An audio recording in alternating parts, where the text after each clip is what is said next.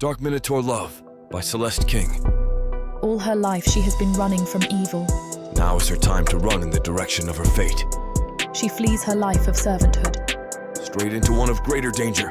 That is until she stumbles upon Trigon, A Minotaur, her warrior, her safe haven. her new ally. Together they will defy all odds. Because there's nothing stronger than two souls bound by love. Be sure to head on over to worldsofprotheka.com and take advantage of code YouTube30 to unlock your discount on all digital products. That's where you'll find the good stuff. You know, the naughty things YouTube won't share. Do us a favor and hit that follow button below to stay in tune with all things Protheka. If you're feeling generous, click that like and subscribe button to show your support. It helps us continue to bring these free, full audiobooks to you right here on this platform. You're listening to Celeste King's Dark Minotaur Love.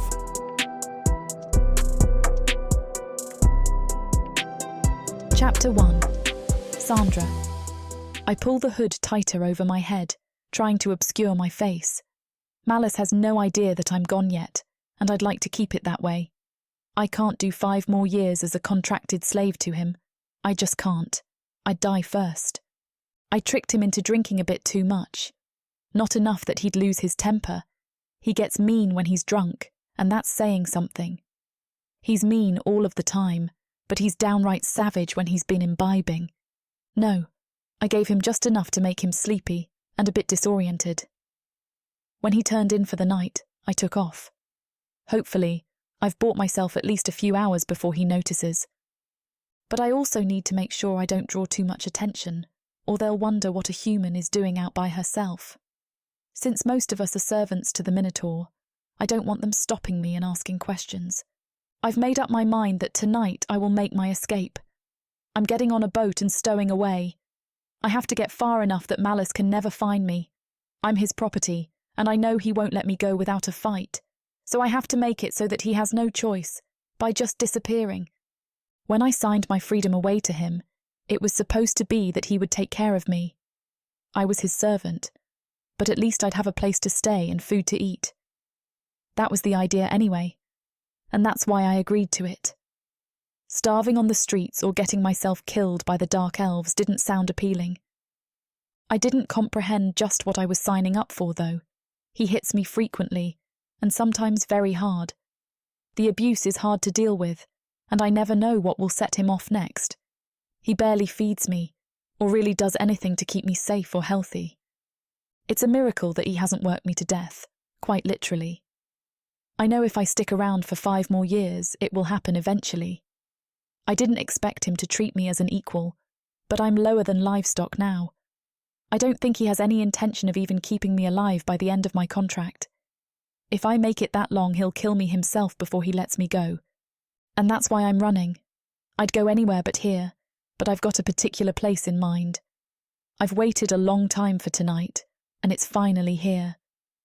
I feel almost sick with the excitement and nervousness of it all. As eager as I am to get out of here, I wasn't careless. I've taken the time to plan this out. There's no room for recklessness. If Malice catches me, I'm in for a world of hurt. I've seen how cruel he can be, without provocation. I can't imagine what he'd consider an appropriate punishment for a runaway. I've picked a specific boat to stow away on, evaluating my options carefully. The ship that I finally selected is heading north to the Orthani region. It's dominated by Dark Elves, which isn't my favourite choice.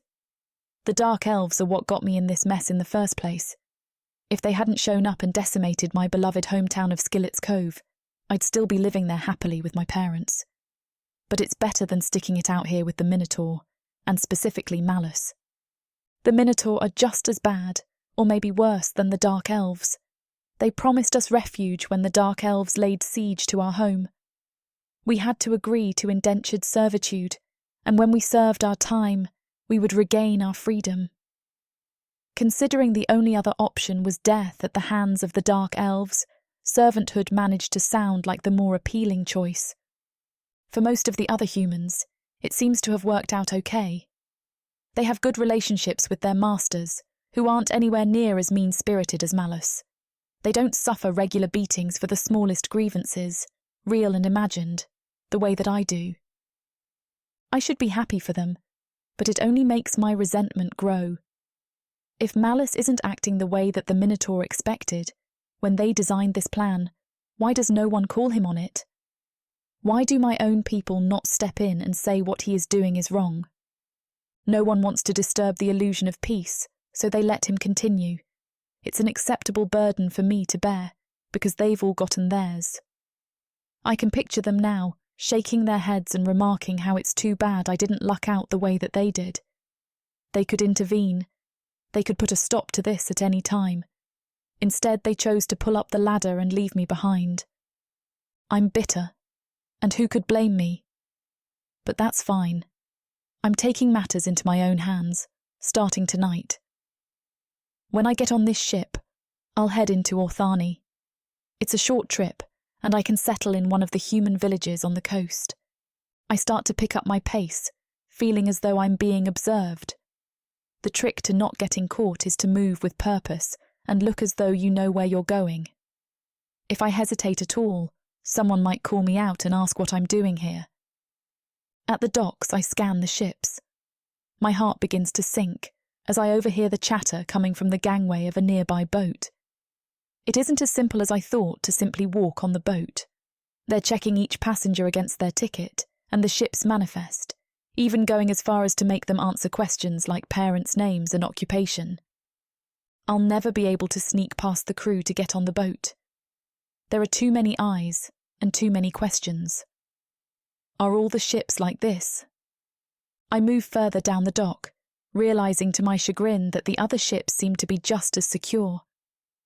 I rub my face in frustration, which draws the gaze of a few observant onlookers nearby. Hurriedly, I move on from that ship, not wanting to be noticed. Ship after ship is more of the same, and a feeling of dread comes over me. I'll drown myself in this water if I have to, before I go back to Malice. What am I going to do? I'm starting to panic, though I try hard not to show it. If I give any indication that I don't belong here, people will start to ask questions. I can't look confused or uncertain, or it'll be the end of me. I just keep traipsing further and further down the dock, with no clue where I'm going anymore or why. I passed the ship that I wanted a long time ago. I have no idea what to do next. In a stroke of pure luck, I happen to hear someone yelling, "Aren't you done yet? We're getting bawled that the boxes aren't in yet. Set your hands to helping if you've checked them all in, will ya?" A Minotaur standing in front of the gangway of the next ship rolls his eyes, but he does scurry out to the docks to help load the remaining freight. I draw in a sharp breath, my eyes darting around. The coast is clear. I don't even take the time to think about it. There isn't a moment of hesitation on my part. Whether perhaps there should be is anyone's guess, and I suppose only time will tell. But this open door won't last for long, maybe only seconds for all I know, and I strongly doubt there will be another opportunity. I had to search hard for this one, so I'm going to grab it with both hands and hope for the best. I scurry silently into the ship, quickly reading the side with curious eyes. "The Star Treader," it says. "Well, Star Treader, you're my new home for the next few days." I can hear the noise of the crew and deliberately turn the other direction. There's a small stairway that leads under the deck, and no one is nearby. I glance around, making sure that no one is watching, and head below deck. It's very small and cramped. I'm walking through what seems to be a long, narrow hallway. The air feels stuffy and has a mildewy smell that irritates my nose unpleasantly. There's almost no light, which makes it hard to see where I'm going. That, in turn, only makes my heart race more. I should be grateful, however, because it's less likely that anyone will notice me down here. They can't see more than a foot in front of their face. There's lots of little small rooms shooting off to each side, storing various goods. I pick one at random, panicking when I hear a noise behind me, darting into the first space I can find to hide. I quietly tuck myself in a corner. Squinting my eyes shut in fear, all I can do is silently hope for the best. The sound that had spooked me just moments before was the men carrying pieces of the remaining cargo down into the hold. Their voices come closer and closer, and I hold my breath anxiously. But then they pass right by, continuing on their way. When I'm confident that they're far enough away, I relax slightly, letting out a quiet sigh of relief. But I don't move, knowing that they could come back at any time. If I was concealed from sight here, there's no reason to budge. Not yet, anyway. Something runs up my arm, and I have to bite my tongue to resist the urge to scream. It makes my skin crawl. My entire body tenses up, frozen as whatever this thing is stops on my shoulder. I can feel the fur brushing the side of my neck. I grit my teeth together, trying to look out of the corner of my eye to see what it is. A rat. Great. Just what I need.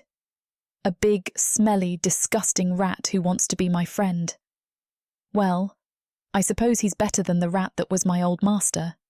At least this one isn't hitting me or starving me. I slowly lift my hand up to my shoulder, letting him perch on my hand instead. It feels more comfortable to have him there, and at least gives me the illusion of control.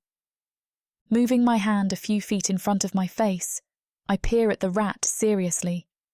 The idea still makes me feel a little sick, but I suppose I might as well make the best of it. I'd imagine I'm going to have to get used to dealing with rats. I'm going to call you Malice, I declare in an emphatic whisper. It's a silly thing, but it feels like I'm striking one last blow against the horrible Minotaur who treated me so badly.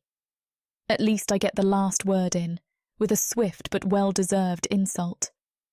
It's a way of reclaiming my power, as if to say he can't hold me down forever. I'm getting out of here, and you're nothing but a rat, symbolically and literally, in a way.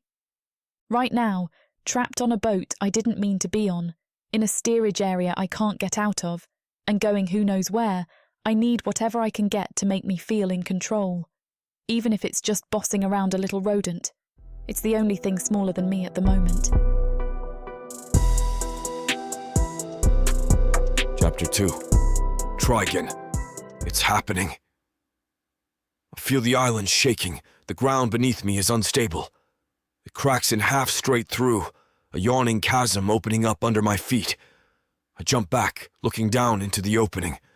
Suddenly a gout of fire bursts forth in a great belching roar, the size of a mountain, consuming everything it touches within seconds. The flames advance quickly, spreading outward, trapping everyone on the island within its mighty maw, swallowing them whole. Every citizen, every child, every being is consumed as the flames lick across the expanse. Nothing can stop it. Smoke rises above the island, enveloping the entire thing in a cloud. We're cut off from the rest of the world, utterly trapped. I can't breathe. I can't even think anymore. I watch as the flames grow closer and closer to me, frozen in fear. Everyone I love is screaming, panicking, trying to run to no avail. This is the end. I sit up with a start, gasping and breathing hard, holding a hand to my chest. It was only a dream. Just a dream, I remind myself. Lore warned me that this would keep happening. But the nightmare always feels so real. I stand up, feeling restless as I pace the room, sweat clinging to my brow. I thought after I was freed from the possession of the serpent that eventually things would go back to normal. I thought that maybe I would get to resume a normal life, just as carefree as before. But I've had these dreams every night for weeks now. They always feel so real, so vivid. It's like I can smell the smoke in the air, hear the crackling of the fire as the flames lick at my feet. My child? A knock at my door startles me and I nearly jump out of my fur. "Come in, Father," I say, standing near my bed. Father enters, brow furrowed as he looks me over. "Trigon, please, you must go back to sleep," he implores. "You need your rest. Tomorrow is an important day for our family. The honor that your match with Zamia will bring us is not to be taken lightly. I know you're nervous, but there is nothing to be worried about. Senator Wirness is a good man and will raise our position greatly." "I know," I say. Zamia and I were in school together. She's petite, with long blonde hair and strong white horns. Her long legs go on for miles, and her nipped-in waist and curves are the envy of all the other girls from our school. But Zamia is also cruel, shrewd, calculating, and bratty. I've got no doubt that the only reason she wants the match is simply because I'm the most eligible bachelor in Milthar. If I were anyone else, she wouldn't look at me twice. I heard that Eximar turned her down a few moons back, and that's why she's suddenly so ready to mate with me. No thank you, I think to myself. Zamia is a heartless snob when she wants to be. For one, she treats her servants poorly. I don't abide by that. Servants deserve as much respect, or maybe even more, than the average citizen. They're the ones doing the dirty work of caring for us, feeding us, cleaning up after us, the grunt work that no one else would do. She might not be the kindest, but I believe that your temperament will calm her, Father offers. I don't think he knows her like I do, so I switch tack. I'm sorry. I know I need to sleep, I tell my father. It's just difficult. I had a nightmare again. Oh, Trigon, Father sighs. You really must forget those nightmares. Lore helped purge the serpent who possessed you. It's over now. You must let go of the fear. Pretend they don't exist. Whatever it takes to put them out of your head. I'll try, I say, though I know that's not as easy as Father wants to pretend. I know better. The serpent is still trying to hurt me, even though my possession is over. I'm free, but I still don't feel free. The wizard who freed me, Lore, thinks we might still be connected. It's possible that I am still being fed the nightmares through our connection. We think they're more than simple bad dreams. I believe the serpent is planning to destroy Milthar over his ancient grudge with Bright Lady. These dreams are a warning from him to our goddess. Lore wasn't surprised when I told him, but he doesn't try to weigh in. He says my mind is my own. Are you going to lie back down now? Father asks, concern etched across his face. I know that all he wants is for me to forget my possession and go back to normal, but I don't know how I can do that. With all his preaching about honor, Father still puts our family's honor ahead of that of protecting Milthar. I don't understand how he can dismiss my concerns out of hand, but I'm tired of trying to reason with him. I'm just nervous about tomorrow, I lie, brushing off his question. Zamia comes from a good family, and I don't want to mess up our match. His features relax, and he smiles, moving to pat me on the arm. You have nothing to worry about, my child, he says. Senator Warnes was impressed by your fighting prowess in the arena last week. I've gone back to my arena training, but it hasn't stopped the nightmares. I thought maybe if I put in the effort to tire myself out with training, I wouldn't wake up screaming every night. It doesn't help. Though Magus, the best trainer on Milthar, tells me that you have to soothe internal demons with a different kind of weapon. That might be why my father fired him. Thank you, I say instead. I aim to do you and our family proud, I add, hoping this will placate my father. Your mother and I are proud, he says. I stand taller, feeling grateful for that. Mother is one of the best people I know. Her kindness and tenacity are gifts from the Bright Lady herself. It's where I got my ideas about treating servants with respect. It's also why I could never marry someone like Azamia. I want to find someone like my mother, who has the same strength and warmth in their soul. Father hugs me tightly before leaving to let me lie back down. I climb into my bed, wrapping the silken sheets around myself as I lay my head on the feather pillows. My life is bathed in luxury, but all the luxury in Protheka isn't enough to stop the fear inside of me, or protect me from the wrath of the serpent. I know Father is still lingering outside, waiting to see if I'm really asleep. I pretend to fall back to sleep, letting my breath even out and listening for him to depart. It takes a few minutes, but I hear his footsteps as he walks away, heading back to his study. He often stays up late, working on new bills or treaties. I need to wait until he's gone to bed before I make my next move. Waiting is the hard part. I find myself lightly dozing in and out of consciousness while I listen to hear his footsteps heading for the bedroom. Eventually, after another hour or so, I hear Father trotting off to bed and I stand, making my way to my dresser to start packing. I only select my plainest clothing, but it's not easy. The quality of the fabric will surely give away my status. Into the rucksack it goes, along with all my most treasured possessions. A pocket watch from my father, a scarf from my mother, a few books from my uncle. I know this might be a phenomenally stupid idea. I know that my parents are going to worry themselves to death when they find out I'm gone. But I can't do this anymore. I can't pretend that everything is fine when I know it's not. Being possessed by the serpent has changed me. Not to mention the other dreams I've been having, the ones about the vast underground ocean.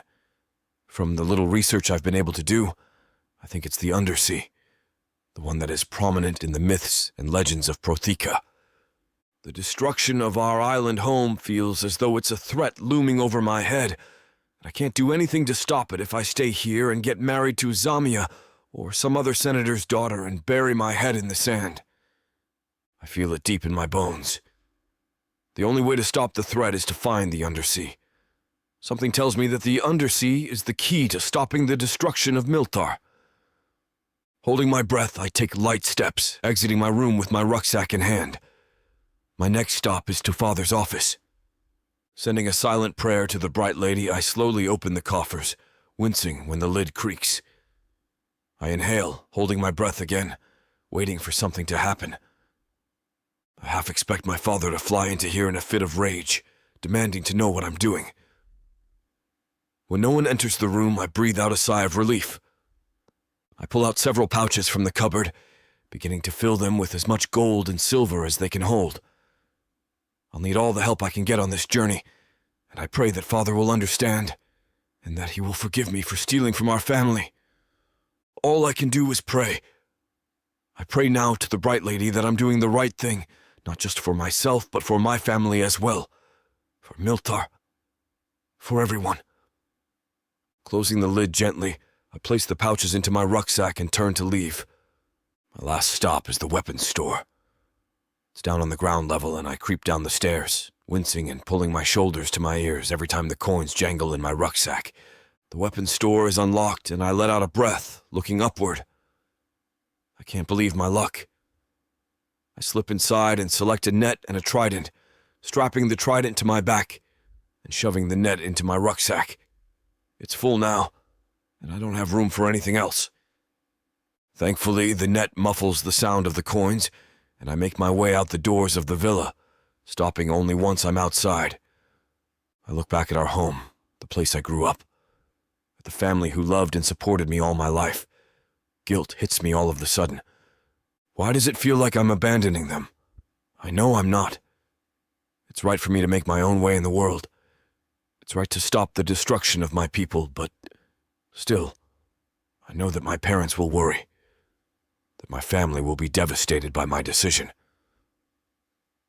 I set my rucksack on my shoulders and head off down to the docks. I need to find a ship, one that can take me where I'm going. I don't know where I need to go. All I know is that I need to follow my gut, and my gut says to find and board a ship. The morning light is just breaking across the horizon as I walk, trying not to let myself turn around for one last look at my home. The fate of my people now rests on my shoulders. I hope that the bright lady stays by my side through my journey, and that I find the answers I'm looking for. Chapter 3. Trigon. At the docks, I make my way around, trying to find a ship that can take me where I need to go. Despite my best efforts, most sailors look at me as though I'm crazy. Some scoff at me and tell me that I'm chasing rainbows, and one calls me a weak little milksop for daring to think myself, the son of a senator, tough enough to take on the seas. I growl lowly, clutching my hands into fists. This is stupid. Why won't these men see that I have what it takes? I want to shove my father's coffers in their faces, and wave gold around so they see that I can offer them enough to live like the king for the rest of their days. It's utterly pointless. Even with my father's money, none of them are interested in sailing after what amounts to a myth. They believe they will make more gold in fishing and trading than what I can offer. Finally, just as I'm getting fed up, someone points me in the direction of the Star Treader. The sailor says that might be the only crew crazy and desperate enough to take on my request. Approaching the ship, I ask a crewman to direct me to the captain. The tall, broad-shouldered Minotaur points towards a figure standing at the helm of the ship. "That's Captain Tennille," he says. "That's who you'll be wanting." I walk up the gangway, approaching the captain. He's incredibly tall, with white fur and a patch of dark fur over one blue eye. He eyes me up as I approach. "I need passage on a ship," I blurt out. "Someone said you might be willing to take me on?" "Where are you headed?" he asks, voice deep and rumbling. "I'm trying to find the undersea," I admit. "It would solve a lot of problems if I could find someone to take me there. I can pay." "Ha!" He looks me in the eye, barking out a laugh. "What a foolish notion. Don't you know that the undersea is a myth? Why would I be foolhardy enough to take someone on what amounts to a worthless errand?" "I can give you a lot of gold for such a trip," I say, pulling my rucksack off my shoulder and taking out an entire pouch. His eyes grow large. "Well, you're in luck then." He lifts his chin. "We just lost an entire cargo of silk to moth larvae. We just might be willing to take you on this fool's errand." "Great," I say. "I'll give you half now, half after you've taken me to the undersea." "I'll agree. Only if you promise to carry your weight on board," the captain says, tilting his head towards me. "I won't have you lounging around while my crew works. You'll earn your passage the same as the others." "Deal," I say, holding out my hand. He shakes it firmly, and I plant the pouch in his paw. He pockets it, turning away to call out for a crewman. "Cassie!" he barks. A pale-faced human girl scrambles across the rigging and drops down next to us. "CAs, take this young halfling to a cabin." I bristle at the nickname. I was teased for being a halfling all throughout my school years, and I sneer at the captain. "Don't call me that," I say. "My name is Trigon." "I'll take Trigon," Cassie says, tugging on my rucksack. I hand it over, never breaking eye contact. The captain rolls his eyes and turns away. She shows me to a cabin below deck where I stow my things and flop onto the bed, trying to close my eyes.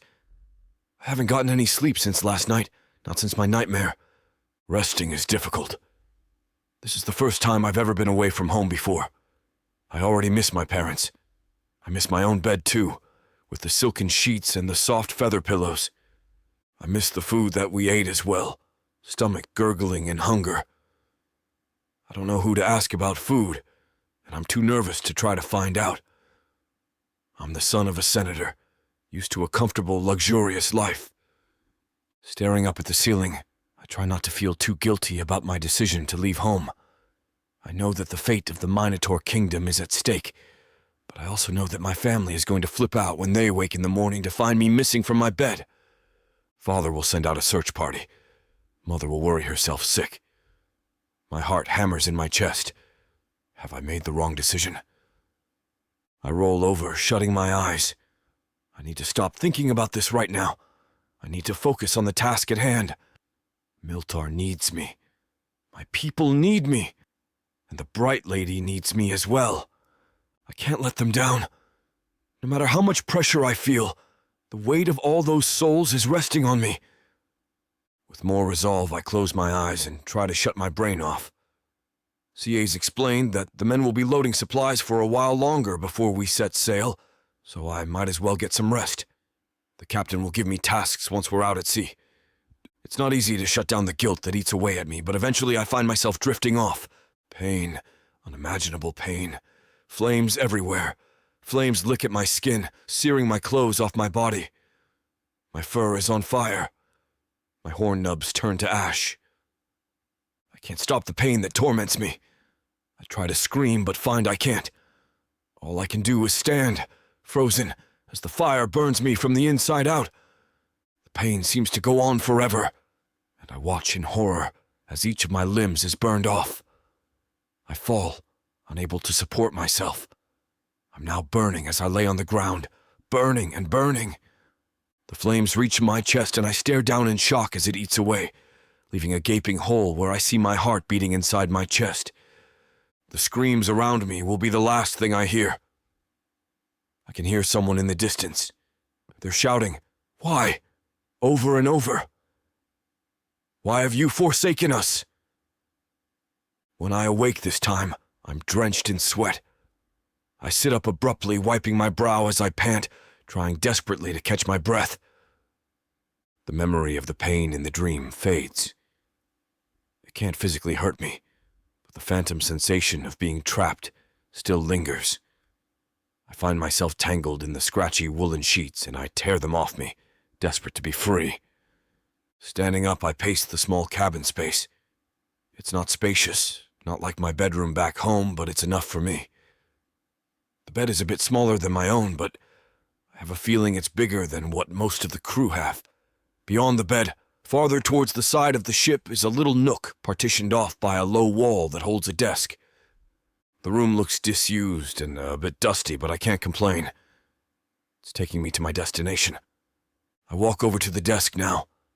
There's a porthole to the outside, and when I sit down, I can see the ocean. It looks so peaceful out there, and serene. The sun shines brightly overhead, and I watch the miners drift in lazy circles. My mind quiets as I gaze on the scene in front of me, taking it all in. Oh, bright lady, please bring me peace of mind. I pray. I close my eyes, breathing in and out slowly. The weight of my decision hangs over my head. My parents must be awake by now. They're probably frantically searching for me. Father will be angry. I've ruined his deal with Senator Wymus. Zamya will be angry too, and humiliated. I can't say I'm sorry about that. I'm much more concerned with the way my father will feel. I can practically hear him now. "You've brought great shame and dishonor to the corps name," he screams in my head.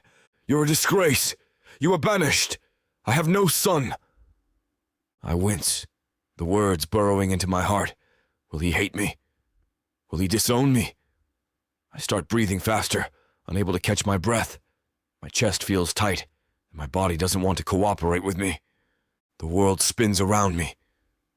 My vision blurs. I feel faint. Suddenly, a loud commotion above deck startles me, taking me out of my panic. What in the name of the bright lady is going on? Curious, I move to exit the cabin and climb up the wide set of steps, poking my head on deck. "What's going on?" I ask the nearest crewman, a startlingly purple-scaled Naga. I'm only mildly surprised that there are other races besides human and Minotaur in the crew. "There's a stowaway on board," he hisses, looking at the captain dragging a tiny human girl behind him. He's got her by the scruff like an Epinit, and she yelps and fights him like one too. "What shall we do with you?" he asks, voice unnaturally calm. He raises one eyebrow. "Throw her overboard!" Cassie yells from where she's sitting on a barrel. She kicks her bare feet in glee. "Toss her in the brig. Maybe we can sell her," a tall, dark-furred Minotaur suggests. "Look, she's got on the bracelet of the indentured," a short human woman with tangled blonde hair shouts. "That's a crime," the captain says, eyeing her up and down with a frown. "You are bound by the law to serve your time. Escaping is seen as an attempt to steal service from the Empire." "By law you serve for 7 years," the blonde-haired woman says, crossing her arms. Her tricorn hat sits low over her eyes, and she walks over to the dangling woman, lifting the brim to examine her. "All indentured serve their time. I did. No one escapes." "Please." The woman changes tack, suddenly looking remorseful. I creep up to get a better look at her. By the lady, she's beautiful. She's tiny, like my mother, with wild red hair and eyes as blue as the sea below. They look like the sea during a storm, too, with the wet tears that form. I find myself instantly, deeply attracted. Some strange part of me wants to take her away from them, to protect her. I can't think that way, though. I put such odd thoughts out of my head and get closer still. When I move closer, I can see the bruises on her skin, the welts on her arms. Her cheeks are stained with tears, and she shies away from the captain like she expects to be struck. This isn't right. The indentured may live hard for the 7 years of their service, but they are most often treated fairly, or even well, by their masters. It's looked down on in Milthar to treat the indentured badly. Most see it as a way to escape a life of poverty. If this girl escaped, she had to have been stuck under a truly cruel master. She would have seen the threat of punishment as a better option than staying. I can't abide by anyone mistreating their servants. Without being entirely aware of it, I step forward, raising my voice. Stop! Stop this right now! Earth is pretty much a desolate wasteland since the orcs came over from Protheka, and being a woman, the best you can hope is to be someone's property. Now, after my curvy body catches Corthar's eye, he'll claim me, and I'll serve him, in any way he pleases. You're mine now. Listen to this story and more when you get the complete Orc Warriors of Protheka audiobook and ebook bundle. 40 books, 19 audiobooks, 19 ebooks.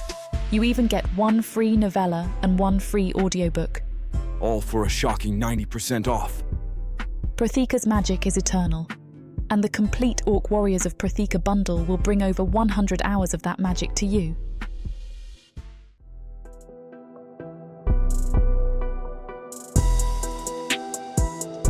Chapter 4. Sandra.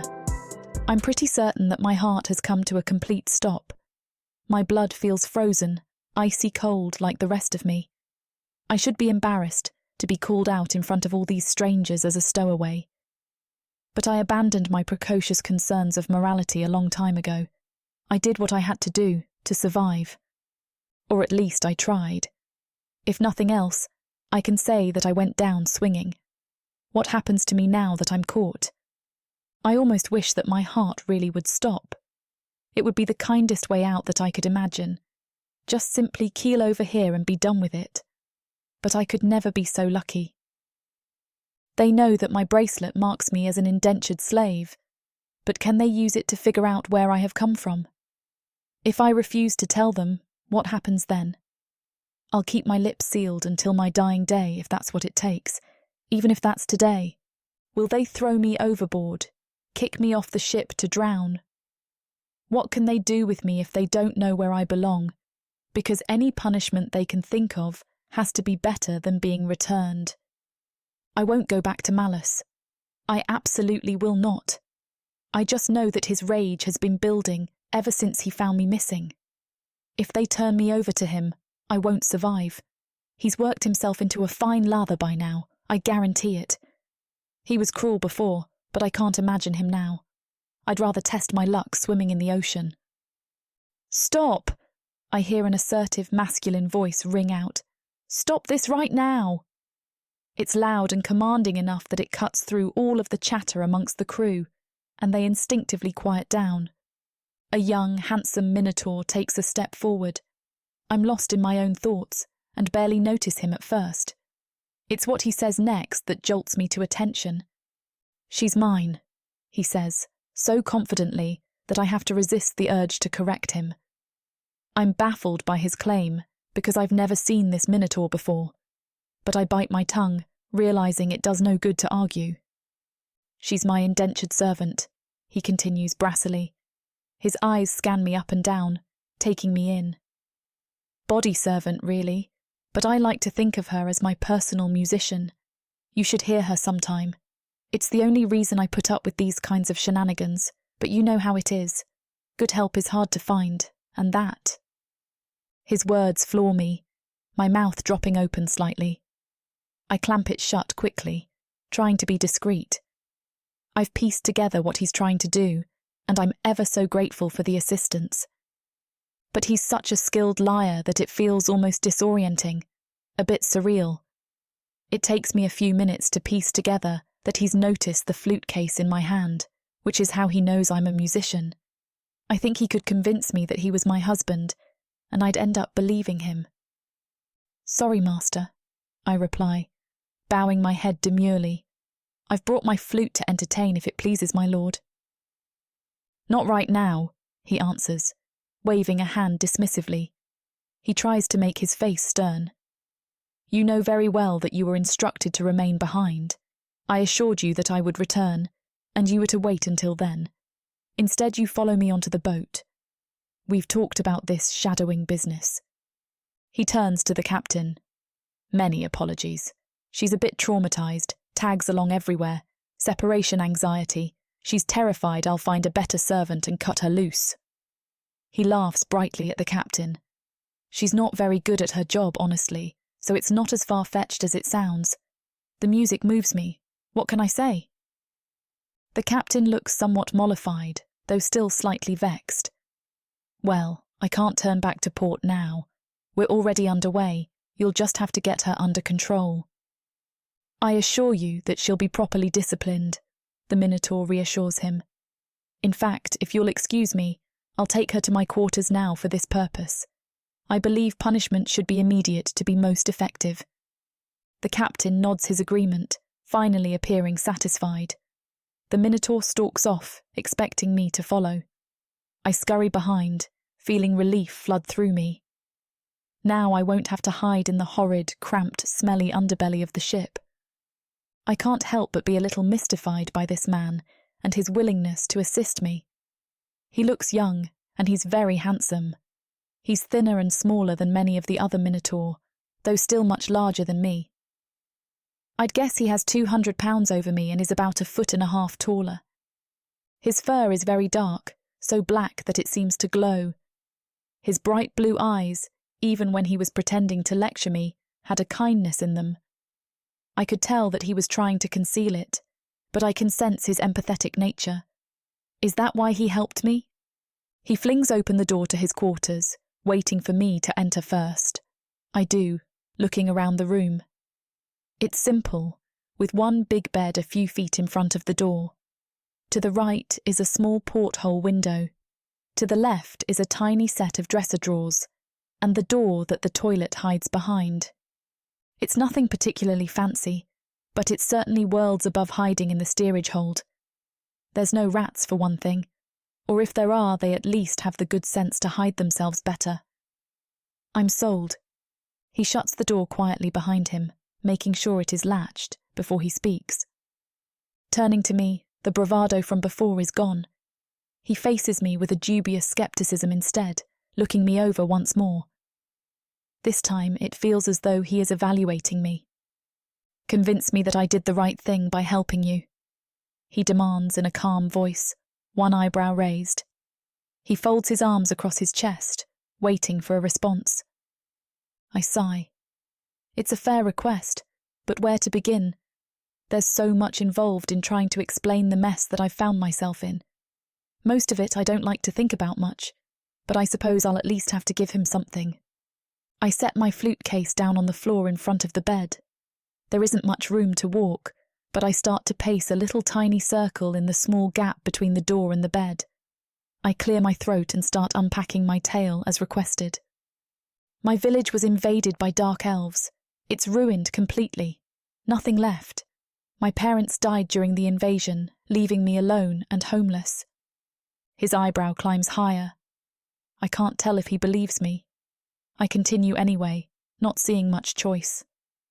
All I can do is give him the truth and hope for the best. I ended up as the slave of a very cruel Minotaur. I thought it would be better than starving to death on the streets, but now I'm slowly starving to death under his care instead. He barely feeds me, just enough to keep me on this side of life. He hits me and treats me very badly. He says nothing, but he does uncross his arms, putting them down at his sides. Taking it as a good sign, I keep talking. I still have 5 years left on my contract, but I just can't take it anymore. I won't live to see the end of it. I don't think he wants me to anyway. He's going to get as much work from me as he can, and then leave me for dead. He'll never let me see my freedom. So, I ran. The Minotaur purses his lips together and seems to be thinking. I still can't tell if I've persuaded him at all, or if he thinks I'm a liar. What's your name? He finally replies. Sandra, I reply uncertainly, afraid that he's going to use it to turn me in as an escaped slave. Sandra, I'm Trigon, he replies, sticking out his hand to shake. I take it cautiously, hoping that it's a good sign.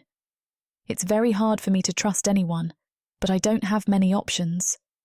Maybe it would be nice to finally have someone on my side. I'm something of a runaway too, he admits. Now it's my turn to raise my eyebrow in surprise, wondering what he means. I know he's not a slave, of course, but who is he running from and why? I'm not about to push my luck by asking nosy questions. The last thing I need is to make him mad, so I don't say a word. I know when to hold my tongue. I'll keep your secret if you keep mine, he concludes, looking at me expectantly.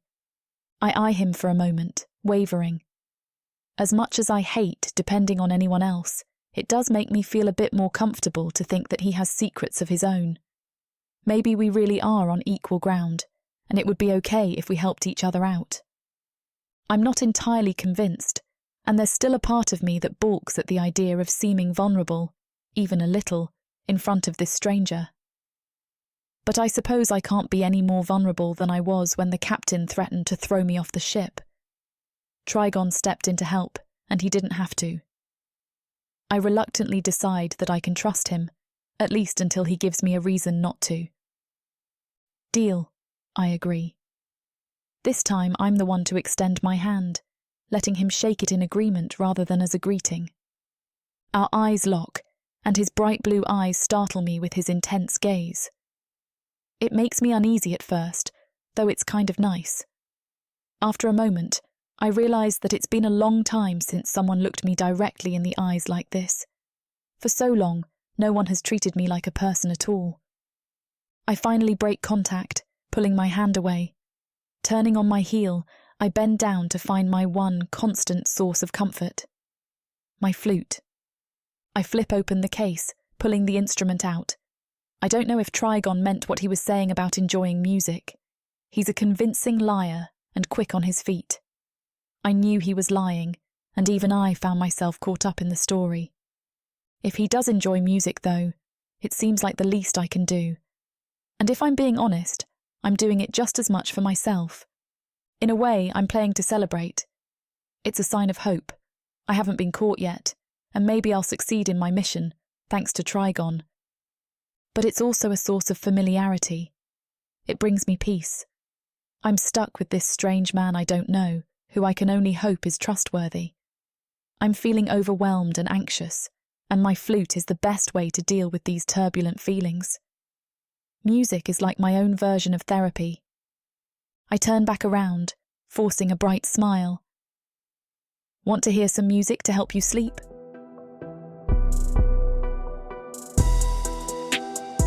Chapter 5. Sandra. He lays down on the bed, his arms folded under his head. I stand in the small rectangle of space between the door and the bed and begin to play for him. It doesn't take long for his eyes to close. I go through more than a half-dozen songs. All nice, relaxing ones, perfect for resting.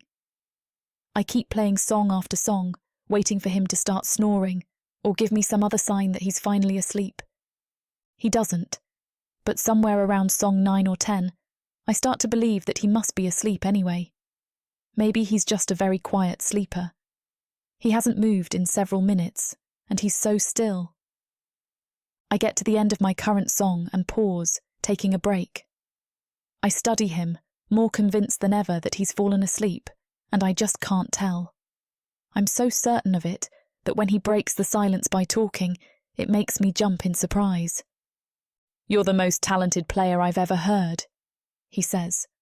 His voice is very soothing and calm, but it doesn't sound the least bit tired. Maybe this is going to be harder than I thought. "Thanks," I say. I feel a warm flush spread through my core, pleased by the compliment. I try to shake it off, reminding myself that it's just talk. People say things like that to flatter each other. It doesn't mean that he's serious or it's true, just that he wants to be on my good side. "You told me why you ran away," he notes. "Do you want to hear why I ran away?" I do, very much. I'm never going to trust him completely. I know better than that. But I think a better handle on his background would be helpful. Right now, I really can't figure him out. I don't understand why he's being so nice to me, or why he offered to help me at all. I'm glad he did, but it makes no sense. What's in it for him? He launches into a long story, and I quickly realise that I never should have worried that he wouldn't believe my tale of a cruel master. His supposed reasons for being on the boat are way more bizarre than mine could ever be. Compared to him, my explanation was downright logical and ordinary. I have to admit, it's fascinating. I'm hanging on his every word, and I almost want it to be true. That's how good of a story it is. But I also can't help but remember thinking he was a convincing liar earlier, when he convinced the captain that I was his servant. This feels a lot like that, an elaborate and convincing hoax. He claims that he had been possessed by the serpent. Though he was finally freed, his mind is still connected to the serpent by a weak link. The serpent talks to him through nightmarish visions while he is sleeping. The most recent one has convinced him to run away from home to find something called the undersea, and he believes that it's the only way to avoid a disaster. The story is fascinating, but it's also ridiculous. When he finishes, I feel as though he must be kidding me. Is this a bizarre prank that I don't understand? Is he just a pathological liar who can't help himself? I stare at him incredulously, and I can't help but notice that he seems genuinely convinced. When he was lying to the captain earlier about being my master, I could hear something sort of phony in his voice. It was a little too bold, too brassy, trying too hard to make a sale. Now, his voice is quieter and less insistent. He's not trying to convince anyone of anything, he's just talking. Maybe he really is telling the truth. Zrania, I wonder to myself. Or at least he believes it's true. I mean, I've seen magic do some wild things, so I guess anything is possible. I'm not sure what to say in response. I don't want to call him a liar and make him mad. Besides, I'm not entirely certain he is lying. To be honest, I'm just as confused as ever. This story didn't shed any real light on his motives, as far as I'm concerned. I don't understand what he got out of covering for me. He pretended to be my master to keep me out of trouble with the captain, but why? It doesn't seem like it did him any good. If anything, now he's stuck sharing this bedroom with me. I thought maybe the fact that he was a runaway would be a clue, but he's not a runaway in any legal sense of the word. He's an adult who took a trip on a boat. Just because he says his father won't be pleased about it doesn't make him a runaway. He's not sticking with me to keep himself out of trouble. He's not really in any trouble. The only thing that I can keep coming up with is that he did it to be nice, which is maybe the worst answer of all. He does act very nice and friendly, but no one is actually nice. It's still just a social thing, a scam that people pull to get what they want from people. If you act nice enough about it, no one will complain. They'll give you what you want with a smile. He seems to be a master of the nice bit. He was nice when he stuck up for me. He was nice when he brought me to his quarters. He was even nice when he complimented my music. But what is his angle? What's he trying to get from me? I put the flute back to my lips, starting to play again. Mindlessly, I settle for a song that I know backward and forward. One that takes no thought at all. I'm too busy turning Trigon over in my head, trying to make sense of him. None of my answers are quite satisfactory. I like to think of myself as a pretty good judge of character, but this is a puzzle that I can't quite solve. I suppose I just don't know him well enough yet. It's starting to make my head hurt, trying to figure it out. I'm sure that whatever it is, it'll become obvious sooner or later.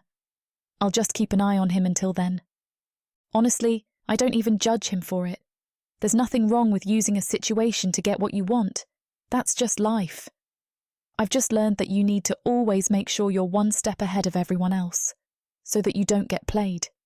We might both be able to come out of this as winners in the end, but I'm still going to be wary. I play a few more songs. My mind starts to wander, still not focusing on my music the way that I normally do.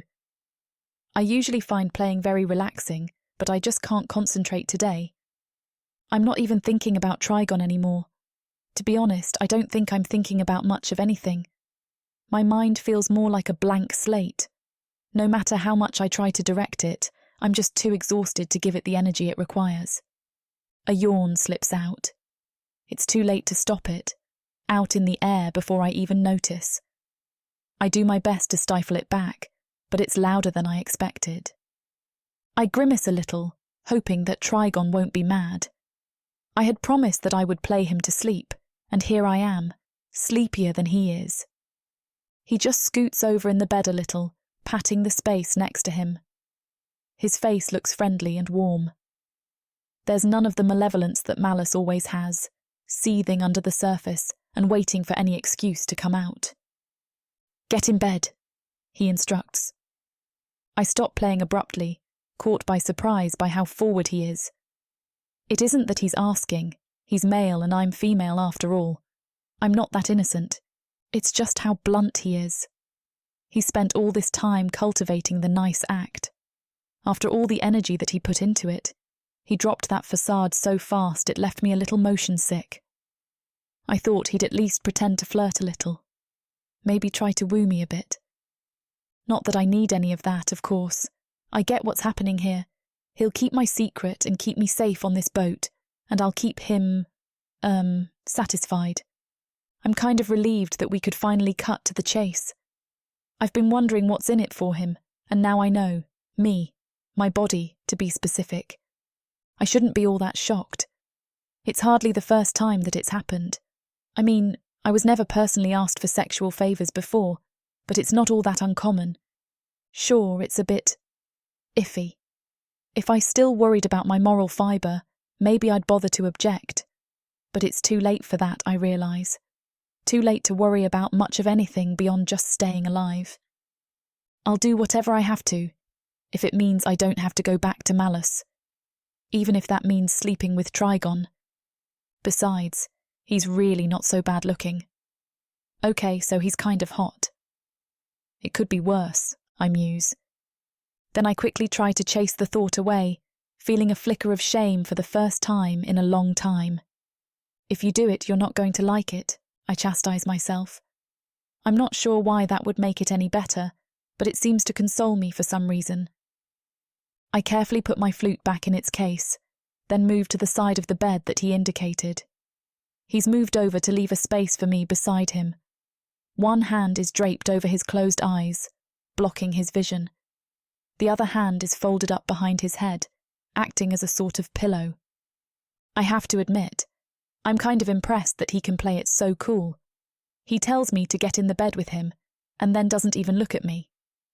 Way to act like he doesn't care one way or another. This is definitely a man who is so used to getting his way that it doesn't occur to him he might not. Once again, he's going to get his way. I'm not in a position to teach him a lesson. He has the upper hand on me, and he knows it. Still, it feels a little bit awkward. I don't know what I'm supposed to do in this situation. I'm not inexperienced, but it's never been like this. Something that I have to do for someone who is basically my master. What does he expect from me? What does he want? He's not being much help, just lying there. It would be nice to have a little direction. I muse, I hope he doesn't make it too weird. Maybe him just lying there is actually a good thing, I reflect. I guess I might as well just jump right in, I figure. I start to unbutton my clothes, stripping them off so that I can climb into the bed. Here goes nothing. Chapter 6.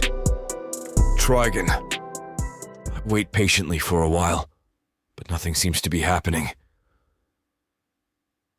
I move my arm away from my eyes to see what is keeping her, and realize that she's beginning to undress. I heat from head to toe, and I wonder if she can see the blush through my thin fur. I don't know if it's just me or other half-Minotaur do too, but I do turn a light shade of pink like my mother when embarrassed. No, stop. I cover my eyes, already understanding the mix-up, but not wanting to take advantage of it. She looks at me, tilting her head as though she doesn't understand. Please, leave your clothes on, I mumble through my fingers. That's not what I meant. I never force myself on a servant. She hastily begins to redress, and I remove my fingers. Her cheeks are as red as mine feel. There's plenty of room in the bed for both of us. I can lay facing away from you if you'd like, I add. Her face visibly softens and her shoulders relax. Thank you. I can just sleep on the floor, though. It's really no trouble. No, I shake my head. It's fine, we can both fit. No, I insist. I'll be okay on the floor. How about this? I offer. You stay here. I'll take the floor. I stand up and grab a blanket from the edge of the bed. Pulling it around myself, I move and hunker down onto the cold floor, shifting to find a comfortable spot. Wait. I look up to see her holding a hand out for me. You can sleep on the bed, she offers. You'll face away, though, promise? Of course. I smile and sit up. You've got my word. I get up and take her hand to climb back in the bed. It's not huge, but it's big enough to give both of us plenty of room to face away from each other and not have our bodies touch. I'm sorry, she says. I was just a bit scared. Understandable, I say. Don't fret about it. I get it. Being treated like she was by Malice, it would make anyone be on edge with a stranger. I can't even imagine the depths of her mistreatment. Maybe I should help her. I have the power to do so. I decide right then and there I will free her from his servitude the moment we get back, and then maybe I'll punch the asshole in the face. I don't even understand why Malice was so cruel to her. There's a stipend the government pays to every household that employs an indentured. It's better to be kind to your servants because word of mouth spreads quickly. Those who treat their indentured well will get more requests, which means more money in their coffers. It's honestly short-sighted to be cruel. People like Zamia and Malice are too stupid to see past the end of their own noses, though. This must be hard for someone like you, she says softly. Being stuck with me? No, not at all, I protest. I don't know what Malice has done to you, but that's simply absurd to think. You're just as much of a person as I am. I know that some people look down on humans, but I don't. Not at all. My mother is a human. Oh, I see. She shifts in the bed and I feel the movements through the mattress. I wondered. You don't look like the other Minotaur on board. It isn't something I tell most people, I say, voice stiff. Many made fun of me for being a halfling. I'm not a halfling. I love both parts of myself, my human side and my Minotaur side. No one can take either of them away from me. That's admirable to recognize that, she says, then sighs. I wish I had your confidence. It wasn't always easy. Once, as a young child, after being teased, I came home crying. I told my father I wished he had married a Minotaur and not a human. He asked me if I wanted my mother gone, and when I said no, he said that wishing part of me away means I wish my mother away, I explain, smoothing my hands over the sheet. I realized that embracing who I am wasn't just about embracing the parts of me I didn't like, but embracing the parts of my mother I love, I continue. It's hard for me to admit that it took me years to get to that point, even with my father's lessons. I don't want to sound like I hate humans, though. I'm glad you had your parents around while you were growing up, she says. I had my parents, but they're gone now. I'm sorry, I offer. I wish I could face her and give her a hug. She doesn't deserve to be treated like this, especially after losing her family. It was a long time ago now. She goes quiet for a moment, and I wonder if she's falling asleep, but then she speaks again. Do you think you'll find what you're looking for out there? I hope so, I answer, picking at the loose threads of the blanket for something to do. I'm starting to get tired again, as we lay on the bed. I know you think my story is crazy, but you don't understand just how awful it was to be possessed. It was torture. I changed so much as a person. You wouldn't have liked me before. I was more selfish and spoiled.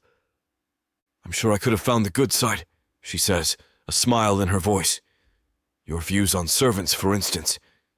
They came from your mother, didn't they? How do you know? Because caring for others, truly caring, is a human trait, she answers. She's not wrong. My mother is one of the most caring people I know.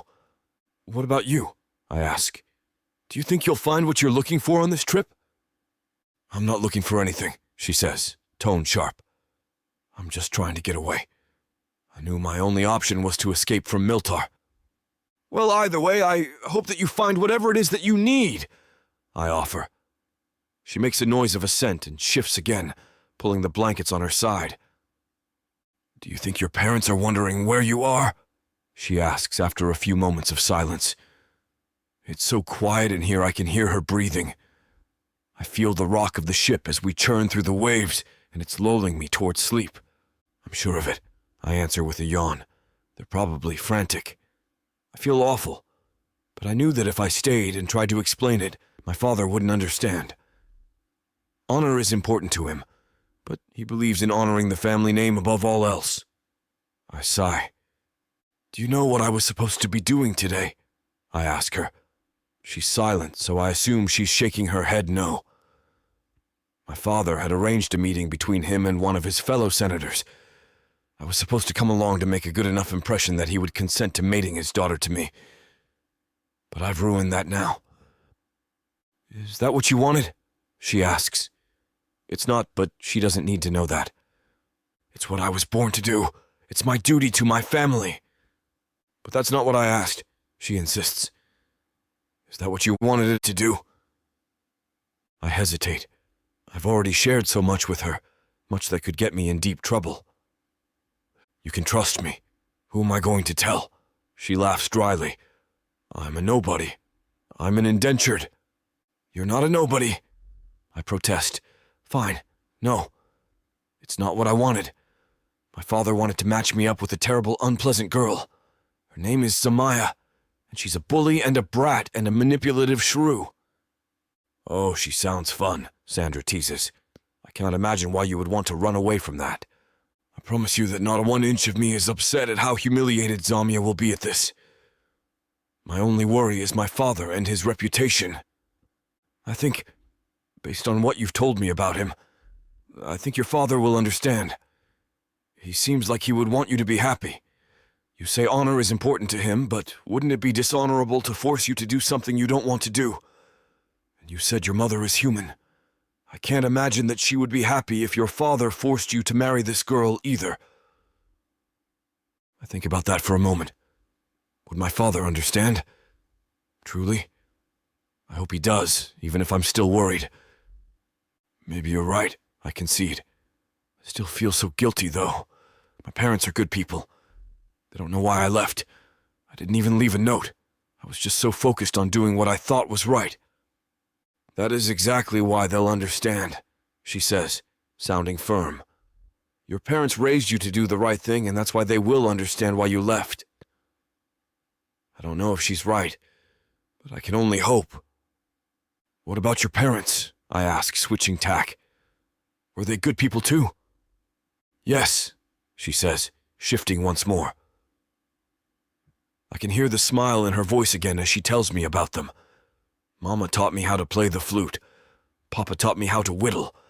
I had a good childhood with them until the Dark Elves came to our lands. We've always been ruled by them, but they usually left us alone. Until one day they tore us apart instead. That sounds awful. They were killed by the elves eventually, she says, voice choking up. Papa was worked to death in the mine, and my mom. She was skewered on a sword, right in front of me. I can't keep facing away from her after I hear this. I turn to face her. I'm so sorry, I say, offering my sympathies. I reach out, grasping her hand in mine. You shouldn't have to deal with all this. You've been so kind to me, too. Letting me go on and on about my family and my problems when you're the one who's had a hard life. Thank you, Trigon, she says, the glow of moonlight on her face. It's gotten dark, and I didn't even notice. It's okay to feel frustrated. Little problems and big problems are still problems after all. I won't let any dark elves or anything else get near you, I promise her. I've decided that when we get back, I'm going to buy your indenture from Malice. You shouldn't have to labor under him for a minute longer. You'd really do that for me? A stranger? Her voice is thick, and her eyes fill with tears once again. My mother taught me that kindness is part of honor, honoring your fellow person. Every person deserves dignity and respect. "I like your mother already," she murmurs. I can tell she's getting sleepy. I am too. I've barely slept at all today. "Will you promise me that you'll keep my secret?" I ask. I know she's already said as much, but I just need reassurance after our conversation. Yes," she nods. I yawn again and feel myself growing lulled to sleep by the rocking of the ship on the waves. It's like being in a cradle. As I drift off, my hand finds hers again. I shouldn't do this. I should be polite and give her space, but I can't bring myself to do so. It's just so warm and comforting. Maybe it reminds me of my mother, of her warmth. I miss her, and maybe I don't want to take my hand away because I want to hold on to a part of the family I left behind. Or maybe I'm just selfish, and I like holding Sandra's hand. Either way, I don't let go. "Good night, Trigon," Sandra whispers. I'm almost asleep, so I stay quiet. I can feel her start to pull her hand away, but then she stops and she holds it tighter. We fall asleep holding hands.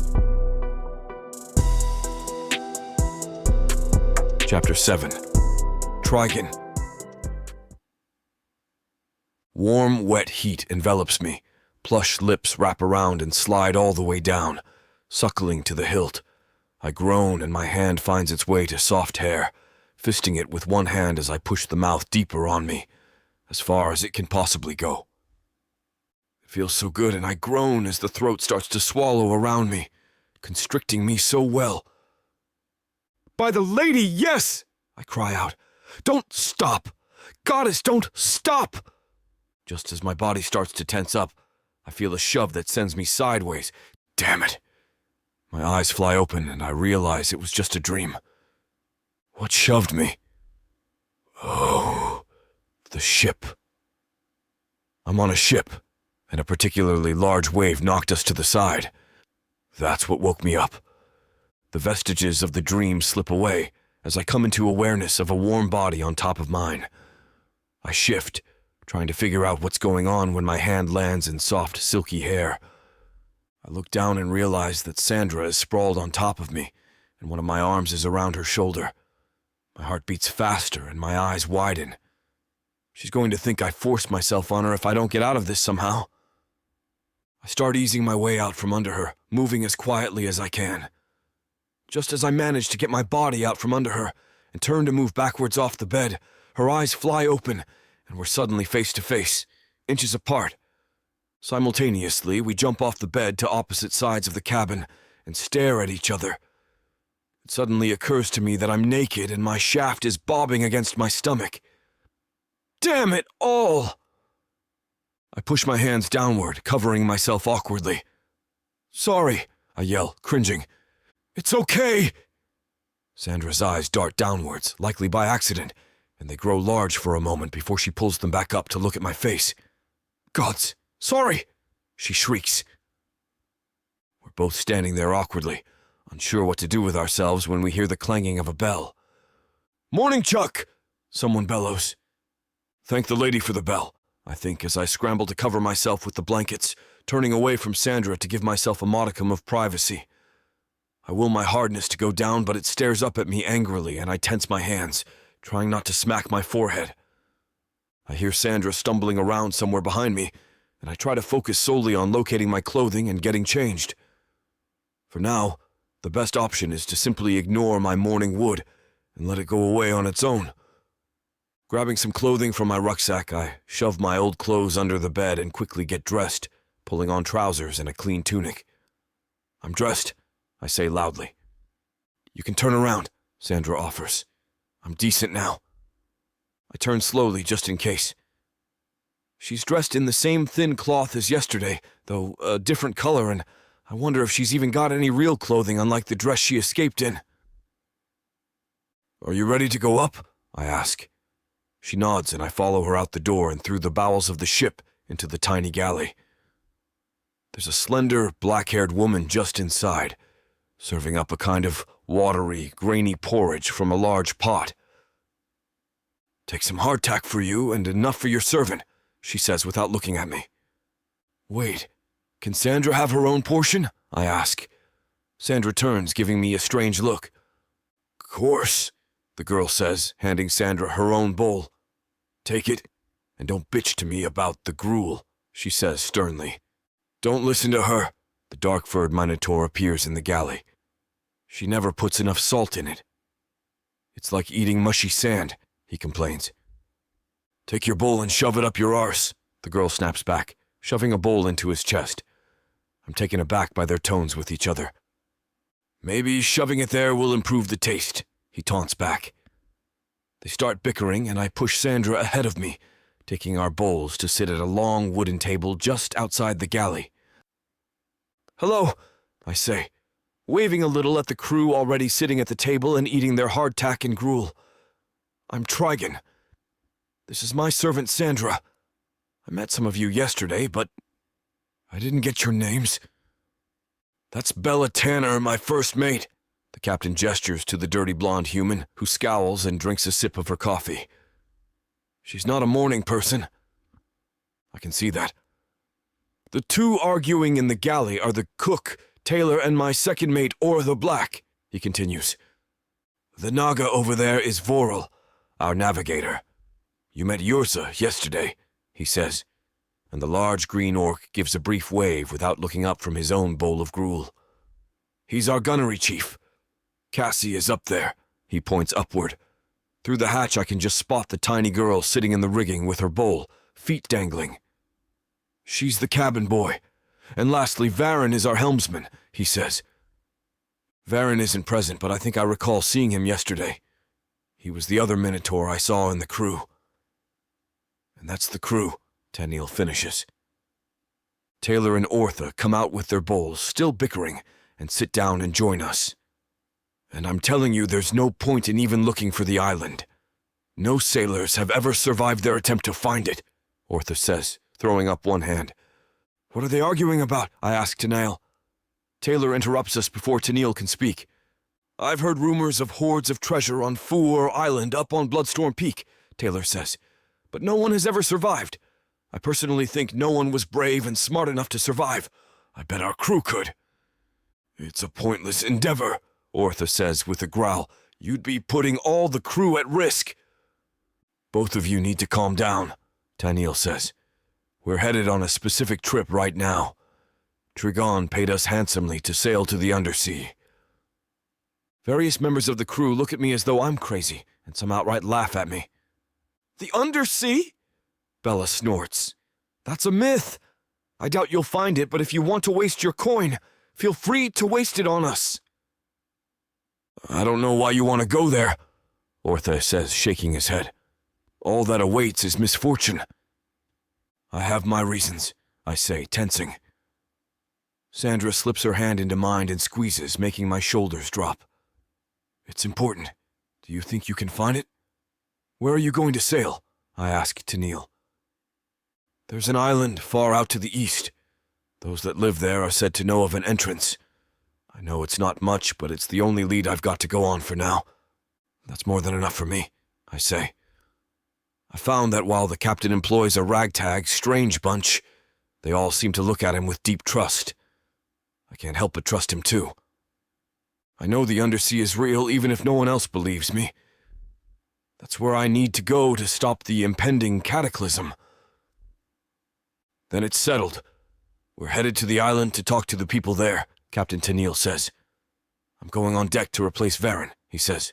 Bella, when you finish up, come join me. She nods and the captain stands, stretching out. I see the way Bella watches him leave. Is there something between them? I refrain from commenting. Can you tell us any stories? I turn instead, asking Orthe. I'm curious to know more about your sailing adventures. Tell him about that time you were crowned King of the Capra, Cassie calls from her perch. No, tell him about the fight with the orcs, Yurza urges, smirking. I have no loyalty to my people, he says, leaning over to speak to me. The lot of them are greedy and stupid. I escaped and joined this crew as soon as I could get away. I got it! Taylor brings her hand down onto the table hard enough to rattle it. Tell them about nearly getting your arse shot off in Corona. Goddess, Ortha rolls his eyes. You'll never let that go, will you? No, Taylor grins. Why would I? It's my favorite story.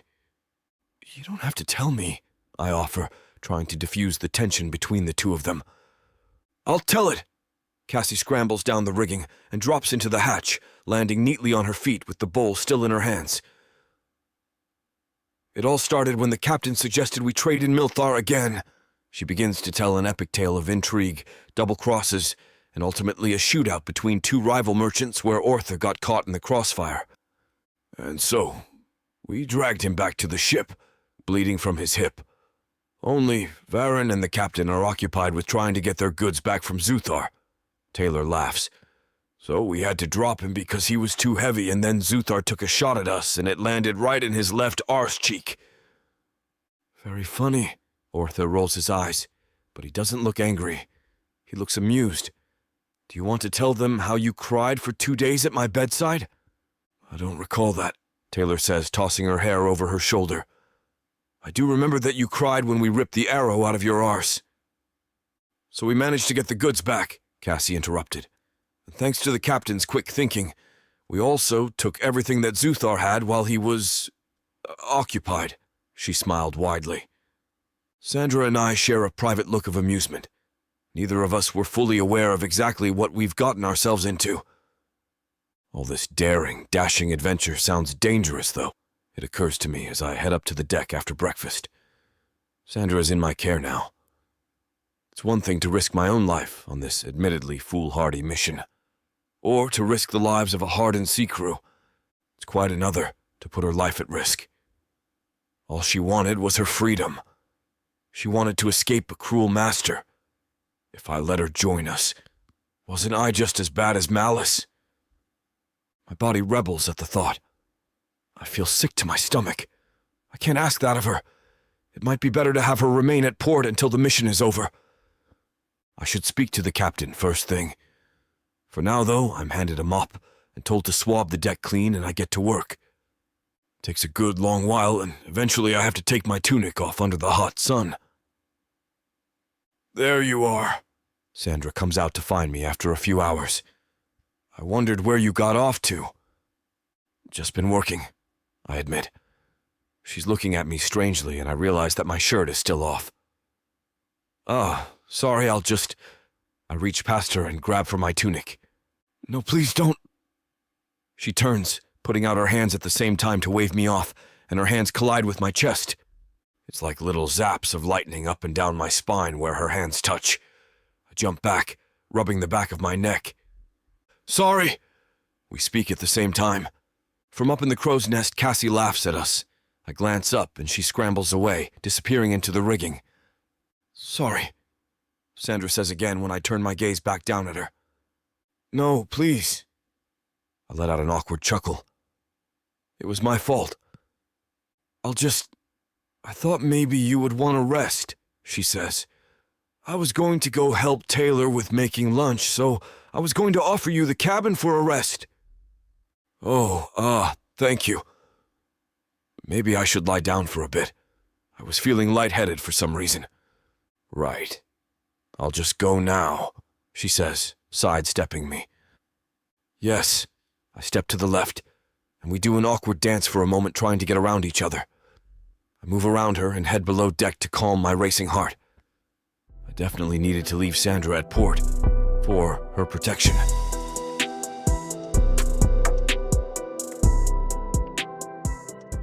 My parents sold me to the dark market. I am the avatar of chaos, and nothing will stop me from fulfilling the prophecy. Looks like you're the only one left. Take a step forward. It's her. She's the woman from the prophecy. My key to godhood. This is Delia. Starting price is 3 ducats. You will wed soon and restore the Enoch family name. Okay. I'll lower it down even more. 2 ducats. Who wants to buy Delia for 2 ducats? She is my mate. Destiny has foretold it. You don't know anything about me, and you want me to marry you? You're nothing but a human toy to be used and discarded. Hold on. How about 1 ducat? Does anyone want her? A gilded cage is still a cage. 6 ducats. 6 ducats for Delia. I'll give you revenge on your parents if you marry me. Okay, I'll marry you. Godhood is mine for the taking.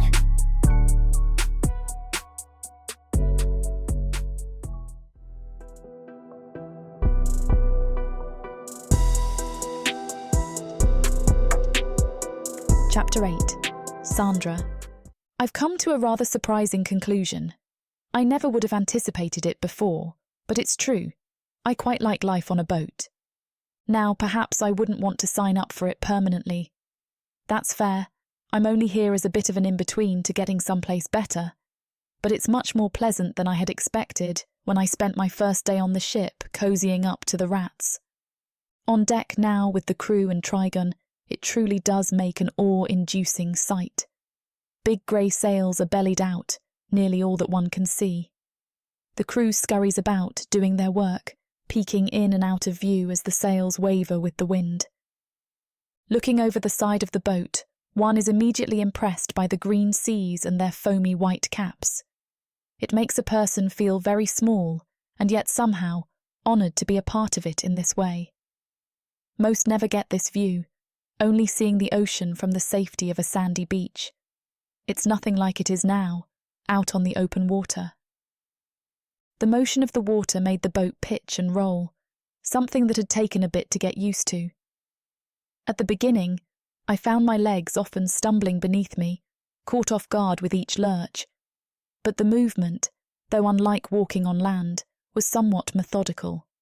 My muscle memory was beginning to step up, helping me anticipate which way the ship would tilt next, without having to concentrate. We watch as the crew performs their various tasks, beginning to settle the ship for the night. In the evening, they'll trim the sails just enough to keep us moving, without the constant adjustments to maximise speed. Trigon and I make small talk as we observe, but quickly lapse into silence. We're too fascinated by the curious show in front of us. Some of the sailors are using brittle sandstone to scrub the decks, keeping them clean and bright. Others are working the ropes. It's impossible for me, a novice, to understand exactly what they do, but they move with such precision that it's clear they know their job well. As their work begins to wind down, the captain approaches. With a friendly smile on his face, he stands beside us at the ship's railing. I'm here to collect on his promise, if you wouldn't mind. He juts his head in Trigon's direction, but I have no idea what he means. I blink at him. He quickly catches my baffled expression and explains himself. A little night music is always good fun on a ship. He said that he'd have you play for us sometime. Are you willing to entertain some old salts? Oh, I blurt out, my eyes widening. To be honest, it does sound appealing. It will be as much fun for me as it is for them, and I quickly agree. I've been enviously watching the sailors and their skill, and now it's time to prove that I can do something as well. I'll be right back, I assure him, and hurry to grab my flute from Trigon's cabin. When I return, most of the crew is loitering about the deck, ready to start relaxing for the night. The job on a ship is never, entirely, done, but there are moments of peace when the hustle and bustle slow down. I begin to play a lively little tune. Some of the sailors are still folding the ropes, but they began to work to my melody. Their posture changes, looking more jovial though they are still labouring. Other sailors, done for the day, begin to dance and sing. Some are more boisterous than others, hopping about with their loud, stamping boots. Others are a bit more tentative, but it doesn't take long before the enthusiasm spreads through the crew. Soon, a sea of bodies are whirling and twirling, spinning in dizzying circles and thumping their feet. Even though I'm busy playing, Captain Taniel catches my eye.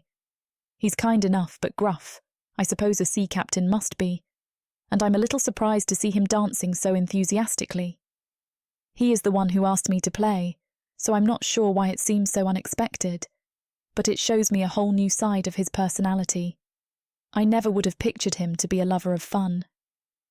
Watching him now, I think to myself that he might be a lover of more than just fun. His first mate, Bella Tanner, and he seemed to have a rather electric chemistry. It's palpable, even though they never do anything that would make it too obvious. Still, even if they're trying to hide it, the air around them feels charged. She's a pretty enough girl, with dirty blonde hair and blue eyes. I hadn't expected it any more than I had expected him to dance. But it's undeniable. I wonder if this is a beginning romance or something that's been going on for a while. Eventually, I can't hold back my curiosity any longer. I have my opportunity when Bella comes to stand beside me, panting and trying to catch her breath. The captain is only an arm's length away, as he always seems to be. I stop playing for a moment, though it doesn't seem to distract anyone from their dancing. They keep right at it, letting the sound of their stomping boots keep the time. I phrase my question as a joke, though I know I'm just being nosy. "Look at you two," I tease. "Would you have to find another captain to marry you at sea, or can he do it himself?" She flushes a bright scarlet, and her eyes take on a strange, glazed look. "What do you mean?" she asks hurriedly, glancing over at him as if to see if he heard. I wrinkle my brow, feeling a flash of guilt for prodding. I hadn't expected to upset her. I had assumed that there was something concrete building between the two of them, and they were just staying quiet in front of the crew for obvious reasons. I hadn't realised they were in denial, and their burgeoning romance was clear to everyone besides themselves. "Oh, nothing," I say hastily, picking up my flute to bring the conversation to an abrupt end. In my head, I vow not to mention it again. I resume my original job as an entertainer, swearing off matchmaking. It takes a little while for Bella's discomfort to wear off. She starts switching up her dance partners, and for the time being, she studiously avoids Captain Taniel. There's a glimmer of hurt on his face, though he tries to pretend as though he doesn't notice her dismissal. Eventually they find their way back together, dancing a lively little jig.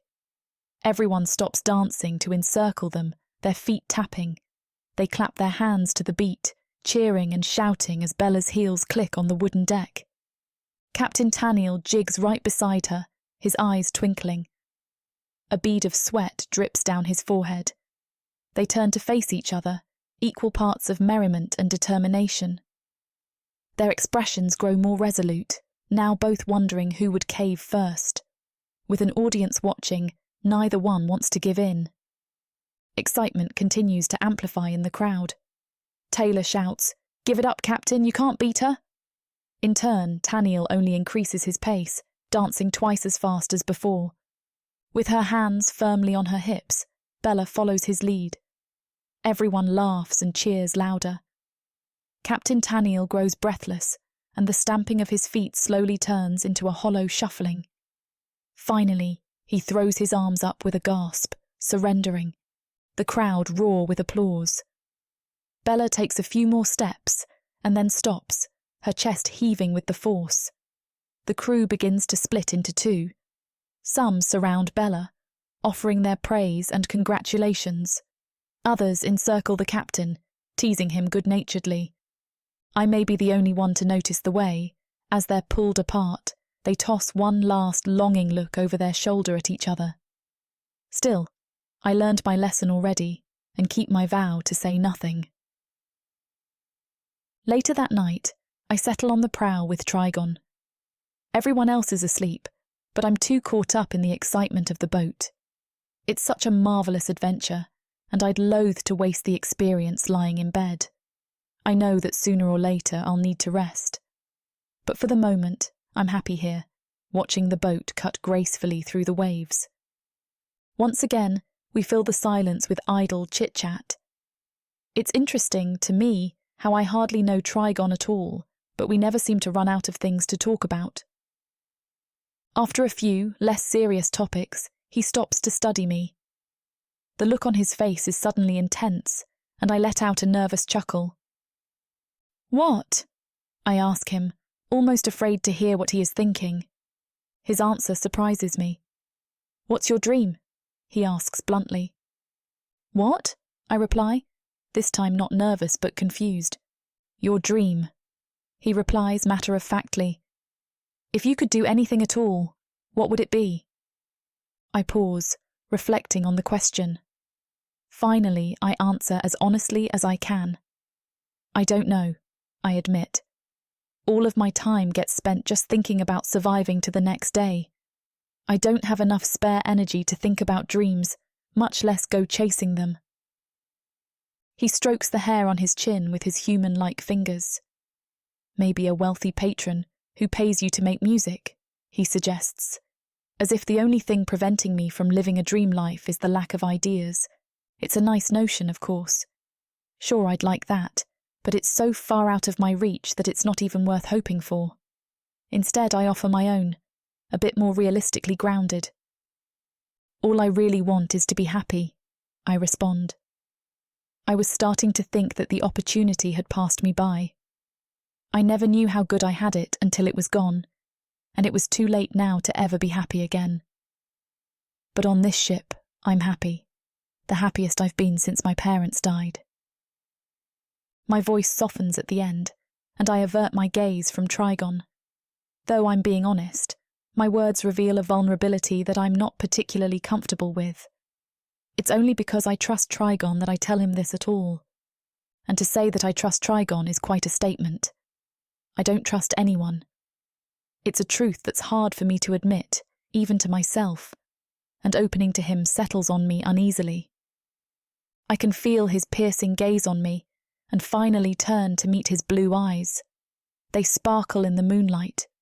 For a moment, I forget to feel embarrassed and uncomfortable. I'm too caught up in him. "You're beautiful," he says, sounding almost reverent. It's a simple statement, but I'm utterly unnerved by his solemn tone. There's no playful jest behind it. I don't know if I would prefer it to be a joke or not. I look away once more, shifting awkwardly. The idea that he finds me beautiful is both touching and scary. It means more to me than I want to admit, and I don't love the realization of how much his opinion matters to me.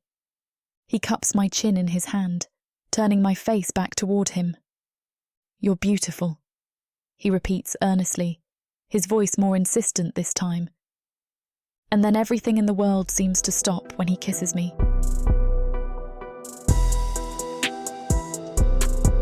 Chapter 9. Trigon. The entire evening has been magical from start to finish. The dancing, the music. It was like something out of a childhood story.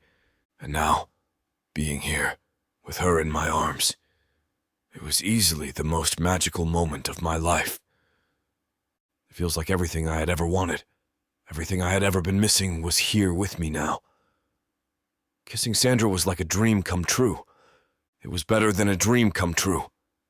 All my dreams lately have been nightmarish, unsettling and frightening. Being with Sandra was nothing like that. Her lips are so soft and full, a little chapped and oh, so warm. I press my mouth against hers, our lips sliding over each other's.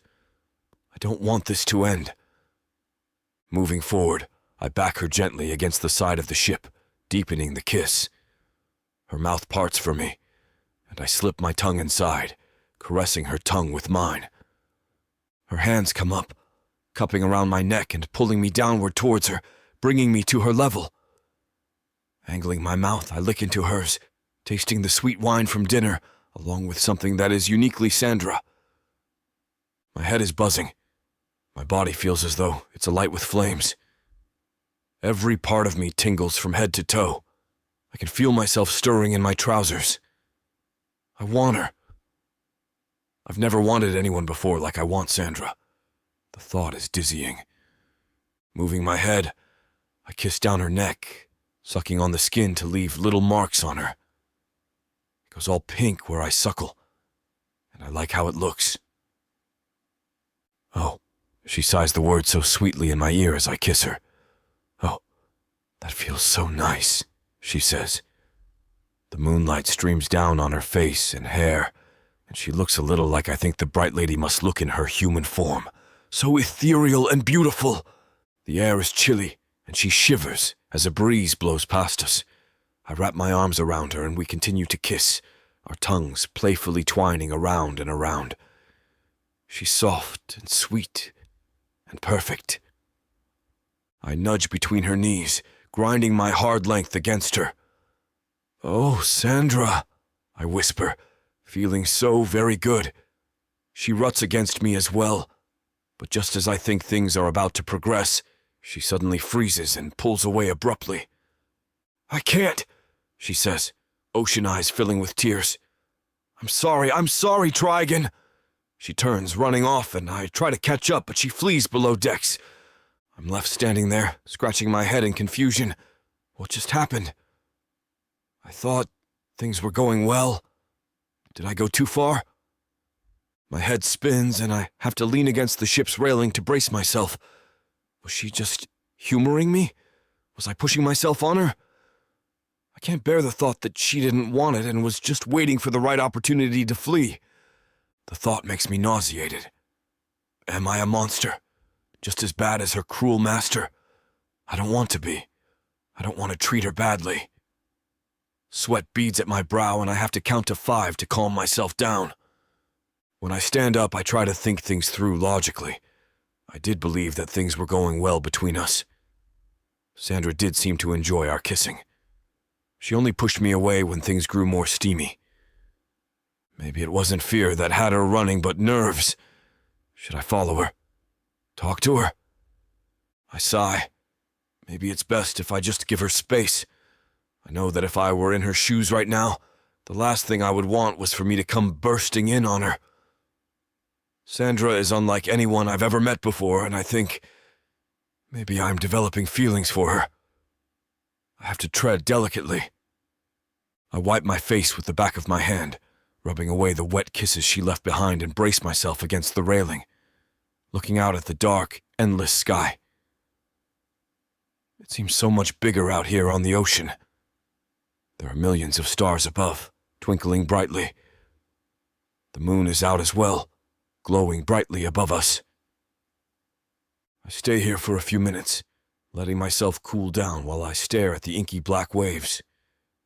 Eventually, my shaft calms as well, and I am thankful I don't need to take care of making it go away. I don't know what to do right now. I can't go into the cabin. Sandra might be there. I need to give her space to relax and figure out what it is she wants. Trouble in paradise? I look up to see Varen staring at me from the helm of the ship. "Ah, how much of that did you see?" I ask, cheeks flushing red. "Enough. I didn't look, though. I tried to give you privacy." "Ah, thanks." I smile weakly. "Sorry, I didn't mean to force myself on her." "I don't think you did." Varen shakes his head. "I think she was just nervous, as all young women can be with a dashing man around." He must be teasing me because I'm not dashing. I think you have me confused with the captain, or with Ortha. "You're a young, wealthy, and prestigious Minotaur," Varen points out, "and she's your servant. It seems inevitable that someone like her would have feelings for someone like you." "I still feel bad about pushing her too far," I say, moving to stand near him while he steers the ship. "Hey, I may not know much about love, but we can all see how much you respect her. You're a good man, Trigon. You two will figure things out." "You think so?" "Only one way to do that," he says, nodding his head in the direction of the cabins. I think I ought to give her space still," I say, leaning against the mast. We're silent for a few minutes before curiosity gets the better of me. "Do you think I could try steering the ship?" "Sure, come up here," Varen says. "I'll show you." Everyone else is asleep right now, with the exception of Varen and Cassie, who is taking the night shift in the crow's nest. If I make a fool out of myself, no one will see me. So I step up to the wheel and take it from him, surprised when it jerks in my hands a bit. "You've got to keep it steady," Varen says. "Make little movements to accommodate when she wants to jerk away." I'm not sure if he's talking about the wheel or Sandra right now, but I slowly get the hang of making minute adjustments each time the wheel seems to want to jerk on its own. "Just like that," he says, smiling. "You've got it. You'll be a natural sailor yet, kid." "Thanks." I stand at the wheel for a while, just staring ahead. "How do you know where we're going?" "I have no idea where I'm going," Varen shrugs. I whip around to stare at him and he chuckles. Vorel makes the maps. The captain plots our course. I steer the ship. We all work together. We all have our places on board. The crew doesn't seem very big, I comment. How do you all run a ship with such a tight crew? A lot of trust. Varen gazes out into the darkness. We've learned to trust each other over the years. It wasn't always like that. There were other crew members before, some who got greedy, tried to mutiny against the captain. What happened to them? I ask, following his gaze to stare in the same direction. That's a story for another day, he answers. How about a different story now? Okay, what story? I'll tell you about how Bella and the captain know each other, Varen says. He moves to take over the wheel once more. I step out of the way, sitting on a nearby box. The captain was once serving aboard a Navy vessel as a deckhand, worked his way up the ranks and became a second officer to the fleet commander himself. He was given his own cabin, and the commander offered to let him have an indenture to serve him. I listen with rapt attention. I don't know about Bella's past, but I knew she signed herself over to be an indentured. Knew she didn't expect to work in the Navy, but there she was, given a contract with Tanil. She served him faithfully for the full 7 years of her contract, and when the time was up, he expected her to leave, but she didn't. I'm in awe of the strength that Bella must have possessed to stay by the captain's side for so long. Then what happened? When the captain left the Navy, he took his own ship. This was before he had the Star Treader. She worked for him as a deckhand at first, then worked her way up the ranks. I think he always trusted her, but knew she wanted to prove herself. Now she's right by his side, as his second-in-command. And they aren't? Nope, Varen pops the P. We all suspected it, but turns out it's just a lot of tension. Don't know why they're so stubborn about acting on it.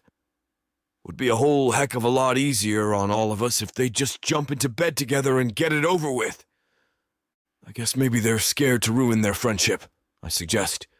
I would be if I'd been close to someone that long and didn't know if they returned my feelings. You're not wrong. Varen shakes his head again. But it's so painfully obvious to the rest of us that they both care for each other deeply. I'm sure they'll figure it out one day, I say, tapping my fingers on my knees. Do you have any other stories? I'll tell you one more, Varen offers. Then you go find your friend and talk to her, okay? Okay, I agree. All right, let me think. How about the time we lost an entire fleet of cargo to Capuchos? He offers. I perk up at that. Oh gods, how in the world? He spins a tale for me about encountering a group of wild Capuchos on an island that turned out to be rather fond of the furs they were trading. The little tree creatures climbed aboard the ship at night, while no one was paying attention, and stole the furs like a group of well-trained thieves. I'm almost in tears from laughter by the end. So now we had to explain to the people we planned to trade with that all the exotic Lycar fur was now decorating a Capucho habitat on a random island in the west, he finished, and I howled with laughter. As I calmed down, I stared out at the waves again, watching them bob up and down. You gonna go find her now? Varen asks. Yeah, I nod and head towards the ladder to go below decks. I should apologize and ask to start over. We can have a clean slate, start fresh. As I approach the door, something whizzes past me, whistling in the dark. I jump just as a boom shakes the whole ship. A loud splintering sound makes me spin in place, gaping at the sight. The sound was a cannonball and it just smashed into the mast. Orcs. Gargoyles. Vampires. Ice monsters. Demons of the dark. These beasts seek war, destruction, and power. And there's only one thing that can tame them. Love. This is your chance to get the uncut and unabridged audiobook bundle. No detail is spared. Use discount code YouTube30 for an additional 30% off of the already discounted price. Go to worldsofprotheka.com. Get access to countless audiobooks and discounted bundles where I talk you through every last scene. Protheka's magic is eternal.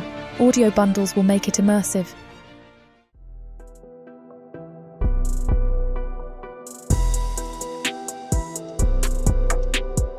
Chapter 10. Sandra. The sound of an explosion rattles my senses, forcing every other thought from my brain. I scramble up the stairs, hearing the captain's urgent shout. "All hands! General quarters! All hands! General quarters!" I lift the top of the hatch, peering out from below deck to see what's happening. I'm shocked to see that the deck, which had been silent only a few minutes earlier, is now a flurry of activity. People are running every which way, all hands coming to deck as they stream out of the crew's berthing. The energy level is high. Something has happened, though I still don't completely understand what. They don't seem to be panicking. They're not exactly calm, but they move with purpose.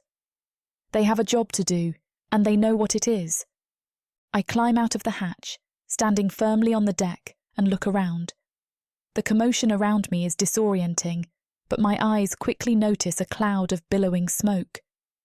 I turn to face it, realizing in horror that the main mast of the ship is fractured. Jagged splinters of wood protrude ominously from the deck. The remains of what used to be the upper portion of the mast lean perilously against the rigging. The rope bears the weight uneasily for now, but it's only a matter of time before that comes crashing down as well. Belatedly, my brain starts to piece it all together as another cannonball whistles through the air. This one misses, luckily, but now there's no doubt. We're under attack. I race in the direction of the gunnery, unsure what to do. I'm not one to shrink from a challenge, and I know that a time like this requires all the manpower available. Everyone on the crew instinctively knows their part, but I'm entirely over my head. Yurza, an orc and the gunnery chief, is struggling to load the cannon so that we can return fire. I come to an abrupt stop beside him. "What's going on?" I ask breathlessly, still not clear of the big picture. "Pirates," he replies through gritted teeth. "They wait for ships like ours, trying to steal anything they can get." "What do I do?" I pant and await his instruction. He doesn't answer right away, focused on his own difficult task. The labour required of him takes his full attention, and even with that it seems to be challenging. He's not moving with the regular speed and swiftness that I've grown accustomed to seeing, both in him and the rest of the crew. I watch him work, and quickly realise that the reason he can't load the cannon is because he only has one good arm. The other seems to have been seriously wounded in the attack. He's wrapped his shirt around it tightly, like a tourniquet, but it seems to be utterly useless, hanging limply at his side. "I'll do it," I gasp hurriedly, barely having the presence of mind to wonder what has come over me. I'm not a sailor and I'm not a gunner. I don't know how to load a cannon, but I'm also not a quitter. Everyone else is busy, and it's obvious that Yurza needs help. To do anything else would be the same as just giving up, laying down to die.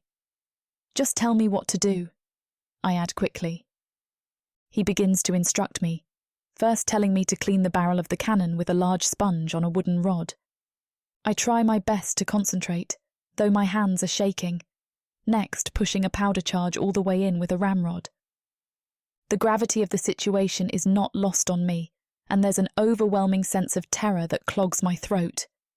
As I lift the cannonball, it strikes me that I had no idea the sheer weight of the weapons of destruction.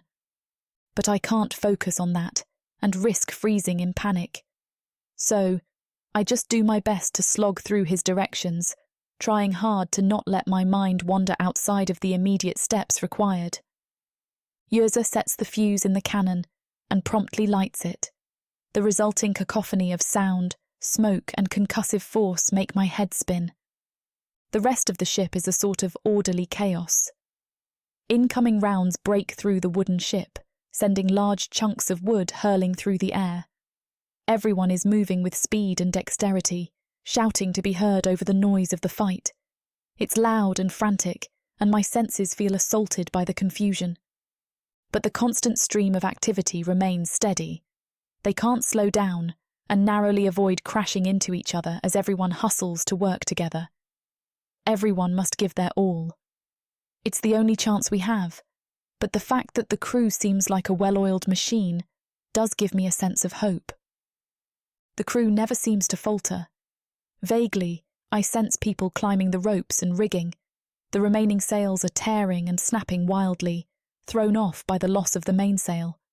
They must be trimmed before we lose control of the ship. They'll burst like a balloon or tear free and take what's left of the mast with them.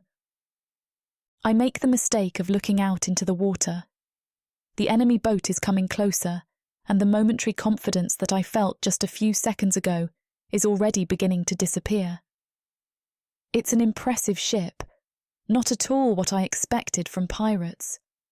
For some reason, I had pictured a rickety wooden boat stolen off a dock somewhere and a few vagabonds to man it. Instead, this is the real deal. It's a vast, impressive ship, with tall, foreboding masts that stick proudly into the dark sky. Even in the moonlight, the clean, polished wood seems to almost glow. The massive ship appears to dwarf our own, though my fear might be affecting my perceptions. It's still lingering behind us slightly for now, but that won't last long. I look away from the pirate boat and down at the water off the side of our own boat.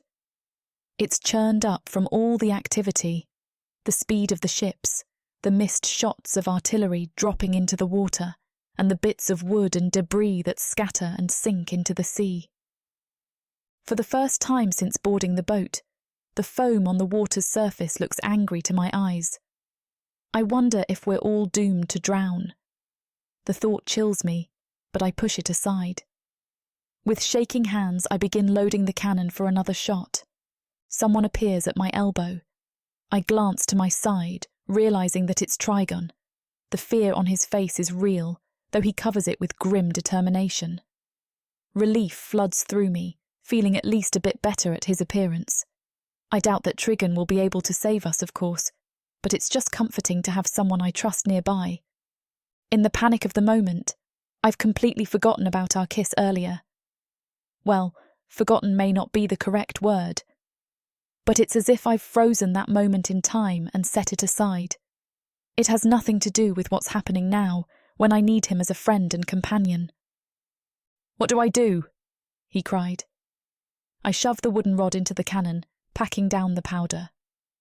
"Get the ball," I order in a voice that sounds more confident than I feel. He does as I instruct, and we both listen as Yrza barks orders. He puts the cannonball in the smooth metal cylinder, and I quickly seat it in the ramrod. Yrza lights the fuse. It only takes a few seconds, as Yrza shouts at both of us to step back. There's a flash of light that blinds us both. It lights up the dark night sky, and the noise is so startling that I forget to notice whether the cannon even hits the other ship. Firing the cannon, I can't decide if I want to throw up or cheer. It's exhilarating and terrifying both. The only thing I know for sure is that my ears may never stop ringing again. "If I had any spare time, I'd pass out," I moan. "It's terrifying," he agrees, with a firm nod of his head. Hearing that he's scared too makes me feel less alone anyway. Watching the sailors, who all seem to know exactly what they're doing and never waver, I've never felt so utterly incompetent. It's nice to know I'm not the only one who finds all this frightening. The captain is shouting orders and doing what he can to ensure the ship survives. The air around the ship has a hazy, smoky quality, left behind by the discharging cannonballs. It's becoming difficult to see what's going on around us, which adds to my general feeling of overwhelm. I catch glimpses of the crew as they hustle across the deck in the little bits where the smoke clears. Yrza continues to direct us, but his speech is starting to slow down a bit. Luckily, now that we've successfully loaded the cannon, we have the gist. I glance up sharply when Yrza's words noticeably slur, noticing how pale his green orc face is. "Lay down and put your arm up," I instruct, making it clear that I won't take any argument. "You're losing too much blood." He hesitates, but finally concedes. I don't know if the tone of my voice convinces him, or if he's just too weak to argue. perhaps both. But even from his makeshift bed on the deck, he keeps his head turned to face us. He monitors us with a pained grimace, occasionally chiming in to redirect us as needed. A few times I think that Trigon is trying to say something more to me. But we're in such a tizzy that there's no time to stop and talk.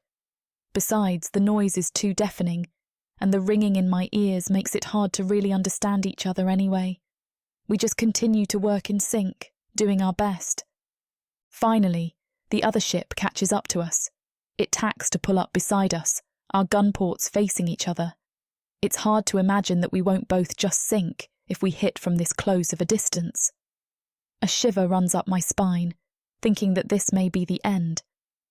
A dark thought crosses my mind as I wonder if I'll be captured for entertainment or thrown in the water. I wonder how cold the water will be. Luckily, Yurza calls out for us to hold our fire. After a moment, I realise that the other ship is no longer firing either. Apparently, it isn't going to come to us both being dead in the water, or at least, not yet. My momentary relief doesn't last for long, however. Captain Tennille is racing across the deck, shouting his only order. "Repel the boarders," he cries. "Keep them off at all costs." Yurza starts to stagger to his feet, following the captain's orders. I look at him helplessly, no idea what is happening. "What does that mean?" I call, yelling to be heard over the din. "It means kill 'em if you have to, but don't let them on the boat," he notes grimly. In horror, I realise that we may be free from cannon fire, but only because we've moved on. Now it's hand-to-hand combat. I look up in awe at the pirates. They swing overhead, hanging from their ropes and climbing the rigging to launch themselves onto the deck of our ship. I gaze around at the crew, noticing that they've somehow become armed. My own hands feel conspicuously empty, and I look frantically for something, anything, to defend myself with. Chapter 11, Trigon. At the call for weapons, I run to retrieve my trident from my quarters. I try to yell at Sandra to hide, but I don't have time to wait. I need a weapon, first and foremost. I can't protect anyone without that. I race back to the main deck as quickly as I can, but don't get back to Sandra before the captain's cries catch my attention. "They're boarding us!" the captain shouts, a gun in one hand, a cutlass in the other. We're all tense for several long seconds, watching the first of the elven pirates peek his head over the side. "Surrender to the savage marauder," the dark-skinned elf shouts as he shimmies up, holding an axe. "We demand your cargo and your weapons!" "Hold your fire," the captain warns us. "Steady as she goes." He turns to face the elf and his voice deepens to a growl. "We refuse to surrender to elven parasites." "Then you and your filthy, dim-witted trogs can pay the price," the elf says viciously. "Board!" he shouts to the others on his ship, and they start making their way across, climbing and swinging over on ropes. "Hold the line," Tennille shouts. "Keep them back! Protect the ship!" A dark elf with skin the color of a moonless night swings his curved sword at me, and I duck around a barrel, clutching my trident in my hand. Bravery and honor, I tell myself, a mantra that my father had drilled into my head. Someone is approaching the cook. My mind yells at me and I jump up, spotting Taylor with a bow crouched down low and shooting at the elves still on board the other ship. An elf with ashen skin is creeping up on her, and I throw myself over the barrel, rushing towards her. "Watch out!" I yell, and she looks up just in time to shoot the elf dead. "Thanks, Trigon," she yells back, reloading her bow. I feel the same tugging sensation in my head, a kind of premonition warning, and spot an elf pirate about to slice me with a long sword. I shove my trident forward, spearing him before he can attack me. Using my booted heel, I shove him off the end of my trident before rushing to ensure that Sandra is safe. I bump into her in the hallway on my way to find her. "What are you doing?" I yell as she runs past. "The ammunition hold is taking on water," she yells back, rushing towards the decks.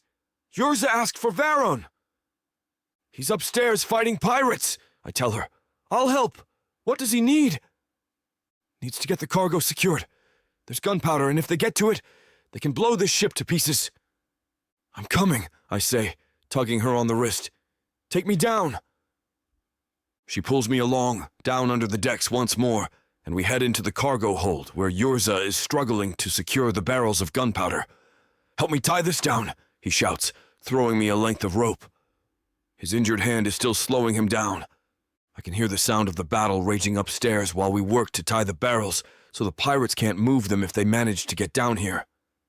That same niggling feeling in my head warns me there's someone just outside the door, and I grab a dagger laying on top of a nearby barrel and throw it just as the pirate enters, and he screams and falls down dead. "Keep defending the room!" I shout, pressing an abandoned sword into Sandra's hand so she'll have a long reach. "But I'm going to make sure no one else sneaks down here."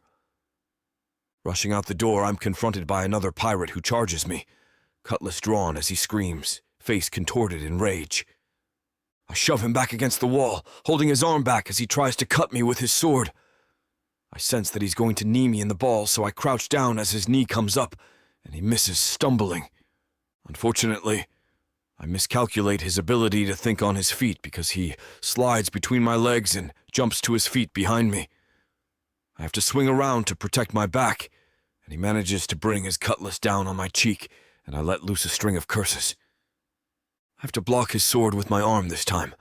The thick leather bracer on my wrist is just enough protection to stop the sword from slicing through me.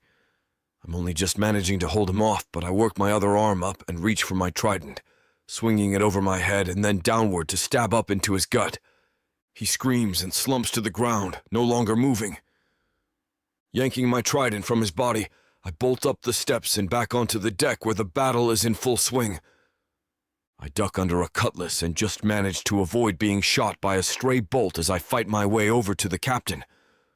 "What's the plan?" I yell, getting closer to him. "Hold them off!" he shouts back. "But what if—" "Hold them off!"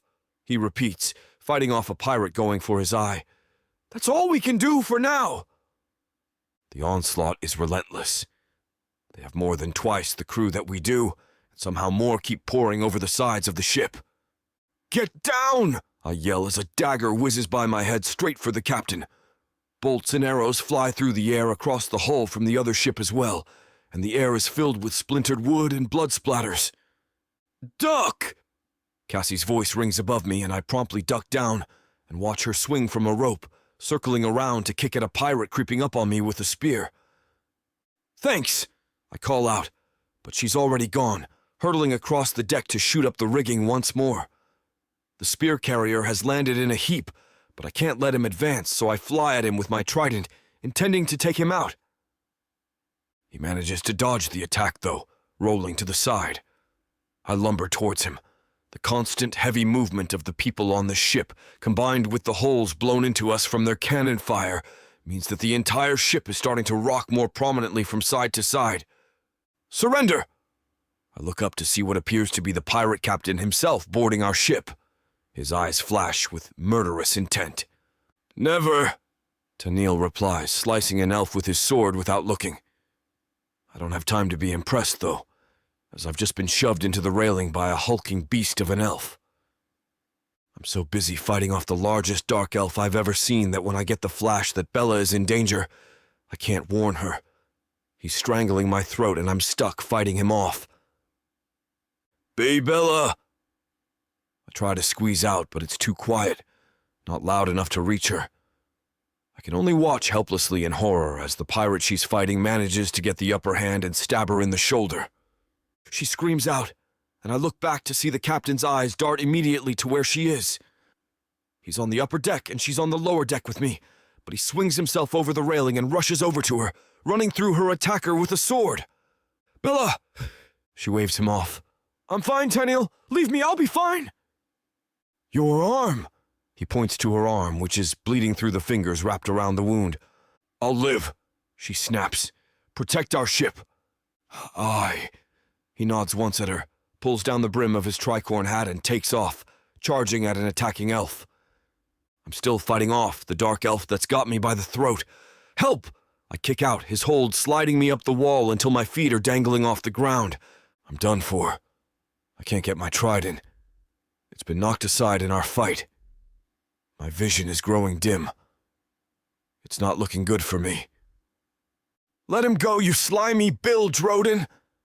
I hear a screaming voice, and suddenly, the man holding me lets go, and I fall to the deck, massaging my throat. "Are you okay?" I look up and realize that Taylor has stabbed the elf attacking me in the back. "Ah, fine," I rasp out. "Thank you." "Can't let you die," she jokes, helping me to my feet.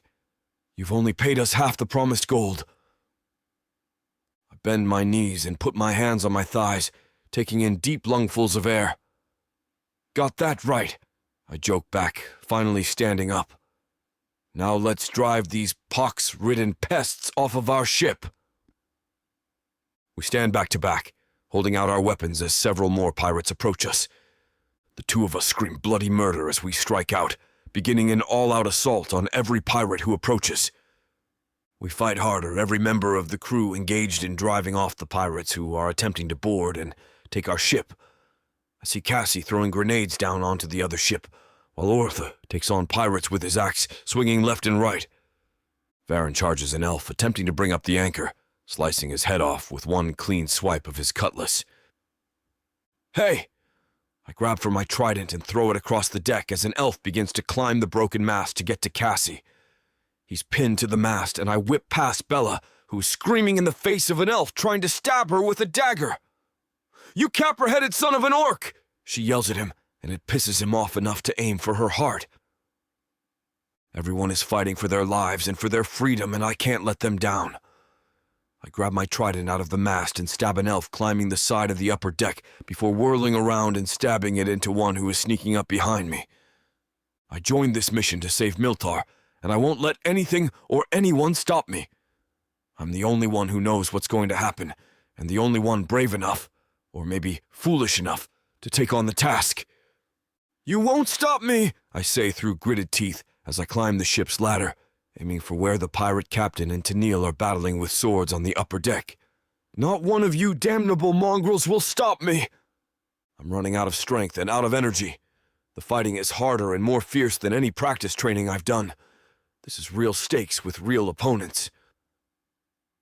"I will not let my people down," I say as I crawl hand over hand along the ship to avoid casting my movements to the pirate captain. "Move!" I yell at Tennille as I drop down and push the point of my trident into the back of the pirate captain.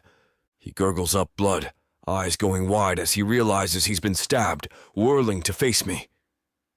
From somewhere behind me, I feel the white-hot pain of a dagger in my side, but I'm too busy trying to repel the threat to my mission to pay attention.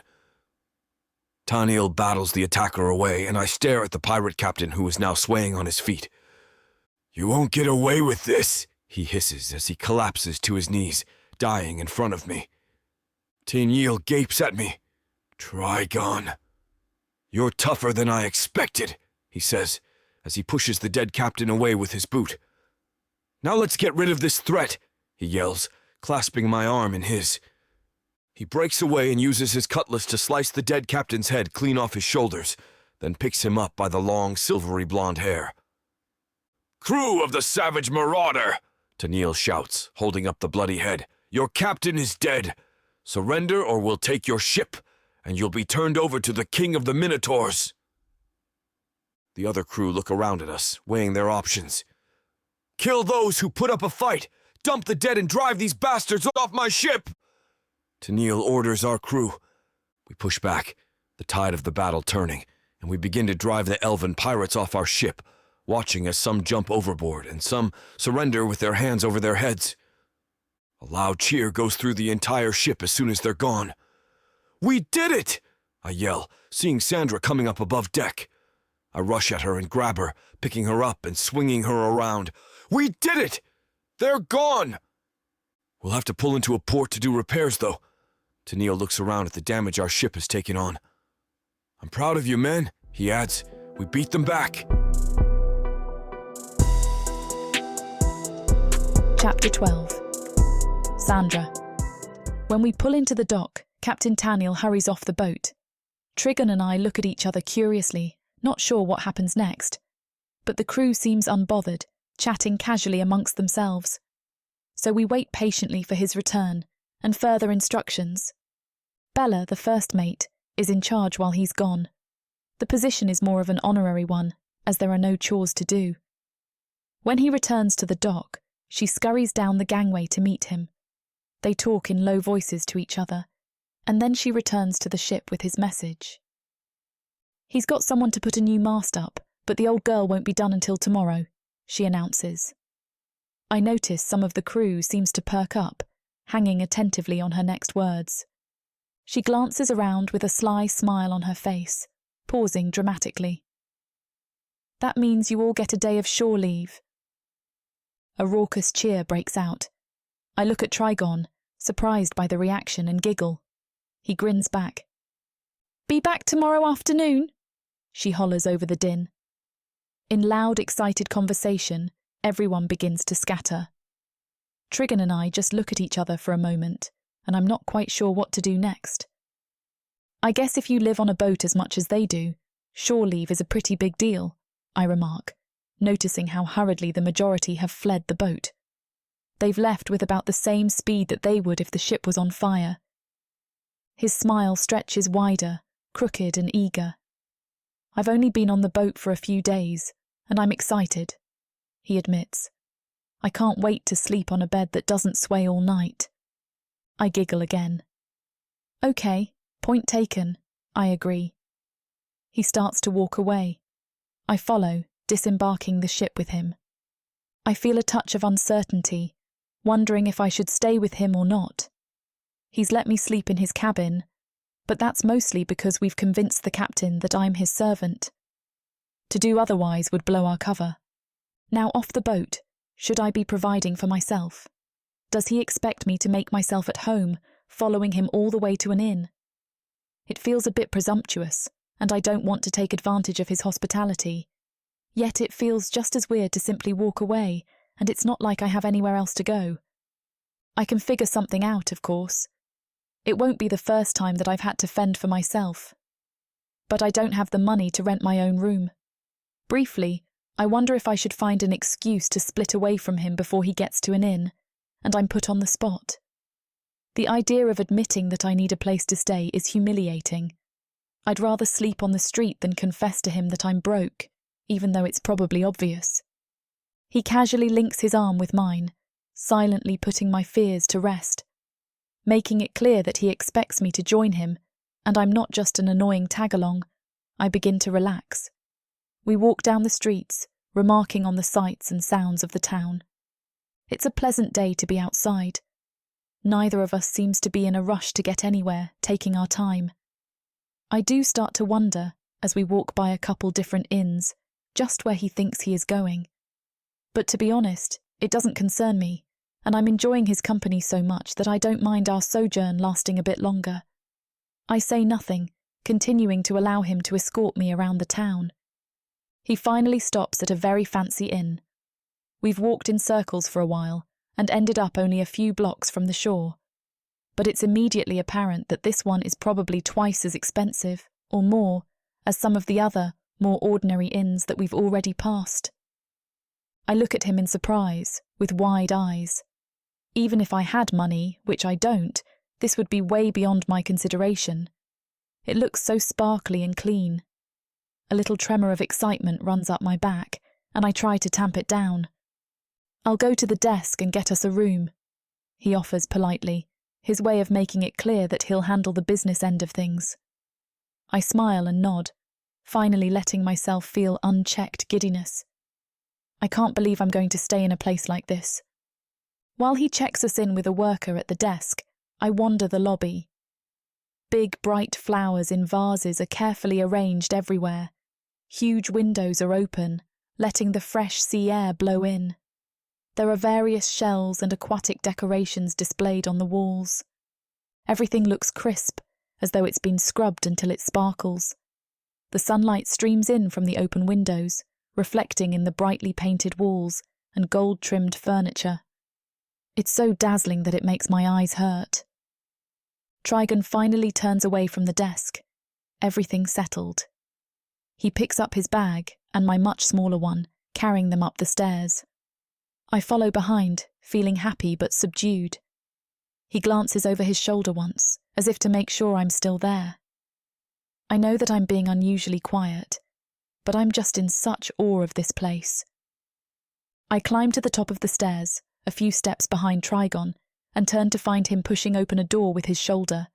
He steps back, letting me go first. It seems almost silly, since he's the one carrying all the luggage, but I'm too stunned to argue. "Thank you," I reply meekly, entering the room. The room is just as dazzling as the downstairs, with the same ocean decor. The bed is huge, with big sea blue blankets and pillows. Gauzy cloth hangs from the floor-to-ceiling windows. Sconces on the walls with shades carved from crystal light the room. There's even a bathroom with a big tub to wash up in. Suddenly embarrassed of how dingy I must look in such a beautiful place, I retreat to the bathroom to clean myself up. I was in rough shape before, and a few days on a boat certainly didn't improve my hygiene. It's a nice feeling to finally be able to really get clean. Deep, down to the pores. Clean. I rummage in my bag, disappointed to remember that none of my clothes are anything special. I knew that, of course, but it never seemed like a big deal before. In this room, I wish I had something fancier to wear. I do the best that I can, primping and arranging myself. I change into my last clean outfit, which I've been saving until I was desperate. In fresh clothes, I take a moment to clean my other outfits as best as I can in the sink and hang it to dry. When I finally come out of the bathroom, Trigon takes a moment to freshen up himself. He's much faster than I am, and it doesn't take long. When he comes out, I notice that he's cleaned and scrubbed the cut on his face from the pirate battle. It looks much less inflamed now, and I feel a touch of relief. He kept promising that it was no big deal, but this is the first time that I really believe that. We look at each other, not sure what to do next. It's too early for bed, and we both seem to agree, almost in unison, that our spare time should be spent exploring the hotel. On the way out the door, I grab my flute in its carrying case, tucking it under my arm. We pass the lobby, which we've already seen, and wander through the halls beyond the desk curiously. At a nice hotel like this, there's probably more than just the bare-bones bedrooms. Sure enough, we soon discover a small library with books for guests to enjoy. Next to it is a parlour room with an unattended piano and dance floor in the middle. Along one side of the room is a long bar with a Minotaur serving drinks behind it. There's a sign near the bar, advertising the inn's restaurant. I presume it must be further down the hall, as we haven't seen it yet. Since it's still early in the day, there's a small crowd milling about the parlour. People sip drinks that they've ordered from the bar and make polite conversation with each other.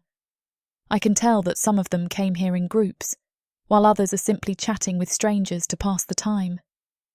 The room isn't very busy, but it's not empty. My attention is focused on the piano, wondering if anyone ever performs in this room.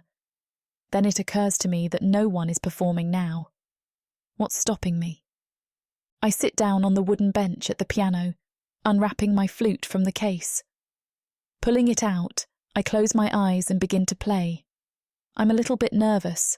I know that I'm good, but I don't usually play unsolicited like this. Will these fancy people of high breeding complain that a lowly servant girl is making too much noise with her flute? After a few minutes, I tentatively open my eyes. To my relief, no one appears annoyed, and they're not ignoring me either. Though they continue sipping their drinks and having their conversations, their eyes are focused on me. Most of the faces look approving and intrigued. It warms my heart to see them enjoy it. Nervously, I glance over at Trigon. He's watching me with a proud smile. Feeling confident now, I play my heart out. It doesn't take long for people to begin tipping me. At first it seems like a novelty. I'm flat broke and not going to sneer at a few coins. But the riches keep coming. When I finally put my flute away, I have a rather healthy amount of pocket change. I stuff the pieces into my carrying case, having nowhere else to put it, and can barely pull the case shut. My heart leaps excitedly in my chest, and I don't know whether I want to laugh or cry. I hurry over to Trigon, who is waiting beside the bar. Look, I blubber, feeling an almost hysterical squeal rising in my throat. I shove the case at him. He carefully sets it down, peering inside, and lets out a low whistle. You don't need a wealthy patron to pay you to make music, he notes. Turns out if you just play, the wealthy people pay you anyway. I run my hands through my hair, beside myself. When my nerves finally settle, I have an idea. Let's get dinner, I declare proudly. On me. Trigon doesn't argue, though I'm sure he could. I think he senses how much it means to me that I can spring for dinner and drinks. We have a great time, and I'm beside myself when we finally return to the room. I've never felt so capable, and it's almost drugging. We tumble into the bed in our usual position, with him on one side and me on the other. There's no awkwardness for us to share the space, and it's so large that we have more room between us than we ever did on the boat. We could lay here all night and never even touch. I realise, with a hint of disappointment, that I miss our smaller bed and the closeness. I'd never admit it, of course, but I scoot in from the edge, narrowing the distance between us. He must be thinking the same thing, because he reaches out with one hand to tenderly trace the line of my cheek. I'm sorry that I kissed you, he says, for the first time acknowledging that strange moment that passed between us on the ship. I'm the one who should say I'm sorry, I admitted truthfully. I didn't mind that he kissed me. To be honest, I kind of liked it, even though I had panicked. For what? He asks, wrinkling his brow in confusion. For being too scared to stay, I whisper. If I could have been braver, the truth is that I wanted you to kiss me more. He purses his lips thoughtfully, studying me. Do you still want that? He finally asks simply. I nod, feeling suddenly shy. I promise I won't run away this time. A slow, comprehending smile spreads across his face as he leans in toward me. When our lips meet this time, it's just as amazing as before.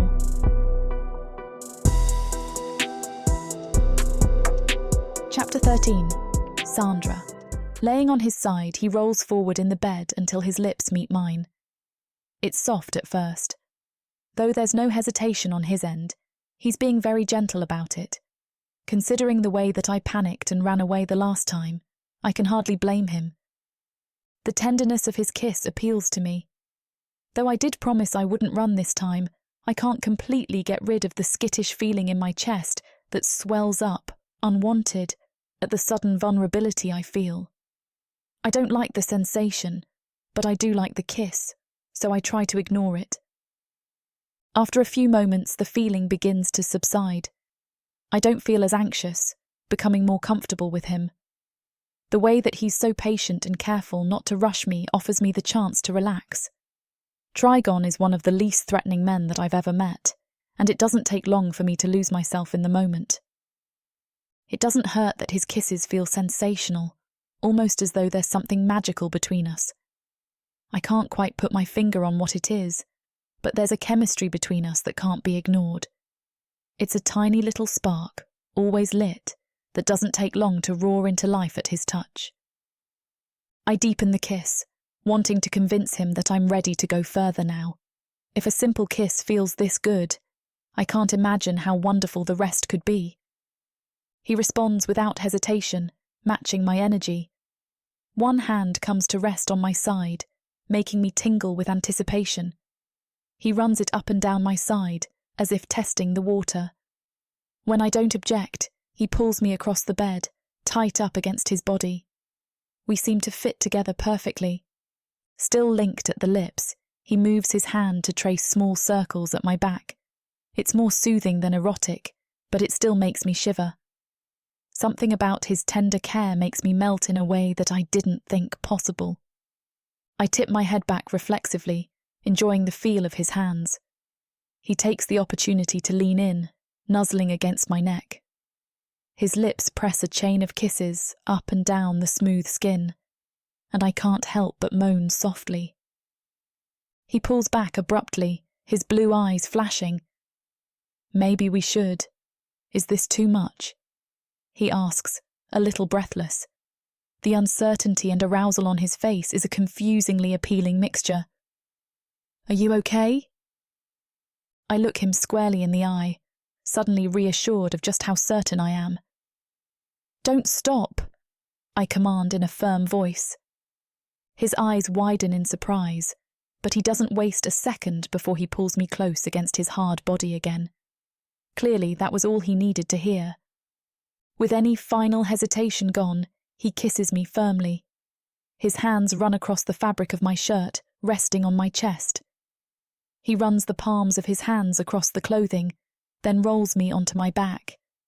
His fingers pluck at the buttons, undressing me quickly. His mouth is too far away to kiss, so instead, I reach for the small little half horns on his head curiously. They're smaller than most Minotaur horns. I've never been with a Minotaur in bed, so I'm eager to explore his body and learn more. He doesn't seem to even notice my hands on the top of his head, and it quickly becomes clear that this must not have much of an effect on him. It's interesting, but not particularly sensual for me either. I forget all about them when he lowers his mouth to my skin. Sorry for the interruption. I know you were gearing up for a steamy scene, but it's way too hot for YouTube. If we want to keep sharing our stories for free, we have to abide by YouTube's guidelines. To get the full unabridged audiobook, go to worldsofprotheka.com. Browse through unabridged audiobooks, countless ebooks and bundles offered at a discount.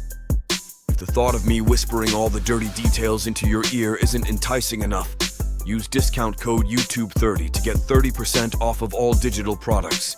Story after story, audiobook after audiobook, the worlds of Protheka are waiting for you. Protheka's magic is eternal. But unabridged, it's unforgettable.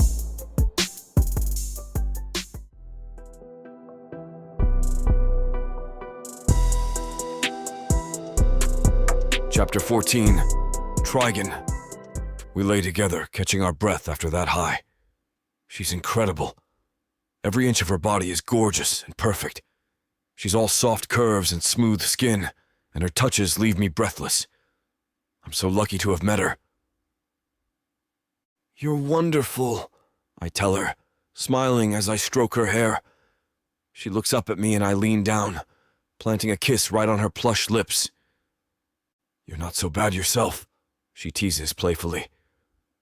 I move my hands down, tickling under her arms, making her squirm and giggle. No, stop, she laughs. Stop, no way. I've got you at my mercy now, I joke, kneeling over her to tickle her neck and thighs as well. She kicks out, laughing in a way that has butterflies erupting in my belly. Her laugh is just so lovely and musical. My side aches from my stab wound, but it barely seems to register when I've got Sandra in my arms. I sigh, feeling content and happy. I just had my first big adventure, all on my own. I defeated a pirate captain and made love to the prettiest girl in the world. If only my father could see me now. Maybe not like right this second, but in general. I wish he could see how far I've come, all on my own. Sometimes I think his speeches about honor and obedience were to protect me from the outside world, to shield me from the evils out there.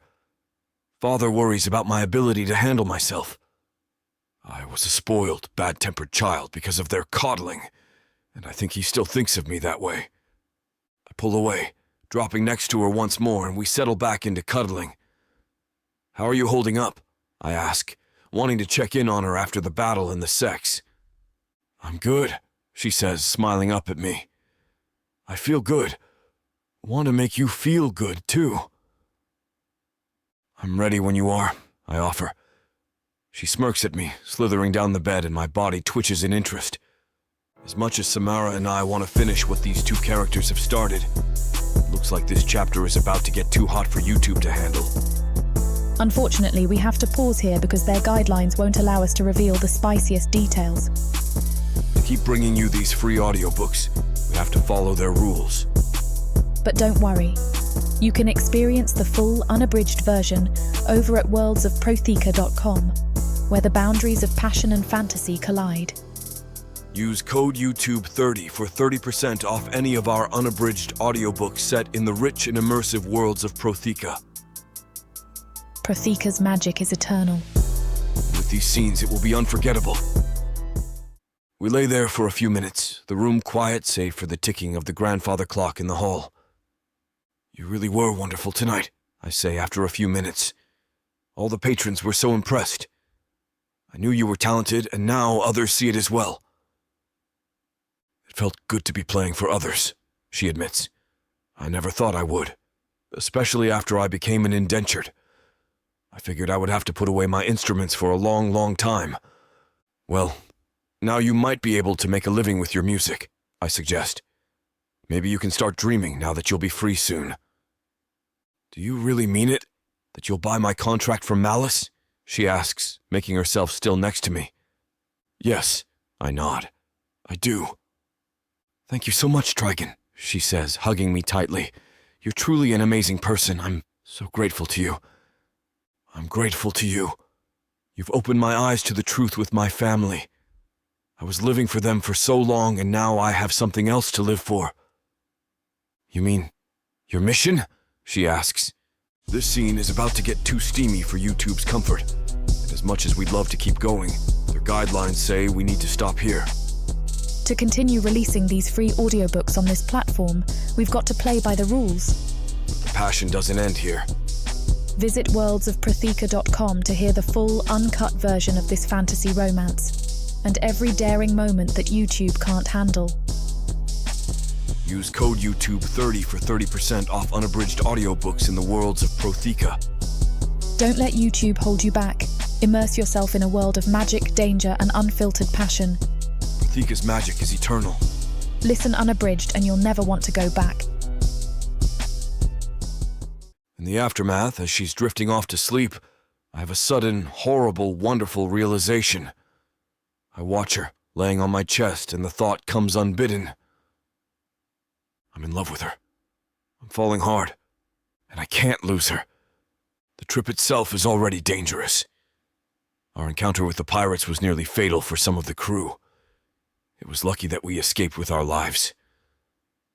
I can't bring her along. I can't watch her face off against the unknown dangers of the undersea. It's not fair to ask her to do that for me. She'll have to understand why I'm doing this. I know she'll be angry, but I'll explain when I get back. I carefully extract myself from her hold and tiptoe over to my rucksack, rummaging inside. I pull out a large, heavy bag of gold. Then I scrawl a note, trying to organize my messy thoughts for her. I'm sorry, I whisper, leaning down to kiss her forehead. I can't lose you after I just found you. I promise you that I'll come back for you as soon as I'm done, though. Opening the door slowly, I turn to watch the rise and fall of her chest. I'll be back for her, this I swear. Chapter 15. Sandra. I sleep like the dead most of the next day. Maybe it's because Trigon wore me out, though I'm not complaining. I think, though that may be a part of it, it's also the first good, relaxing sleep that I've had in so long I can't even remember. Obviously, when Malice was abusing me, I could barely settle at all. Even if my starving stomach didn't keep me up all night, my anxiety did. I stirred at the slightest noise, never sure when he might come for me next. I couldn't let my guard down, not even to sleep. Instinctively, I knew that I could trust Trigon more than that. But it was still hard to relax, and I never fully gave in to a deep, all-consuming sleep. Some part of me always remained very aware that he, essentially a stranger, was in the bed right beside me. Last night, when I finally gave myself to him completely, it felt like that finally changed. I trusted him, and that's not something I say lightly. I knew he wouldn't harm me. I closed my eyes and truly slumbered so deep and restorative that it probably neared a coma. When I wake up late the next morning, my mouth is dry and my head feels groggy. It's a pleasant, almost delirious sort of haze. My brain is struggling to fire back to action, having been put on hold for more hours than it's used to these days. The sunlight is bright, streaming into the room, and I start to recognise that I've slept in. but I don't panic. I'm confident that it can't be too late, as Trigon would have woken me, and I'm in such a good mood after a wonderful night that nothing can shake me. The sun warms my face. I squint my eyes at first, trying to ignore it. The bed is so nice and cozy that I don't want to leave, but I finally give up, deciding that I should at least start organising for our return to the boat. It's not like I have much to pack, but I have no idea what time it is. Plus, the cottony taste in my mouth is starting to bug me. I've slept so long I'm a touch dehydrated, I realise, and it shocks me slightly. I really have forgotten what it's like to feel so unburdened. I've been thirsty and hungry many times in my life, but it's been ages since the cause is as simple as lazing in bed all day. I roll out of bed, stretching my muscles in an exaggerated fashion. As I stand, I look over my shoulder and notice that Trigon has already left his side of the bed. It doesn't register as anything significant, due to the late hour. I had already sort of sensed that the bed was empty and missing his usual warmth. Curiously, my gaze swivels around as I cross the room for a glass of water. He doesn't seem to be anywhere, but this still doesn't concern me yet. I'm not a needy, clinging sort of woman.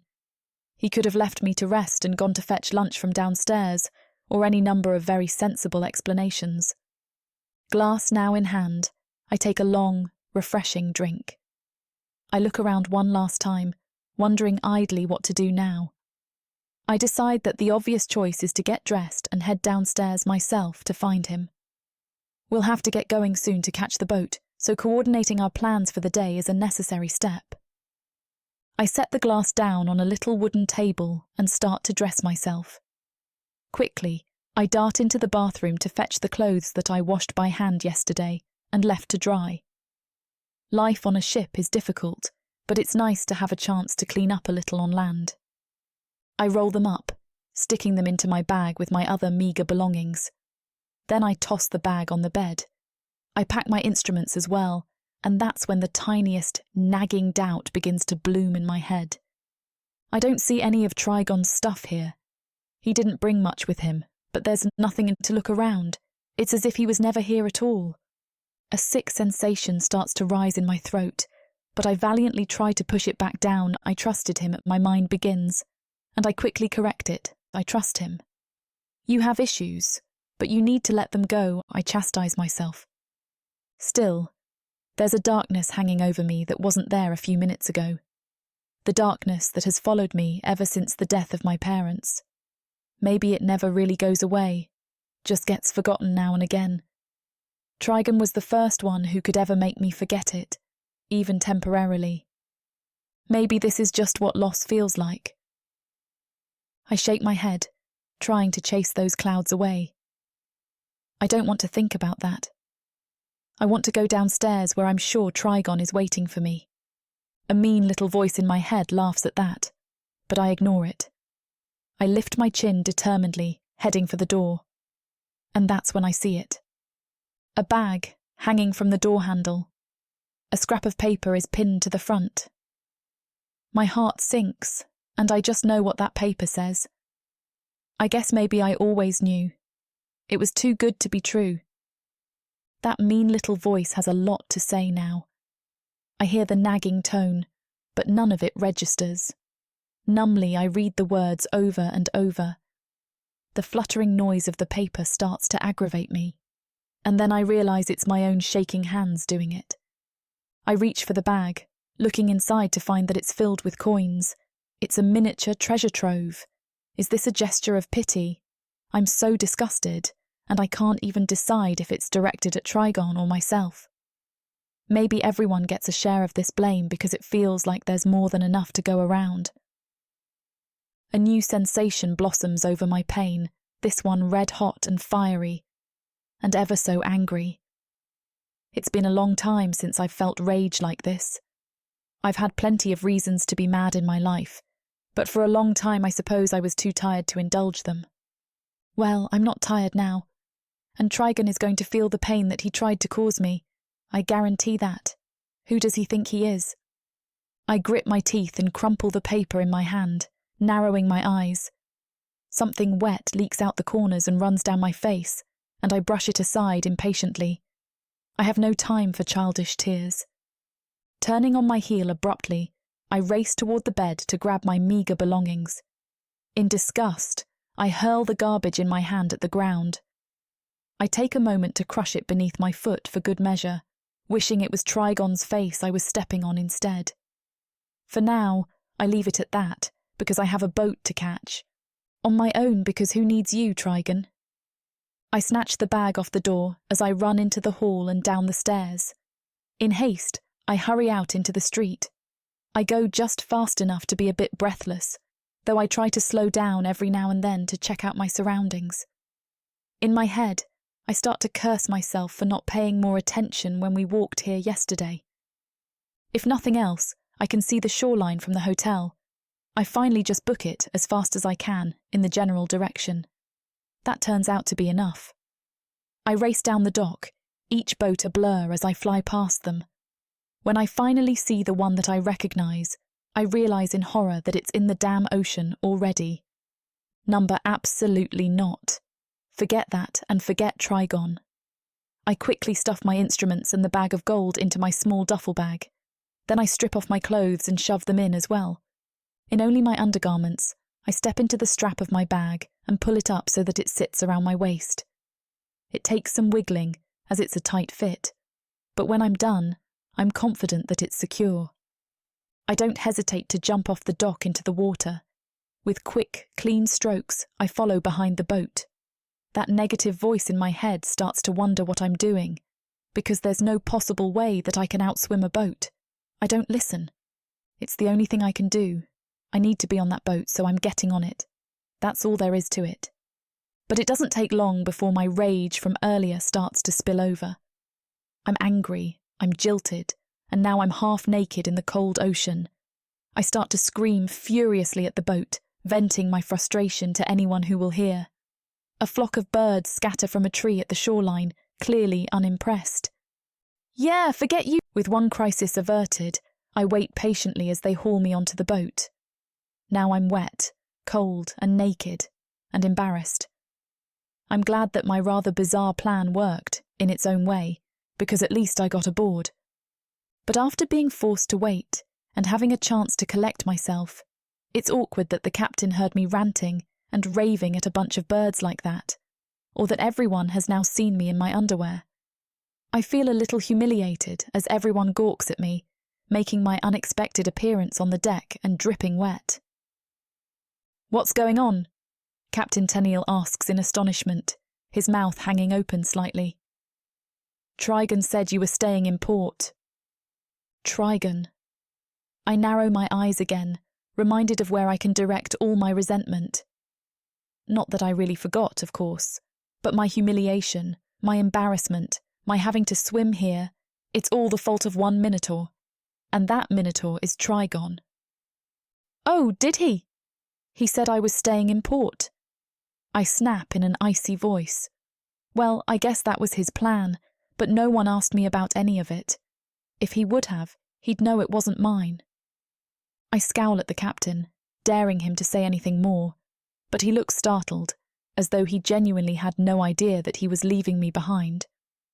I'm sure that he didn't, and I feel a little guilty. Once more, I remind myself of the one person who deserves my anger. I have got to get a better handle on my temper, because I can't keep spraying it all over birds and captains and everyone else. The only one I want to destroy is Trigon. I try to slide the handle of my bag down my hips, but now that I'm all wet, it's sticking to my skin. Finally, in frustration, I rip the fabric to free myself. Then I bend over, rummaging in it for my clothes and the coins. Taking a quick moment to dress myself, I shove some of the red coins into Captain Tenniel's palm. I want my own room, I insist. He raises an eyebrow, but silently nods his agreement. Good, I say, realising that I mean it, and I do, because I don't need anybody, least of all Trigon. In a world of elves, demons, and liches. What would you choose? Power? Or passion? Would you stab the monster in the back? Or take him to bed? The immersive fantasy audiobook bundle has it all. Go to worldsofprotheka.com to get access. Use code YouTube30 to get an additional 30% off. Protheka's magic is eternal. Audio bundles will make it immersive.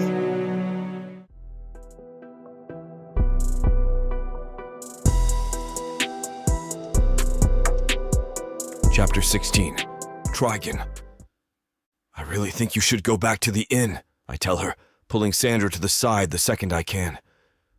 You don't need to be here. It's dangerous, and I think it's better if you stay behind. She gives me a scathing look, eyeing me up and down. I'm not a helpless little girl. She clenches her hands into fists and turns her nose up at me. You don't need to look out for me anymore. I'll be fine on my own. But this conversation is over, she says, and walks away from me. I groan and smack myself in the forehead. Why won't she just listen to me? She's naive if she thinks she's going to get out of this mission unscathed. I don't understand her. I thought she was this pure, sweet, innocent woman. She's acting like a fool. I ignore her and start pulling in the fishing nets, focused on securing our catch. Tennille has given me more tasks on the ship, probably to keep me and Sandra away from each other, because we don't see each other the rest of the day. Only when the crew is sitting together for dinner do I see her, but she's sitting with Varen and Cassie. They're laughing and talking together, and Sandra leans over to Cassie and whispers something. I catch Cassie's eye, and she shakes her head at me before turning back to talk with Sandra. Great. Even the crew is turning against me for what I did. I don't see anything wrong with wanting to protect Sandra. She hasn't had the life I've had or the life the other sailors on the ship have experienced. I keep my head down and focus on eating the fish stew. Even when Taylor tries to joke with me, my heart's not in it. Have I really upset her this much? I don't understand why she's so desperate to be out here on the ship anyway. Wouldn't it be better to stay on land and be comfortable? Why won't she believe me that I was simply trying to do what's best for her? Are you taking a night shift on the crow's nest? I hear Varen ask Sandra. I look up, expecting her to say no. Yeah, Tennille asked if I would, and I said why not. Sandra says it so casually, like she isn't foolishly risking her life up there. I can't help worrying about her, and my heart leaps in my throat. What if there's another pirate attack? She isn't prepared to deal with it. She spent most of the skirmish below decks, helping Yurza. Taylor nudges my arm. Hey, are you okay? You keep looking over at Sandra like you're going to eat her. Her tone is light, but I see the way her brow is furrowed. What's going on? I know. I tear my gaze away from Sandra. Something happened between us. Oh? Taylor doesn't look surprised. Yes, but I royally messed up, I admit, hanging my head. I thought I was protecting her by leaving her at the port, but she came back and now she's angry at me. Oh, yeah, I can understand her feelings on that. She's a strong woman, Trigon. You should have had more faith in her to take care of herself. I just think she's been through enough, and I don't want to see her get hurt. I can't handle that. Well, either way, you'll need to talk to her about it. Taylor shrugs, but I would give her space for now. She probably doesn't want to talk to you. Yeah. I take a peek at Sandra once more, and she's laughing at something Yurza says. Taylor squeezes my hand in a gesture of solidarity. Just give her space, she reassures me. We finish dinner, and I head over to stand in front of the ship to watch the waves for a while. But there's something so peaceful about being at sea. The sun is setting over the horizon, and I watch as Cassie does the washing up over the side of the ship, while Varen steers us around a series of islands coming up. I watch the islands get closer, and an idea forms in my head. I know I'm supposed to be giving Sandra space, but I just can't stomach the idea that the closer we get to the undersea, the more danger all of us will be in. Turning away from the prow, I head back down to the lower decks. I find out Sandra is in her new room and knock on the door. Can I come in? I ask. What do you want, Trigon? Her tone is sharp. Please, can I talk to you? I lean my head against the door. I just want to see her face. You can talk to me from there, she says. I wait a few moments, but she doesn't relent. I just wanted to apologize, I offer. but I want to do it face to face. I hear a long, drawn-out sigh before the sound of footsteps, and then she's opening the door for me. She doesn't let me in, though, just stands in the doorway and crosses her arms. You have 1 minute. I'm sorry. I start out, trying to rush through this before she cuts me off. I shouldn't have forced you to stay without talking to you. I take a deep breath. So we can talk now. There are some islands nearby that we're close to. You should go to them and stay there while you wait for me to come back. I promise not to take too long, and then we can pick up where we left off last night. I reach out and trail a hand up her arm. She jerks away, an icy look in her eyes. I'm not your servant, her tone is clipped. I'm not your tag-along anymore. This is my adventure now, not just yours. I'm going to see it through to the end. But nothing, Trigon. Why don't you understand that I'm perfectly capable of taking care of myself? Her voice rises and I wince. Just listen, I beg. No, you listen! Go away, Trigon! Leave me the hell alone! You've proven that you don't care about me at all if you could just leave me behind! It's not like that. I don't want to hear your excuses. Just leave, she says, slumping against the doorframe. Please, I don't want to talk to you anymore right now.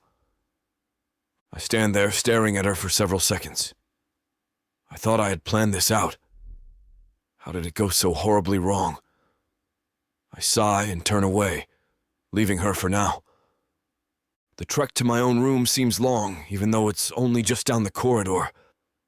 I shut myself inside and fling myself on my bed, face down. I hate how she makes me feel. I hate feeling like this. She's stubborn. More stubborn than I thought. Maybe I should talk to Taylor again, try to get her to see that Sandra has been my responsibility from the start. Now that I know I have feelings for her, it's my job to protect her. I ball my hands into fists and squeeze the pillow, shoving it under my head while I try to get my feelings under control. Damn it all! Maybe I don't really care for her. Maybe I just felt sorry for her. She's an orphan and she was abused by her master. Anyone would feel sorry for someone like that. Sandra just wanted a way to escape, and I was convenient for her. She probably latched onto me as a way to get protection. She's so selfish. I should be the one angry, not her. She took advantage of my kindness. All she cares about is her freedom. She doesn't care about my feelings at all. I kick my foot against the sheets, tangling them up. I wish I'd never met her. My heart aches, and I feel tears slip down my cheeks. Mother would be ashamed of me. I'm being ugly right now, as she would say. I'm being a selfish brat, just like I was as a child. Just like I had been before the possession. I hide my face against my pillow, the tears soaking the fabric. Sandra wasn't selfish, I was. She was lovely, and I was trying to control her. Just like Malice. I just wanted to keep her safe. I let out a choked sob, the despair settling into my chest like a heavy weight. I fall asleep crying. When I wake the next day, I'm determined to talk to Sandra and clear the air, but she avoids me every time I get close. She's throwing herself into learning how to be a sailor, taking any and every job the captain throws her way. Cassie teaches her to climb the rigging and repair frayed ropes and damaged knots. Varen teaches her how to steer the ship, and Vorel shows her how he plans their navigation.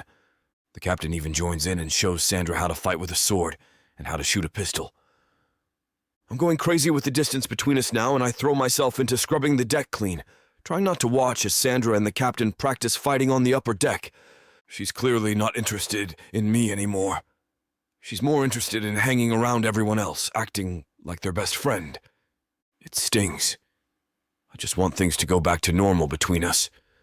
I admire how much she's learning, but some possessive part of me wants to be the one to teach her things as well. You missed a spot, Ortha says, pointing out an area of the deck I missed scrubbing. I wipe my brow and lean on the mop, my fur and skin sticky with sweat. Am I being punished? I grumble, frustrated at how much cleaning I've been assigned today. Some of us know what you did to Sandra back there at port. We don't forget easily, boy. You better stay away from her for now. I just wanted... I stopped myself abruptly. No point in rehashing the same conversation. Neva our mind. I'll leave her alone.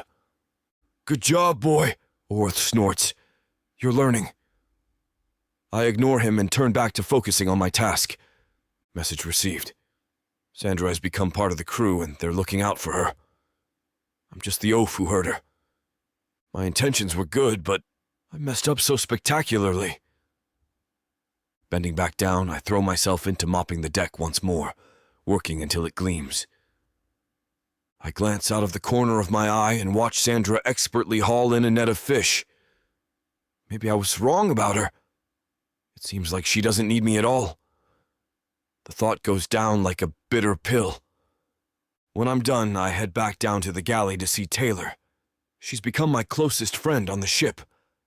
Need any help with dinner? I offer. Yeah, help me put away those bags of beans, she says, pointing to a stack in the corner. Vorel brought them up earlier, and I need to store them in the galley pantry. On it, I say, grabbing a bag. Did you stay away from Sandra like I suggested?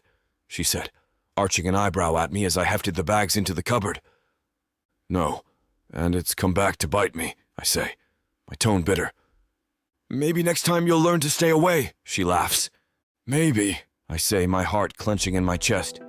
Maybe not. Chapter 17. Sandra. Bella Tanner, the first mate, shows me how to wind and coil the ropes when they're not in use. There's a certain method that keeps them from tangling, because the sails may need to be let in or out at a moment's notice. No one has time to keep plucking apart a knotted mess of rope. They also can't be just left to lay everywhere, as that can cause just as many snarls. Not to mention the tripping hazard of having rope carelessly underfoot on a busy, active ship. It turns out that it's not especially hard. She shows me how to make a looping figure 8 out of the rope, which she calls a butterfly coil. After a brief visual, I'm more than competent to assist. For the first couple of minutes, we work in silence. I'm concentrating on this new job, making sure that I do it correctly. It doesn't take long to become tedious, however, as there really isn't that much mental power involved. All it takes are 2 willing hands, and my brain starts to wander as I work. Did you grow up on boats? I ask, making conversation to fill the quiet. She seems just as eager as me to have something else to do, besides winding miles of rope. With a friendly voice, she explains that she had never been on a boat until she met Captain Tennille. Years ago, she started as his indentured servant. The work had been hard but rewarding.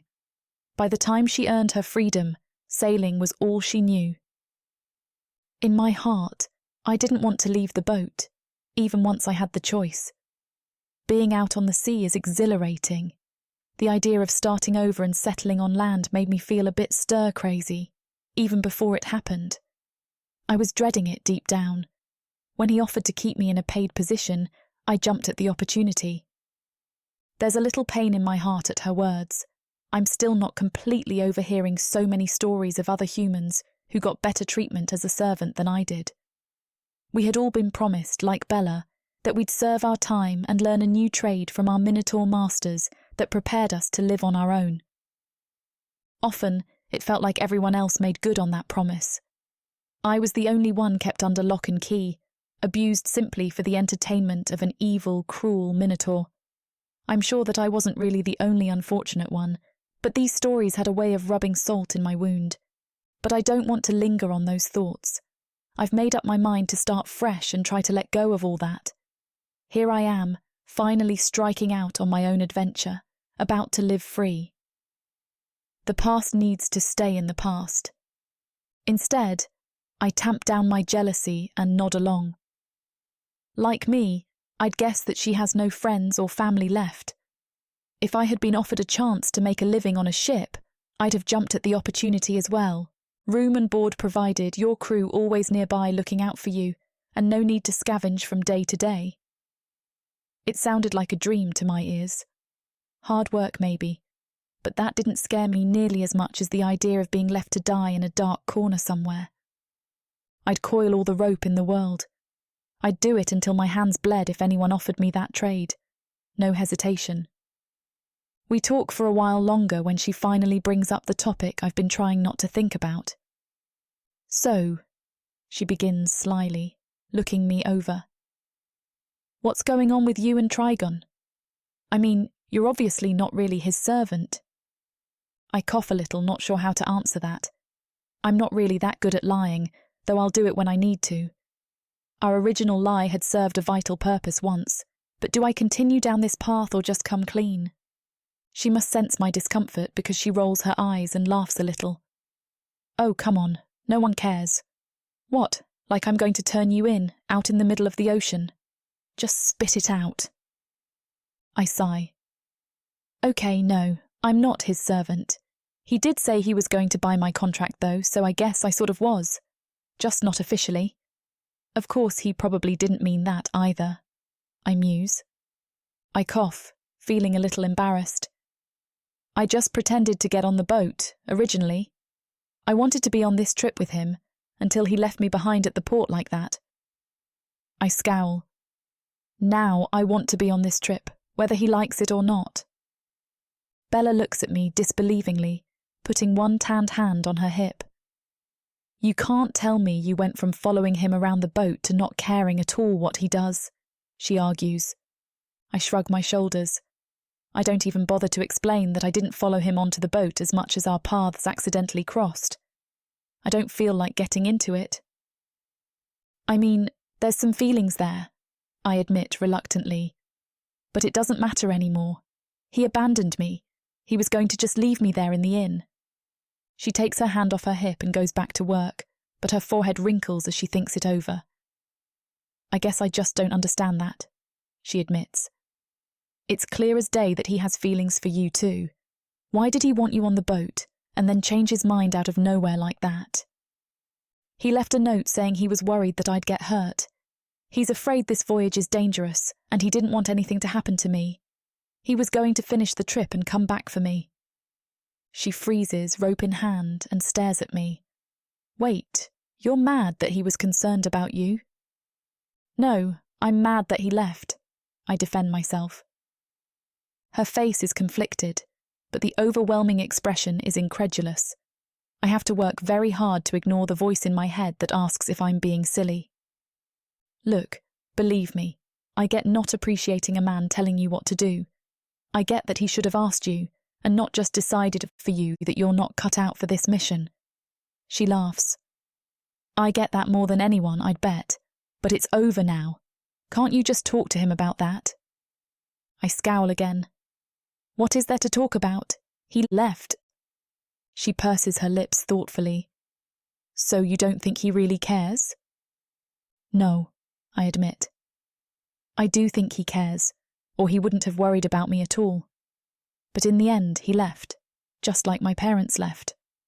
What's the point in any of this if everyone's always leaving? It doesn't matter if his reason is the most noble thing you can imagine, or pure Torah crap. Her mouth forms a round O of surprise and her eyes widen. Your parents left you, she repeats slowly, a glimmer of pity sneaking across her face. I frown. For some reason, her reaction irks me. I mean, they didn't abandon me. They died, I confess haltingly. Her expression changes again, back to confusion. I avert my gaze to the rope I'm coiling, not wanting to meet her eyes. I don't like how this conversation keeps making me feel ridiculous. Sandra, she says softly. That's not the same thing at all. You know that, right? The back of my neck flushes with her words, but her tone is gentle. She's not reprimanding as much as she is trying to soothe me, so I say nothing in response. The more logical part of my brain knows it's not the same, of course. She's right, but she's also wrong. It feels the same because they both led to the same result. Me alone. Why quibble about the particulars? Danger came to our village, my parents died, and I was left behind. Trigon, worried about danger, didn't want me to die, and I was left behind. It's all different angles of the same picture, isn't it? If we live in a dangerous world, where in the end everyone must look out for themselves, what's the point of any of these bonds? They just break your heart. What good is any of it doing? I don't voice any of this. There's a long silence between us while we work. I feel stiff and uncomfortable, but I don't really blame Bella for it. It's the topic that I don't like. I'd rather mindlessly chatter about a million other things, but I'm not the least bit eager for this inward reflection. She clears her throat. Carefully, in a measured tone, she offers one last thought. It sounds like you're just using this as a reason to leave him before he leaves you, she suggests slowly. He said that he was coming back, but that wasn't good enough. I think that's the part that spooked you deep down. Because what if he comes back and leaves again? I drop the rope, folding my arms across my chest defiantly. Are you really saying I have to forgive him for running off and leaving me in an inn, against my will? Or I'm an emotional coward? I demand. That is the most ridiculous thing I've ever heard. I scoff in exasperation. I cannot overstate how much it bugs me that deep down I think she might have a point. No. She shakes her head. Forgiving someone, for anything, is an act that you do for you, not them. I think you need to talk to him one last time. You're not being honest with yourself, or with him, and until you are, you'll never know the truth. You need to figure out if he's the sort who is always going to be careless with your heart, and it's good to close that door, or if you're punishing yourself to get back at him. My shoulders relax, my irritation lessening. A cold shiver runs down my spine, and I shift so that my arms hug myself, trying to warm up. Chewing my lip, I reflect on her words, and the fight has gone out of me. Whatever you do, she advised calmly, picking up the rope that I dropped. Do it because it's right for you. Whether you forgive him and give yourself some peace, or never speak to him again because you decide you deserve better, do it for you. If you make your choices based on trying to affect other people, good or bad, you forget to think about what you need. My gaze lowers, looking down at the wooden deck. I put my hands down, fiddling nervously with my fingers. When she says it like that, I have to admit that she has a valid point. I can't spend all my energy lashing out at Trigon, no matter how angry I am with him. It's holding me back, no matter what comes next in my future. For a long time, my future has been a dark, nebulous, ill-defined thing. I have no dreams, so to speak. No real goals, just a desire for safety and freedom. It would be easy to let anything fill that void, even hating Trigon. But no good can come from that, and what would I gain? I need to talk to him one last time and make my peace with the situation. It was a painful learning experience, but I don't want to carry that resentment around forever. It's a heavy burden. I can't forgive him for hurting me, but I can avoid letting him derail my path completely. I will, I promise her solemnly, finally lifting my eyes to meet hers. She smiles kindly. I think she might be about to say something else, but we're interrupted by a call from the crow's nest. Isle Observer, dead ahead, ready for port. Bella scurries off as Captain Taniel starts shouting orders to man the lines. I pinch my lips together, watching the commotion, but lost in my own thoughts. And then, looking across the ship, my gaze locks with Trigon. He studies me with intense blue eyes, and I feel my insides curl into a ball.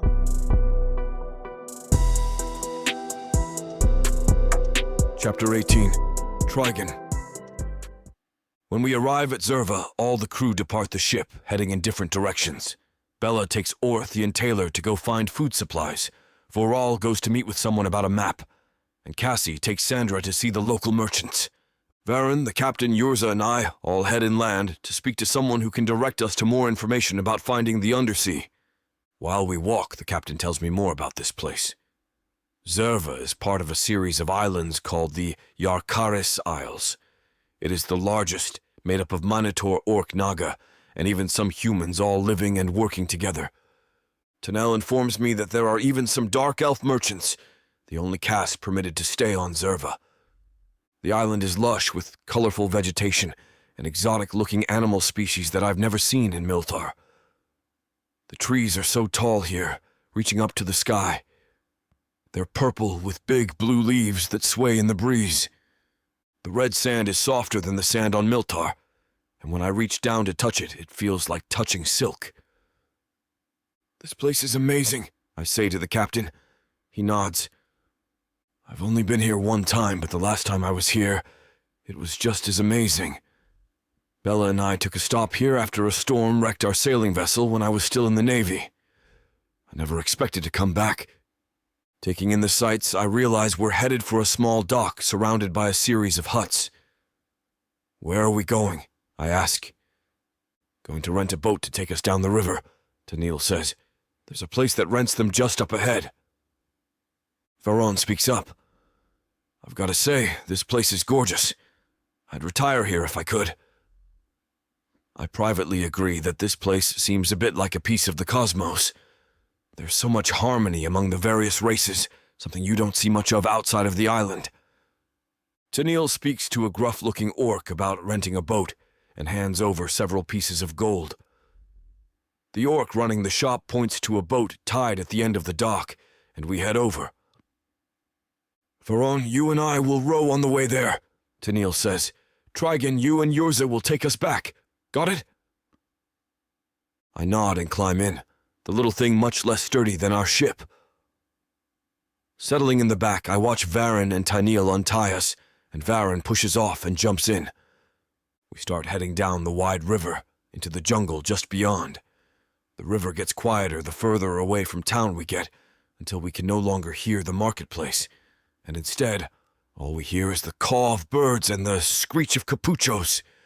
A misty fog envelops us as we row further and further downriver, and eventually it's hard to see more than a few feet ahead of us. The river grows narrow here as well, and I feel a chill in the air. The others seem restless and uneasy, shifting and glancing at each other every so often. Deep in the heart of the Zerva jungle, we finally pull up to a weathered dock, vines growing thick here. Tennille has to hack the vines away to tie the boat up, and we all climb out, looking around. Just up a hill sits an old ramshackle hut on stilts. Wild plants grow up the side of the hut, giving it a dark, eerie feel. What is this place? I ask, following Tennille and the other men as we walk up the stone steps in a single file. We're here to see Madame Eluria, Tennille says. She's the one who can help us. How can she help? Rumor has it that she knows nearly all the secrets of Protheka. He turns his head to speak. Some say she's older than the oldest elf. If she had a past before living here, she's never said. I shiver. The entire atmosphere of this place brings me chills. The idea of meeting Madame Eluria makes me just as uneasy as the others look. A bird caws sharply before taking off in a flurry of noise, and it makes me jump. Relax, Yurza mutters to me. I shake it off and follow him, and we climb up the rickety steps of the hut and knock on the door. Who goes there? A shrill, sharp voice cries out. Captain Tennille, I've returned to seek a favor, he calls back. I hear shuffling, and the door creaks open, a hood-covered head peeking out. It's hard to see her face under the hood. You promised you wouldn't come back, she says, pointing a long, arthritic finger at Tennille. It's not for me. It's for him. He jerks his head back to indicate me. She looks at me, and suddenly I can see her clearly, and I gasp. Her face is wrinkled with age, and sunken, blood-red eyes stare back at me. They're twisted like a crooked pin. A sharp, beak-like nose sits above thin, blackened lips, and her skin is yellowed like parchment. Long, frizzy white hair falls around her shoulders, and she's wearing a black cloak with a hood that covers her forehead. She's stooped over with a hunchback, and her mouth is set in a firm line. What do you want? She demands. Hello, Madame Eluria, I say, stuttering over my words. I need your help. Get inside! She opens the door, ushering the four of us into her hut. Inside is just as mysterious as the woman herself. There are drying plants hanging from the rafters and shelves full of oddities. I see a few jars that contain what look at a glance to hold Naga eyeballs and orc teeth inside. I nearly walk into a shrunken Minotaur head hanging from the ceiling, and I jump back, gulping. It's dark inside, and the place is lit up with only a few candles. The old sea hag takes us to sit around a worn-looking wooden table with spindly legs. "Aye, now, what is it you're wanting?" she asks, pulling a chipped teacup towards her. The table is covered in more strange objects, including a compass that only points north. Varen accidentally bumps a covered cage and something inside lets out a piercing shriek. I shudder but ignore the shriek and turn my attention to the hag. "I've got to find the undersea," I say without preamble. "Uh-huh." She smiles at me and I can see her browned teeth. "If it's the undersea you're wanting, you've come to the right place. I can tell you all about it. For a price." "I've got plenty of coins," I offer up. "I've no use for coin, child. Give me a secret." I bite my lip, trying to think. The others find themselves suddenly busy looking at other things in the hag's hut. Okay. I'll tell you a secret, but it's got to be a secret." "The other gentlemen can wait outside then," she offers. Taunil, Varen, and Yurza all head out to the porch to wait. "Okay, so, I was recently possessed by the serpent," I reveal. "I've been having dreams ever since I was freed, but I think those dreams are prophetic. The dreams are telling me that the serpent is planning on destroying Milthar." "That is a very good secret." She smiles wider and I gulp. "I'll tell you how to get to the undersea. You can bring your men back in," she says, raising her voice. "Come back in, Taunil." Yurza and the captain come back in, but Varon stays outside. The gift is acceptable, so in exchange, I'll tell you how to get to the undersea. "Taunil, go get that bottle over there." She points one long finger to a shelf behind him. He turns around and fetches it and hands it over. Popping the cork, she pulls out a rolled-up paper. It's tiny, barely a scrap, and when she unfurls it, there's only a symbol on it. Taunil gasps when he sees it. "Is that?" "Yes," she says. "It's the Tristar." "What's the Tristar?" I ask. "It's an area that has a lot of shipwrecks and disappearances," Yurza speaks up. "But I thought it was a myth that there was a higher occurrence of unusual activity there." "Aye, it is a myth, but it's also real," Madame Eluria says, smoothing her hand over it. "There's a maelstrom there, out in the open sea, which will take you to the undersea." "We have to sail into the storm?" Taunil asks, raising an eyebrow. "Yes, you can get there through the maelstrom if you dare." She smirks, and I feel another shiver down my spine. "How do we know how to find it?" "This symbol will glow when you're on the right course," she says, rolling it back up and putting it back in the bottle, handing it to Taunil. "I don't expect to see you here again any time soon, Captain Taunil," she says pointedly. We get the message and head out, grabbing Varen on the way. "That place gives me the creeps," he says as we board the boat once more. I don't disagree with him. I'm glad we're not going back any time soon. The old hag has given us a lot to think about, though. I've never heard of the Tristar, but it sounds dangerous. "We'll head back to the port and get the others," Taunil says as Yurza and I row us back down the river. When we arrive back at the port, the others are all waiting for us. "We've got supplies," Taylor says. "Did you guys get the information you needed?" "Yes," I say, speaking up. "We met with an old hag named Madame Eluria, and I exchanged a secret for the location." "Sounds interesting," Sandra says, looking at me for the first time in days. "Where are we headed?" "The Tristar," Varen says, mouth set in a grim line. "By the goddess!" Bella gasps. "I thought it was a myth." "Turns out it isn't." Taunil sets his shoulders. "We're heading into dangerous territory now. I understand if some of you don't want to go. If you don't, let me know now." Not a single person speaks up. Taunil's shoulders droop a little. "All right, then. Since it's so dangerous, I want you all to ensure you've got your affairs in order. Understand? Just in case the worst is to happen. We'll stay in the dock overnight tonight before we head out. Let's get these supplies loaded up, and then you're all free to make arrangements for yourselves. We start the process of loading the crates and barrels onto the ship, full of more fresh water, bags of flour, boxes of coffee and tea, and more. It doesn't take us long with all the crew working together. I haven't had a chance to speak to Sandra yet, and I'm worried that I might miss the opportunity before we head into the undersea. And so I wait until we're all done before approaching her. Apparently, Taylor's advice was right on because she doesn't glare at me or shoo me away when I approach. "Sandra," I start, feeling my brow dotting with sweat. I'm unsure of what to do with my hands, so I end up sticking them in my trouser pockets. "Can I talk to you?" "What's going on?" she asks. "I've got stuff I need to say to you. Can I take you to dinner, maybe?" I'm certain she's going to say no so when she shrugs and nods. I feel relief wash over me. "Let's go to that inn over there," she says. "I booked a room there." She points to a place called the Flying Mina, and I nod. "Sounds good. Lead the way." Chapter 19. Sandra. I stare awkwardly at Trigon across the table as we wait for our meal to arrive. The silence is suffocating, and I wonder if I have made a mistake in agreeing to come at all. But deep down, I think that Bella's advice is right.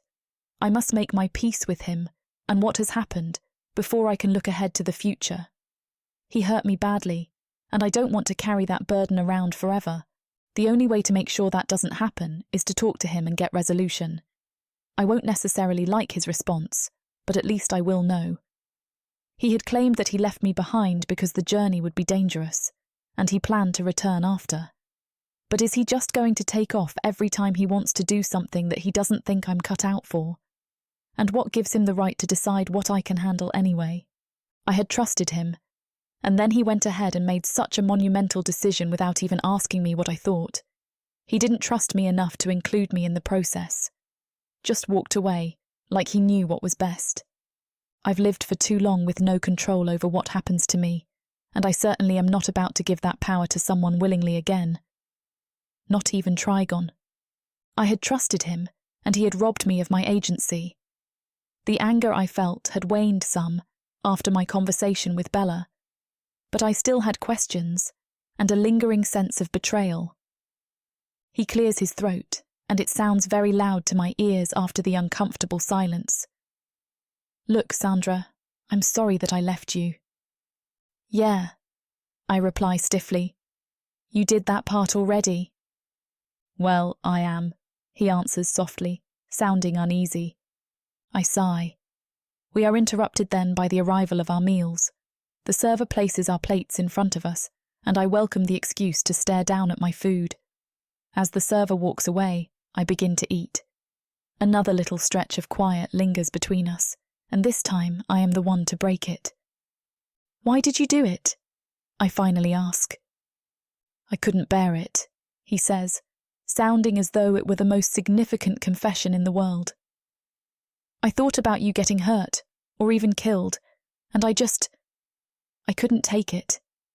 It was selfish, and I see that now. I was only thinking about what I wanted."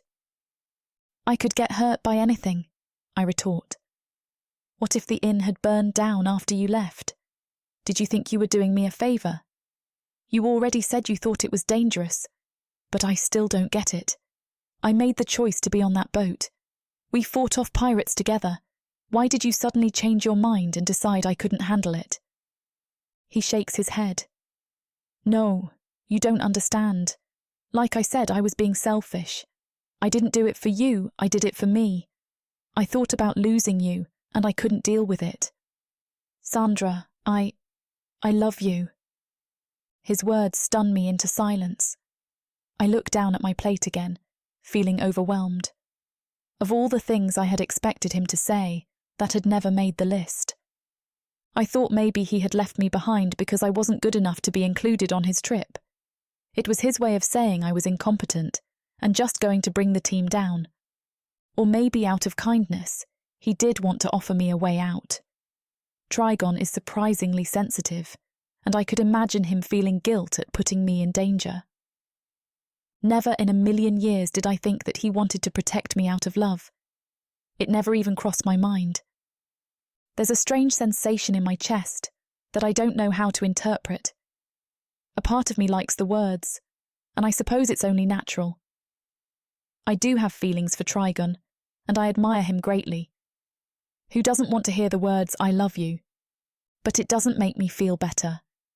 Instead, there's now a feeling of dread that only seems to grow the more that I think about it. He can't love me. He hardly knows me. Love is far too messy and complicated, not something that I have the time or energy to deal with right now. I'm trying to rebuild my shattered life. I can't make him any promises for the future. When I think about my own future, it feels like a big, dark hole. I'm just trying not to fall down. It changes the context of everything in his letter. He left me behind so that he could perform this rescue and still know that I would be safe. His claim that he would return later is no longer just a meaningless attempt to appease a scorned lover. Now, it's suddenly something much too serious. It was his way of keeping me forever. And that's another problem.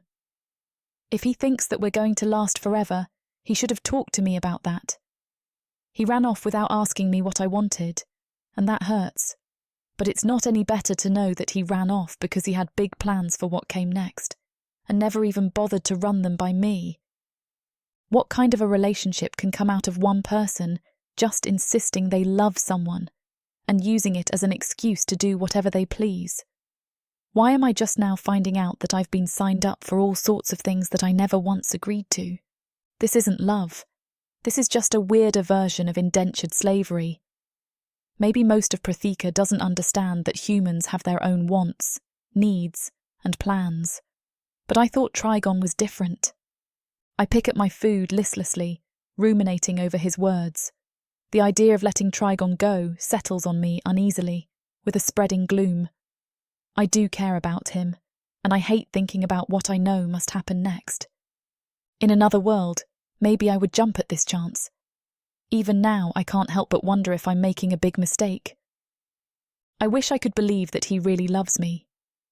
I wish it didn't feel so hollow, like something he just said in the moment. Trigon has many great characteristics, but he's childishly naive at times, and this feels like one of those times. He loves the romantic ideal of swooshing in after an epic battle, the masculine hero returning home to claim his spoils. I'm not a prize to be won. If he had ever talked to me about this, maybe he'd understand how I felt. But he didn't because it doesn't really matter to him. He doesn't love me. He loves the idea. If I forgive him and accept his claim, I'll only grow more and more attached to him. At the end of our trip, he'll realize that our plans for the future don't line up in any meaningful way. He'll figure out that this was ridiculous, and we'll go our separate ways. I don't even know what happens for me next, and I don't need him distracting me from figuring it out. I'm not going to follow him around, helpless and clinging, just to be left on the side of a road somewhere when he starts thinking with his head. I finally look up from my plate. Trigon, you don't love me. You don't even know me. You just think you do because we've had a few days of fun and adventure. When that thrill wears off, you're going to go back to your own life and never think about me again. He opens his mouth to protest, but I cut him off. I don't want to hear his argument. I know this is the right decision, the logical choice, despite the protests of my heavy heart. Emotionally, I feel conflicted despite my words, and I'm too afraid that anything he says will challenge my ability to follow through with my convictions. I think it's better the way it's all turned out, I admit, my voice thick. Maybe you think calling it off was a mistake, but this seems like the first thing we've done right. We're better off staying separate. Nothing good was going to come out of us together. His expression is suddenly crestfallen, and I feel a flash of guilt.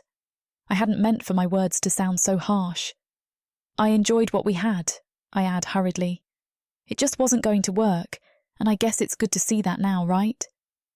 He stares at me, his eyes hurt and betrayed. I shake my head, inwardly trying to convince myself that I'm doing the right thing. His face is stony, as he pulls out some gold and sets it in the middle of the table. "You can use this to pay for dinner," he mumbles, not meeting my gaze. I need to go." He stands up, fleeing out of the restaurant. The desire to call after him, to ask him to stop, springs to life. I even purse my lips, ready to breathe the words, but they die on my lips. I can't decide if I really want him to come back or not. I watch him go, and it hurts more than I want to admit that he never once looks behind him. The pain in my heart suddenly makes it clear to me that I didn't fully understand how bad this would feel. I try hard to dismiss it, making excuses to myself. It circles my head, the various repetitions that tell me I did the only thing I could. That he'll come around, that he'll see it's for the best, that I'm not losing everything, because I never really had it to begin. He doesn't love you. He just wants to be in love with someone, and you were there. In a few days, when his feelings disappear, you'll be glad you didn't fall for it. I push the food around on my plate, but my appetite is suddenly gone. I'm just playing with it and can't make myself take a bite. It's a distraction for my nervous hands, but it isn't enough to ignore the thoughts racing around my head. I don't feel anywhere near the confidence that I thought I would. My words had sounded so mature and reasonable in my own head, but hearing them out loud, they seemed hostile and defensive. It only gets harder to convince myself that I didn't just ruin everything in the most spectacular fashion. I finally give up, having no desire to finish my half-eaten dinner. I pay for our meals, and then walk hurriedly to my room at the inn. Before I even arrive at the door, I can feel the film of tears beginning to fill my eyes. I let myself in and look around, brushing my tears away with disdain. The room feels so big and empty, and it finally sinks in, just how lonely I feel. Just how lonely I am, because I've managed to push away the only person in years who had even pretended to give a damn about me.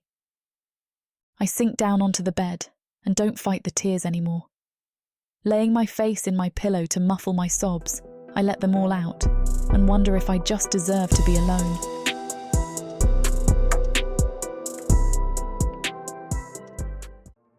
There isn't much left of the world after the orcs came. Savage. Brutal. Merciless. If you're a woman, you're property. Even to other humans. What happens when an orc stakes his claim on a human woman? Who would dare to stop him? Me.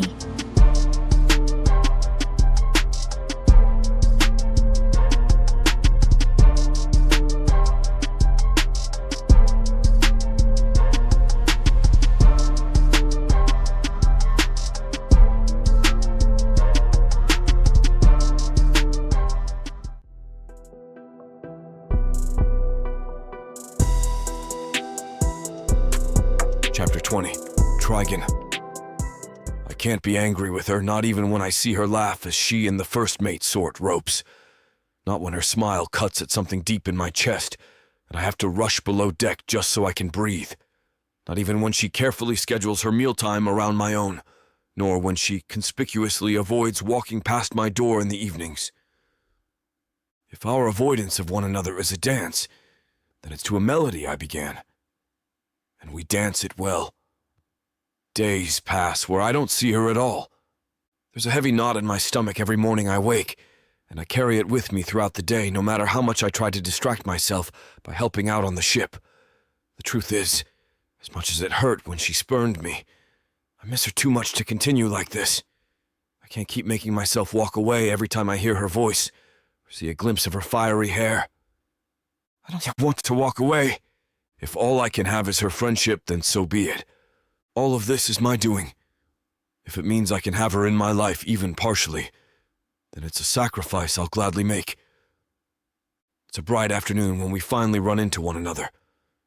I've stopped hiding, and from the way she looks at me, our encounter is not planned, but also not unwelcome.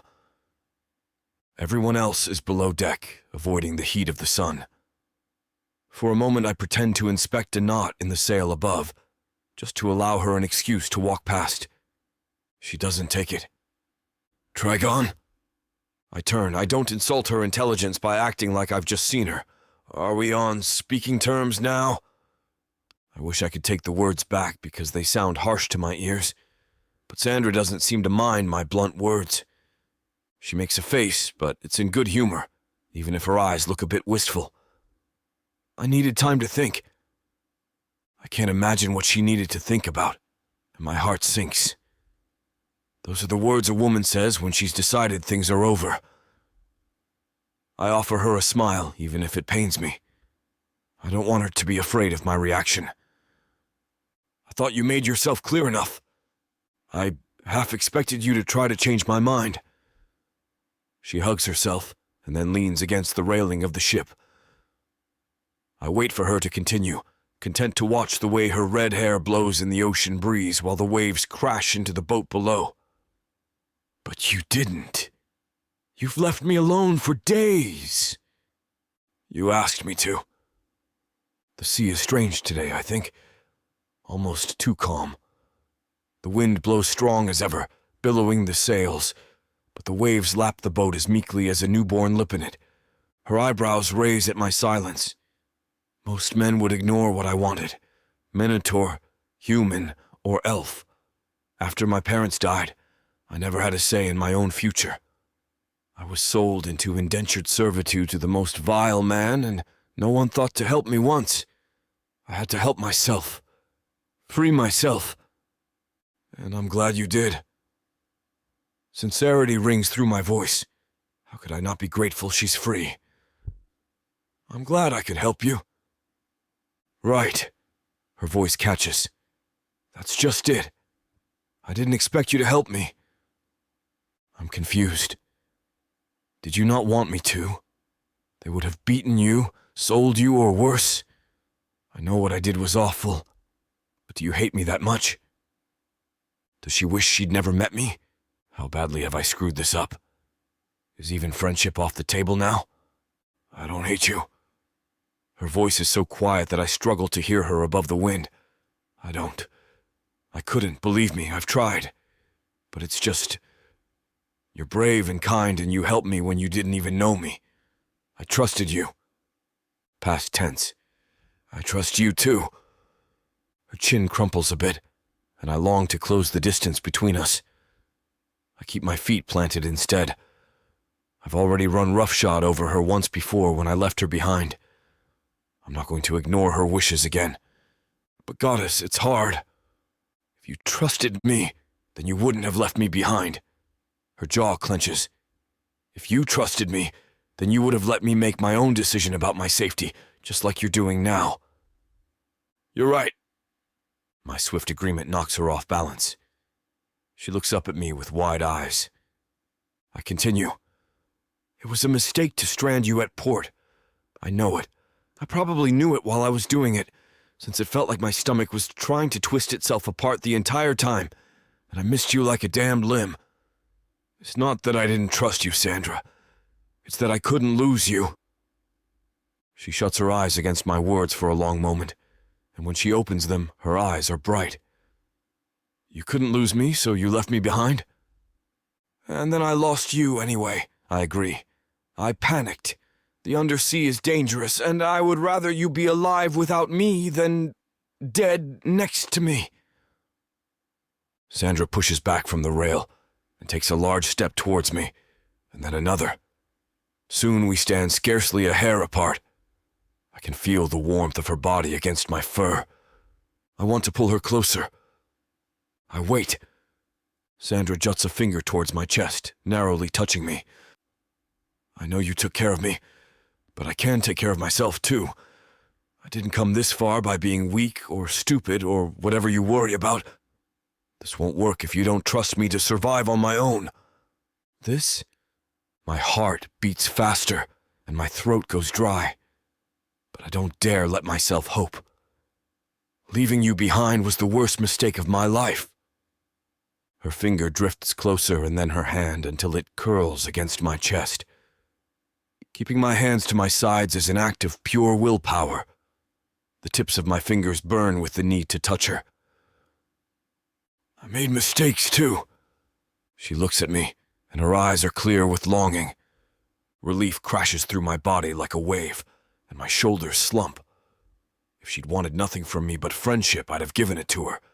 If she'd wanted me gone, I'd have hidden for the rest of the trip. There's not much I wouldn't give her if she asked for it.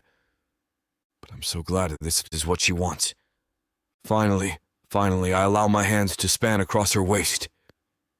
I tug her body against mine, and it feels like coming home. She stands on the tips of her toes, and I help her up, guiding her mouth to mine. My lips have ached for a taste of her, and I plan to savor every moment. It's dizzying how much I want her, so why do I feel this awful sense of foreboding? I should be thinking of nothing but Sandra and the feel of her lips on mine, but a hiss of panic surges through me. Seconds before we kiss, I look up. The waves have stopped. Sandra gasps. The ship lurches beneath our feet, and this time it isn't desire making us fly. I tuck her against my chest. Barrels roll violently on deck, splintering against the railing and spilling wine and oil on the deck. It will be a mess to clean, I think. And then I think that mess won't be anyone's problem soon. All hands on deck now. The crew crawls on deck, and the captain and the first mate both struggle to straighten the ship. Several crewmates slip in the spilled oil, and one nearly flies overboard as the wood groans and the ship tilts further starboard. I have to cling to the railing to be kept from sliding into the ocean, and I hold Sandra against me as tightly as I can. The ship is tipped almost completely to the side, the waves lapping one of the sails as we spin. And then the ship tilts just as violently port side. The entire crew rolls. They're well trained, still shouting orders when most crews would be screaming in panic. For a moment I think the captain merely overcorrected the ship, but then the ship pitches again. We're swirling around in an ever-tightening circle. I stretch my neck to see over the railing, but all I see is a calm ocean, no waves. And then I look to the other side. There aren't any waves because they're being pulled into a vortex with an eerie, dark purple center. My fur stands on end. Sandra lifts her head from my chest and grimaces. Looks like we found the whirlpool. I realize the captain isn't trying to steer us out of a storm at all. The sun still blazes in the sky above, and sparse clouds float next to it in a clear blue sky. The captain's found the whirlpool into the undersea. "Strap everything down!" the captain shouts. "We're going in!" Ortha grumbles back. "You might have given us a bit more notice." "The Moscow doesn't give notice," the captain growls. "Just secure what you can, and be grateful we found the damned thing." Taylor is unappeased. "You might have done it earlier in the day instead of lazing about below deck." She scowls at Orthy in particular. "I needed that oil, I did, and you've gone and wasted 3 barrels of it. How am I meant to fry anything now?" "You heard the captain, it moved!" "It always moves." Taylor sighs. "I'm going to have to change my entire meal plan, and I don't want to hear any complaints about it either. You'd think after the last time." The crew joke and jostle about as they secure everything that hasn't broken and sweep the splinters of wood into the maw of the ocean. They waste no time pulling the sails down and storing them below. Everyone pitches in. I haul the remaining barrels down, and Sandra helps tie long ropes to the masts of the ship. I'm not sure I want to know what they're for. Water sloshes on deck, and the first mate hands everyone the ends of the rope she helped Sandra tie to the masts. We finish tying ourselves just in time. The ship pitches so far up we're nearly vertical, and then it pitches down just as fast. I pull Sandra close, and for a frantic, desperate moment I wish she'd stayed where I left her. But then our eyes meet, and I see the glint of determination in her eyes. She looks ready for whatever may come. I force a deep, calming breath. I told her that I trusted her to take care of herself. Now I have to prove it. "Hold on," Bella says, tightening the rope around her waist. Her eyes blaze with excitement, and she gives us both a chaotic grin. We're going down. Chapter 21. Sandra. Full bore and into the unknown. The captain shouts triumphantly. He looks practically unhinged with glee. This must be one of the craziest things he's ever done as a merchant sailing ship. As we enter the whirlpool, rain begins to fall. Lashed to the mast, all we can do is duck our heads to avoid it. I don't think it's rain, as much as the spray of the water circling the pool violently, but it all feels the same. Trigon wraps an arm around me. Despite all of my talk just a few moments earlier, insisting that I could take care of myself, I'm glad to have his support again. I don't want to be left out of anything, but there is something comforting about having someone by your side, so you don't have to do it alone. We're going to be okay, he reassures me. You and I, we signed up for this. You can't back out now. The sound of the rain and the swirling vortex is making it difficult to hear, so we've both got to shout. I'm not scared, I yell back, hanging onto my hat. I've got you with me. His eyes widen, and I can see the surprise on his face. Let's go, Taniel screams, twisting the wheel sharply so the entire ship starts to careen starboard. The ship is turning harder now, and we're listing hard to starboard. We hold tight to the ropes that act as our safety line, and I wonder if there'll be enough. Help! Cassie shouts. As though my thoughts were forecasting the future, her tiny waist is beginning to slip out from the rope. She's dangling precariously, fingers holding on with all her might. The rough motion is tossing her about, and she looks as though she's about to slip right off. I'm coming, Varen yells. Hold on, Cassie, just hold on. He rushes, sliding his way over to get to her. Don't let go. I turn my face into Trigon's chest, afraid to look. He's going to help her, don't worry, Trigon tells me. Despite the reassurance, he holds me close anyway. I peek and see that Varen is nearly to where Cassie's hanging on for dear life. I can't hold on much longer, she screams. I shove my fist against my mouth, muffling the sob that wants to escape. Cassie and Bella have become my best friends on the ship. Cassie has taught me so much, and I can't bear the thought that she might not make it. You hold on, Cass, Varen yells. You hold on, or I'll make you swab the poop deck for a month. Aye, sir, Cassie yells back, swaying dangerously in the wind. She manages to tighten her grip just in time for Varen to reach her. He stretches out one hand, managing to catch her clothes, but then she slips out of his grasp. She screams, expecting to fall overboard. He hauls her towards him roughly, just in the nick of time. I've got you, I've got you. He strokes her hair, and Cassie sobs into his chest. Trigon pulls me tighter against him protectively, as if to prevent another incident like Cassie's near disaster. The waves are above our heads now, and water pours over the side into the ship, while bolts of lightning rain down in the centre of the maelstrom. We're chilled, and like drowned rats, we cling desperately together. We're not going to make it! Voral cries out as the rain pours down onto us. I bite my lip and glance over at Trigon, whose brow is furrowed in worry. Yes, we will, Bella yells back. By the lady above, we will make it. The ship lists violently, and I fear we're about to capsize when Taniel yanks the wheel hard to port and begins to spin us so we're facing the opposite direction of the swirling vortex in an attempt to right us. Hold on to your arses, Taylor shouts, looking practically gleeful as she mans the capstan with Author. On the miners above, woman, shut up, Author shouts back, looking annoyed. Focus on not getting killed. The rain has us all soaked to the bone, and I'm finding it harder to hold on. My heart is practically in my throat now. Muster your courage, crewman, Bella calls out to us. We're almost down the hole. The lighting strikes in the centre of the vortex, and anxiety bubbles to the surface. I don't want to die, I yell at Trigon. Please don't let me go. I won't let you go, he yells back. I almost lost you because of my stupidity once. I'm not going to lose you again. My heart flutters in my chest, and I gaze back at him, feeling myself falling even deeper for him. Ever since the first time I laid eyes on him, I knew there was something special about him. He covered for me so easily, protected me and helped me in my journey.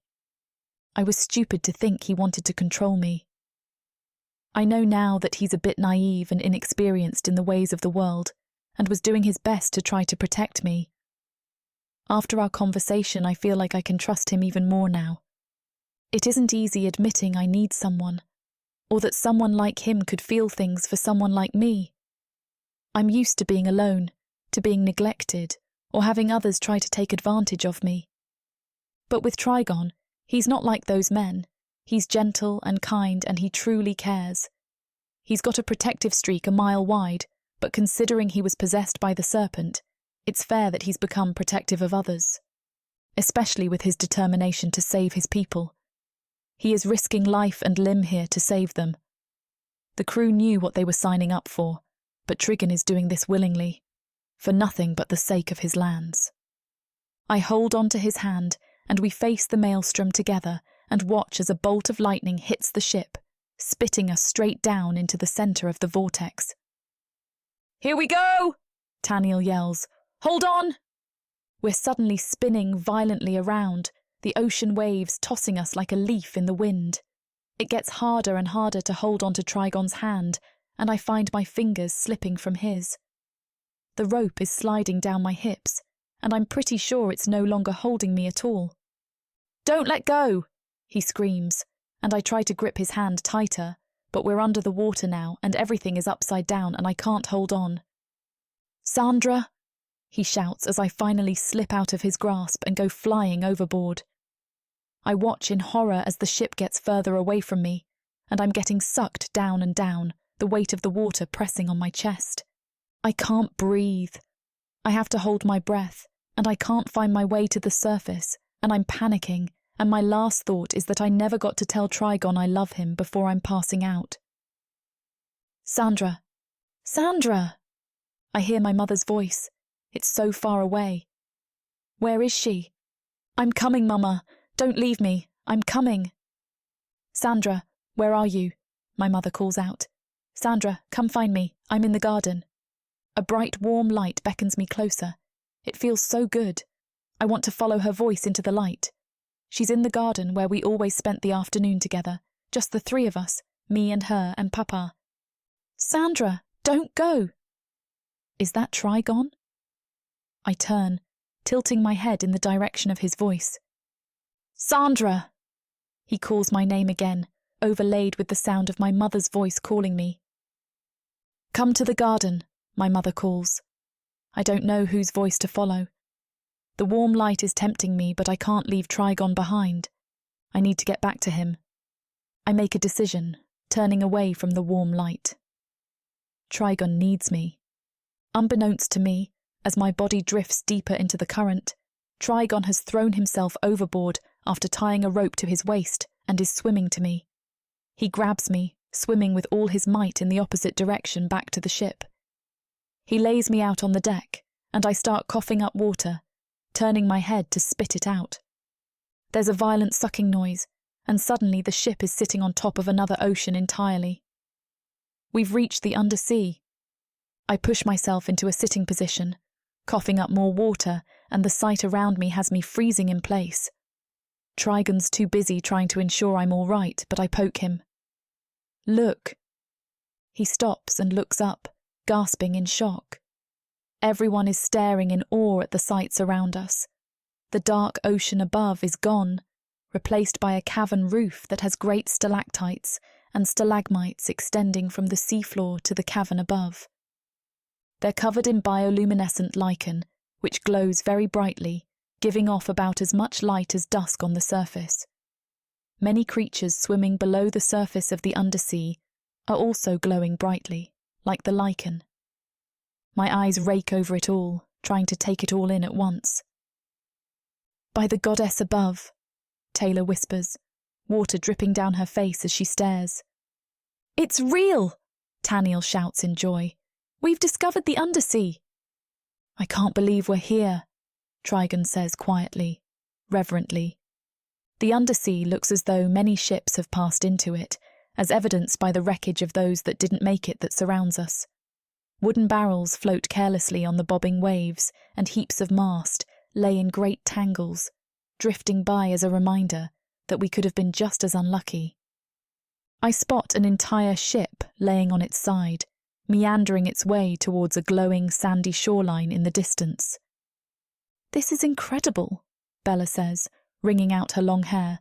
"I can't wait to explore this place." "We need to be careful," Varen speaks up from where he's been holding on to Cassie. "We don't know what we might encounter here." "Only one way to find out," Taniel says, shrugging as he dumps water out of his boot. "Who's up for a new adventure?" "I." Bella raises her hand. There's only silence for several long seconds before Trigon raises his, and I follow. It's just the three of us for a moment, until Cassie's hand shoots up as well, followed by Taylor and Vorel. "I get to make so many new maps," Vorel exclaims, excited by the prospect. Orta raises his hand as well, and it's finally only Yrza and Varen left. "I'm in," Yrza shrugs. We look at Varen, who scowls. "Am I the only one who thinks this is insane?" he mutters, but raises his hand anyway. "We're all in now. We're going to explore the undersea together as a crew." Chapter 22. Trigon. The undersea is like some kind of hollow earth space, almost like a separate place entirely from Protheka. It's like another world, vast and utterly and completely magical. I turn to Sandra, watching as she takes in the sights around her. She's enchanted. I can see it on her face. "You feeling all right?" I ask, referring to her recent drowning. "Yes," she nods. "I'll be okay." She turns and coughs up a bit more water and grabs for my hand, squeezing it. "Look at this place, and we get to explore it." I can't help the giddy feeling that bubbles up in my chest. "I know," I nod. "Something inside of me pulled me here, and I can't believe it's real. Part of me half expected this to just be a myth I was chasing. Like the feelings of guilt about what I did would go away if I came here." "I know what you mean," Sandra agrees, squeezing the water out of her hair. "We're still soaked to the bone. I thought that finding this place could be my fresh start. It's a fresh start for us both, I think, from our past lives and with each other." I look down and watch a bioluminescent season slither through the water, chased by a bigger one. Scores of bigrels float on the surface in schools, rolling past pieces of shipwreck that are growing patches of glowing lichen themselves. The entire place is so unlike anything on the surface that it's hard to take it all in. We're still drifting, the crew wringing out their wet clothes and hair while we figure out our next steps. "Anyone have an idea of where we need to go?" Varon asks, raising an eyebrow while pouring water from his boot. He looks directly at me, and I suddenly remember that I'm the one who brought us here. "Taniel, do you still have the symbol from Madame Illuria?" I ask, sitting up straight. "Aye, it's in my quarters," he nods. "Cassie, go fetch it," he orders her. She scrambles to her feet and heads off to grab the bottle. It's quiet here, and as we sail onward, the cavern roof disappears from view, giving us a boundless, inky black sky above with bright blue clouds. The clouds themselves glow with light, and it's suddenly brighter here, almost as bright as late afternoon on the surface. "Here it is, Captain." Cassie comes back carrying the bottle, breathless from running. He takes it and unfurls the scrap of paper, watching as it glows dimly. "All right, crew, here's what we're going to do. Vorel, set a course following the symbol's glow. Varen, take the helm. I'm going to keep an eye from the mid-nest, Cassie. You and Sandra start pumping water out of the hold," he orders us. "Trigon, you're in charge of making sure that everyone gets dry clothes to change into. Bella, you and Taylor take charge of noting any repairs that need doing, along with getting food supplies inventoried. We don't know how long we'll be here, nor where we might restock. We need to know what we've got after that storm. Now, get to it, crew." "Aye, Captain," we shout in unison. Everyone busies themselves with their tasks, including me. I head to my room, pleased to see that our cabins remain dry and watertight despite the storm on the surface. Quickly changing into dry clothing, I feel much better and less chilly.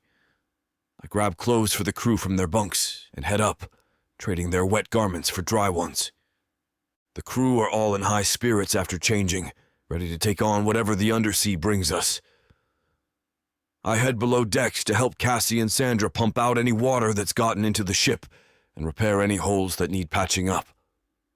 When I arrive back topside, Vorel is directing Varen as the Tristar symbol glows a vivid green. 20 degrees to the port side, Vorel says, consulting his compass. Varen adjusts our heading accordingly. Land ho! Tennille calls out from the mid-nest. He's pointing straight forward, looking from a brass spyglass. What's ahead? I call up. I see what looks like an island, not sure, he says, beginning to climb down. You lot need to see this, though. We're getting closer to whatever land he's seeing, so all of us are curious, and we flock to the railing of the ship.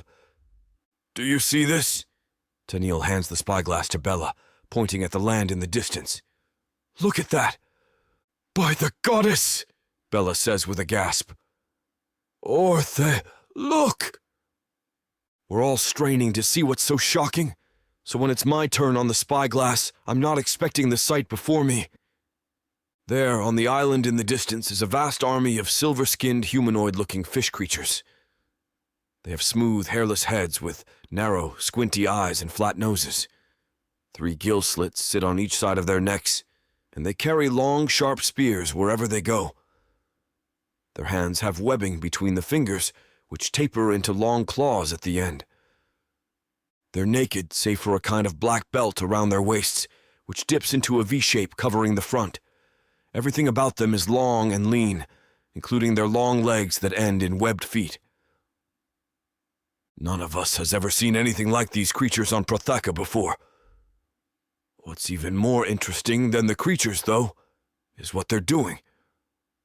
They're all working on powering an arcane engine that's so large it's easily the size of the Senate House on Milthar. It's a spherical ball with what looks like glowing red lines all around it, pulsating and moving as the ball twists and turns. The creatures are working all around it, talking to each other and making notes. We can't hear them from here, obviously, but they seem excited about something. As we get closer, I realize that the glowing red lines aren't some kind of magic. It's lava, flowing through the machine. My heart leaps into my throat as it dawns on me what this is, and I gasp out loud. That machine is what the serpent is going to use to destroy Milthar, I say, holding a hand to my chest. Sandra grabs my other hand and squeezes it. My eyes well with tears. There's no way we can take on that many of the creatures. There's easily hundreds of them. Listen to me, men, Tennille says, glancing at me. I believe Trigon's intuition.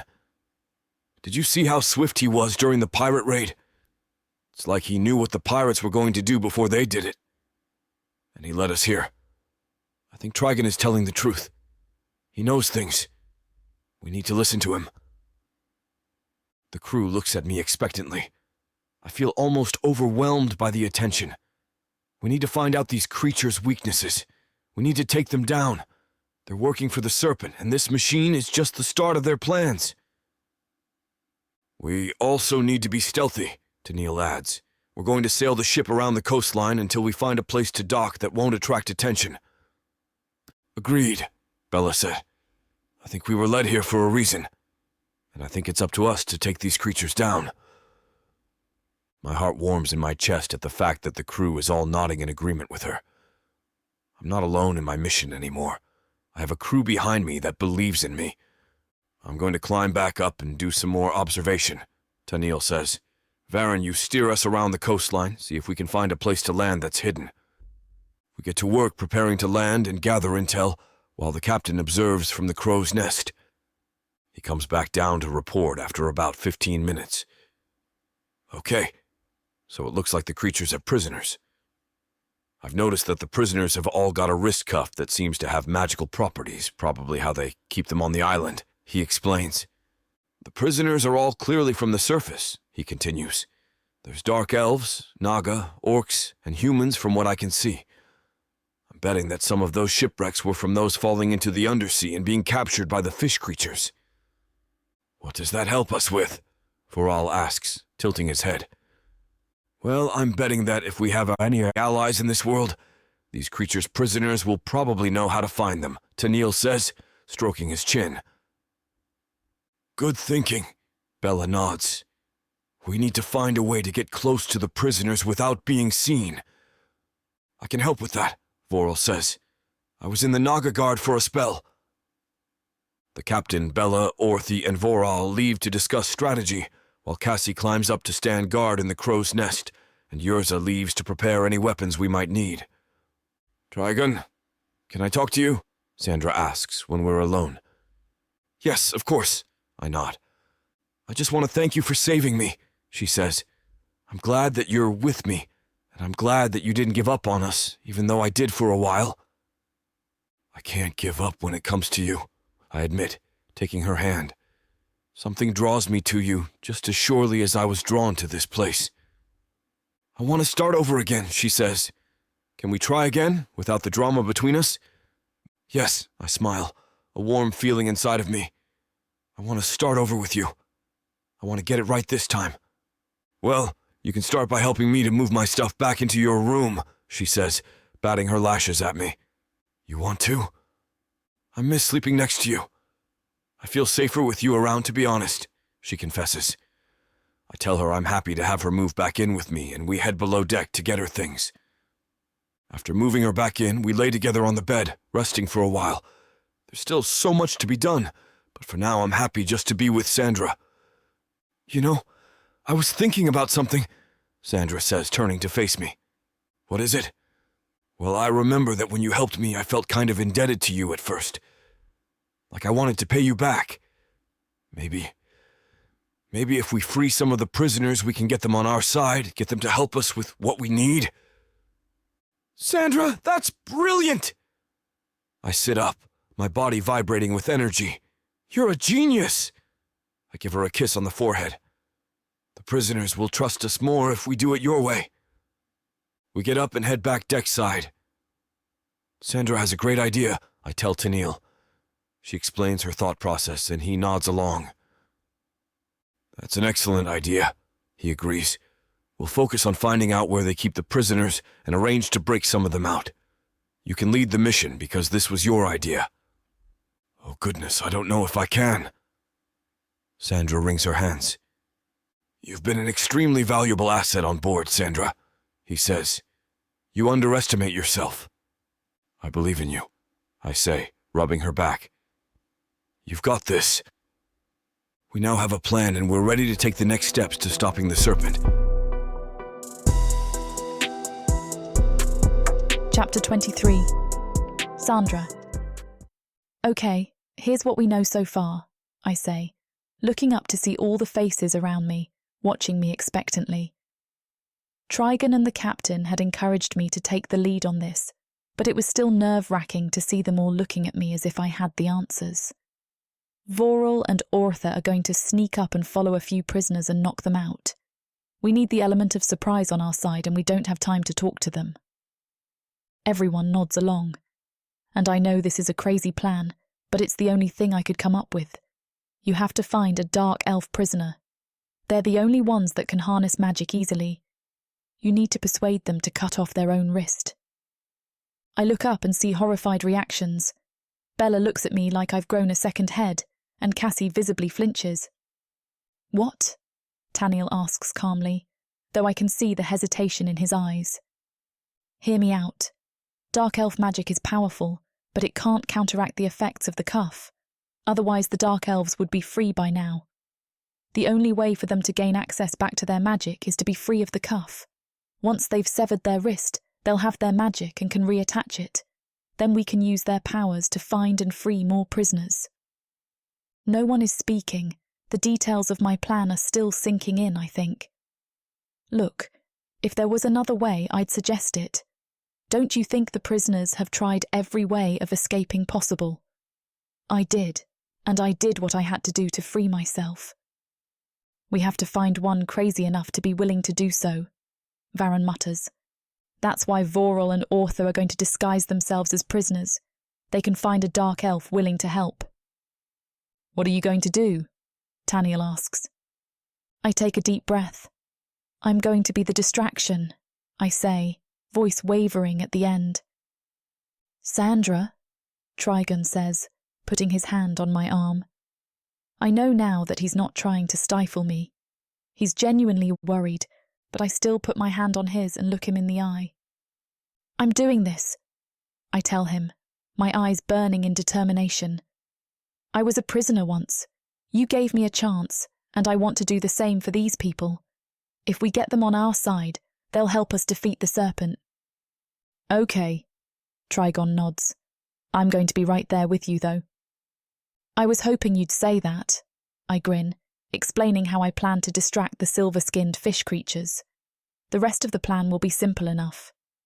Get the freed prisoners on our ship and take them to someplace safe to figure out our next steps. We need to watch and observe the creatures for a while in order to decide when the time is right to start the plan. The creatures seem to work in shifts, some tending to the engine for a few hours while others march the perimeter of the island. And there were others who directed prisoners to dig. We can't tell what they are digging for, but the prisoners that collapse from injury or exhaustion are dragged away to some kind of plain whitewashed buildings in a kind of compound. The hut-like buildings are spaced out evenly, surrounded by some kind of visible energy field.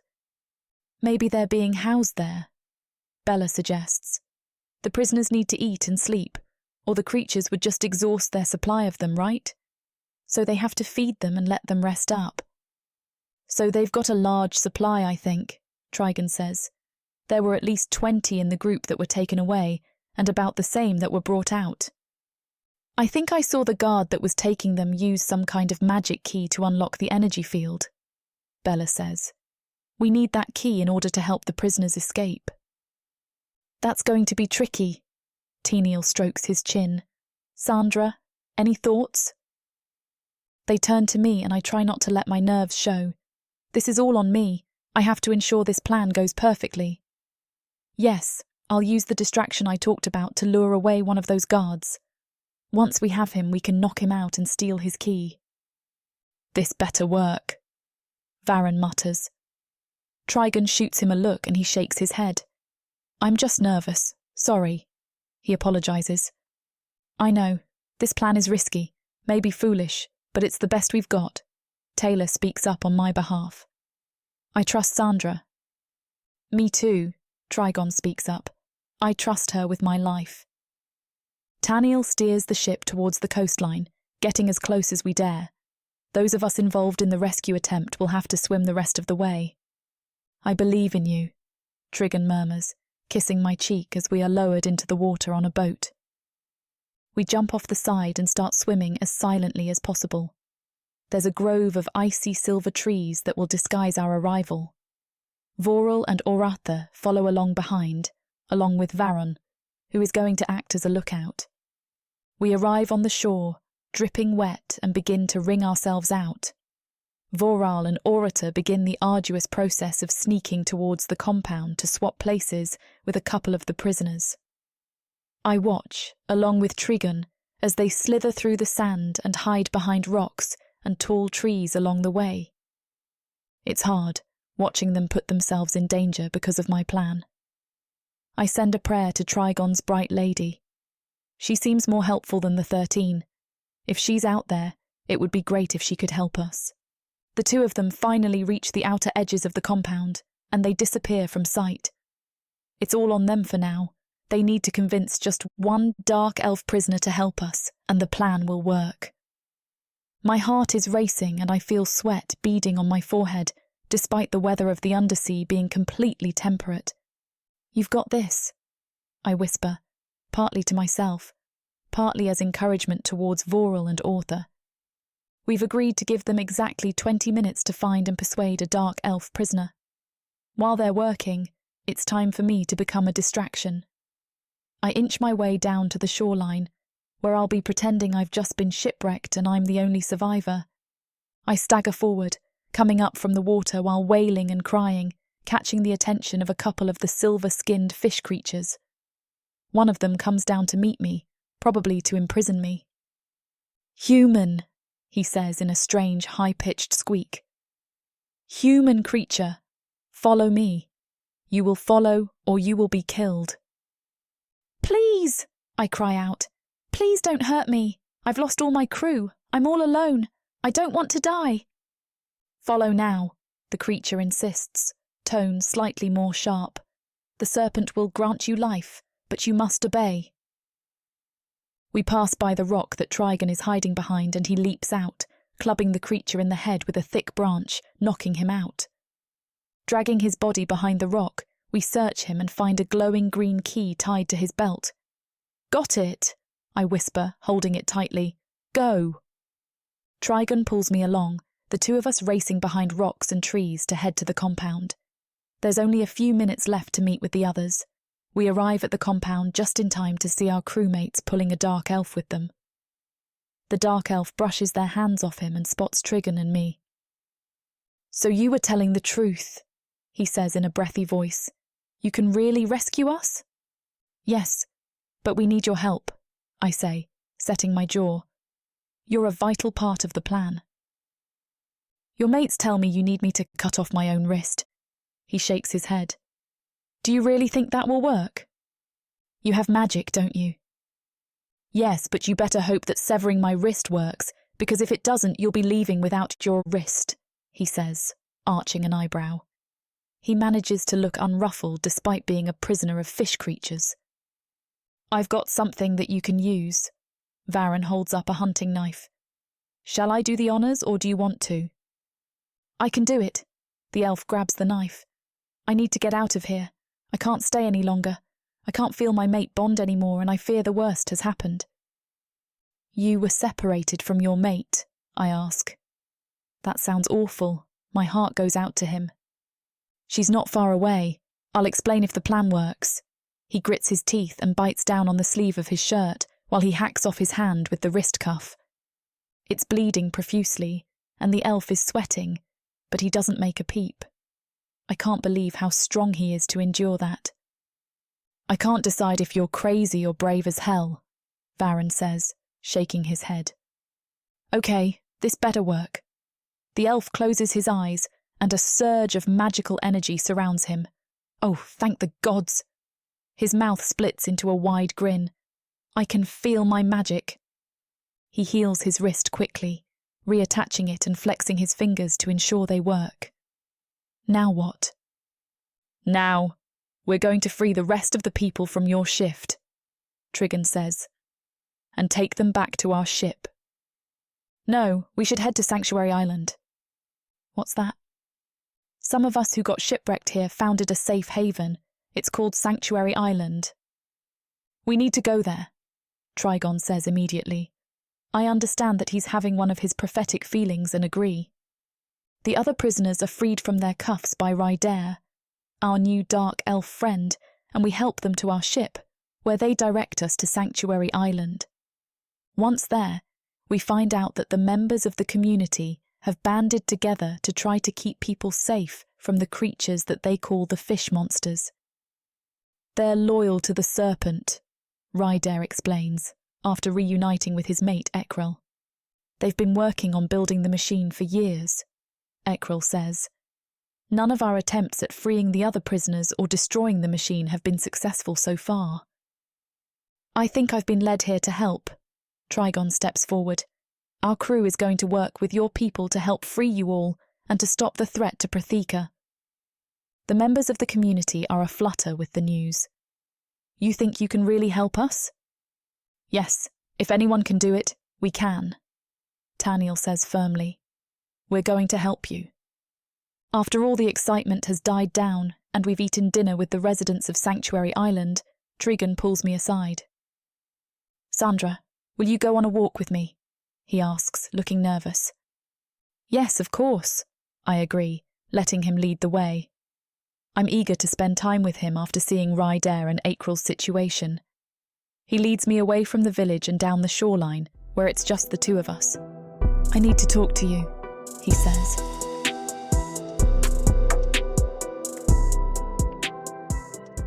From the depths of the darkness of Protheka, or clawing up from the realms of fantasy, come the most fearsome beasts you have ever seen. These monsters are done watching from the shadows. Now, as they step into the light, something unexpected grips them. Something even they can't fight off. Love, Vampires. demons, Dark elves. gods. Minotaurs. Creatures of light and dark. They will protect their mates. Do whatever needs to be done. Morally grey heroes who will burn the world to protect the women who love them. 10 audiobooks. Fall into over 60 hours of fantasy romance. 20 ebooks. Over 1 million words of these brutes who will protect their women. Even if they might destroy themselves in the process.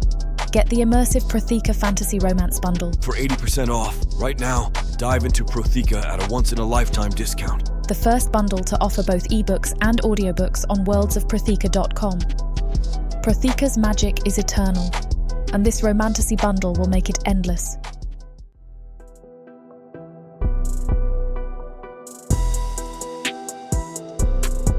Chapter 24.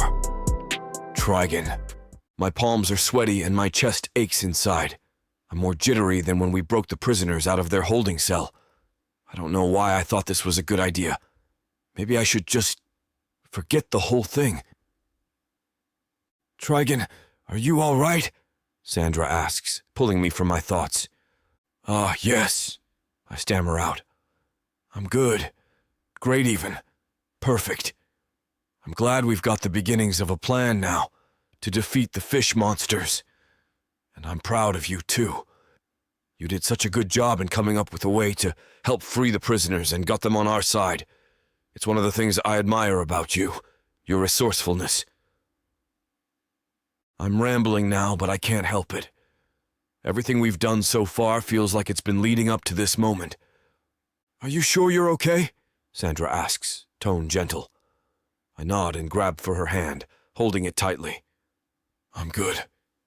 Just happy that things are going well finally. Seems like there've been many setbacks on this journey so far. It's by far the most exciting journey I've ever taken, she agrees, looking around at our surroundings. Sanctuary is beautiful.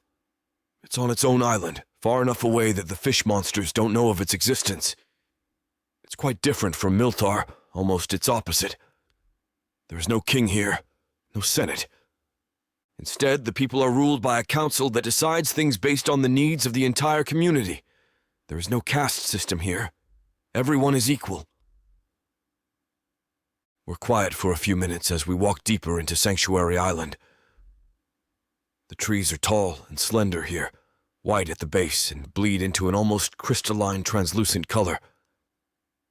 The lagoon we're walking around has dark, deep navy blue sand that meets bright, glowing blue water, and the fish that swim through lend an almost eerie glow. Did you ever think your life would turn out like this? Sandra asks, swinging our arms lightly. Leaving home, going far away and discovering an entirely new world? Never. I shake my head. If I had stayed home, I would have probably ended up betrothed to some senator's daughter and eventually taken over my father's Senate seat. You would have never met me, Sandra says, her voice quiet. No, I definitely wouldn't have, I agree. She squeezes my hand and we walk towards a large rock formation. The rocks here aren't like the ones in Protheka. They're entirely smooth, as though the undersea has worn their edges away. I help Sandra onto the rock and we sit, staring out into the undersea. It's quiet on this side of the island. There are no noisy mina flying overhead, no merchants hawking their wares or sailors preparing to pull anchor. It's like we're entirely alone here. What do you think about when you think about the future? I ask, trying for a casual tone, but my heart is hammering in my chest. I'm not sure, she shrugs, smoothing her dress over her feet. I want to keep sailing with the Star Treader. I want to help you with your mission to free your people from their fate, and I want to do it by your side. She looks up at me, an unreadable expression on her face. Is that all right? Yes. I take a deep breath. That's why I asked you on this walk today. I wanted to discuss the future with you. I see. She nods, bringing my larger hand into hers, and begins to play with my fingers and stroke hers over my palm. What did you want to talk about? I I look at her and my mouth goes dry and my face feels hot. What if she rejects me again? I don't know if I can bear it.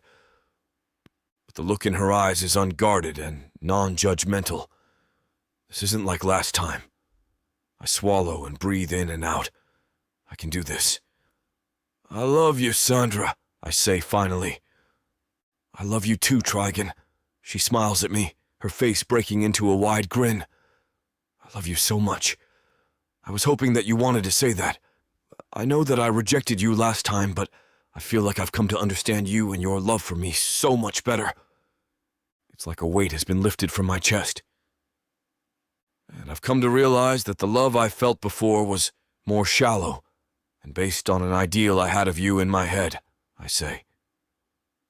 Now that I've learned more about you and seen you in action, I can say that I truly love you. All of you.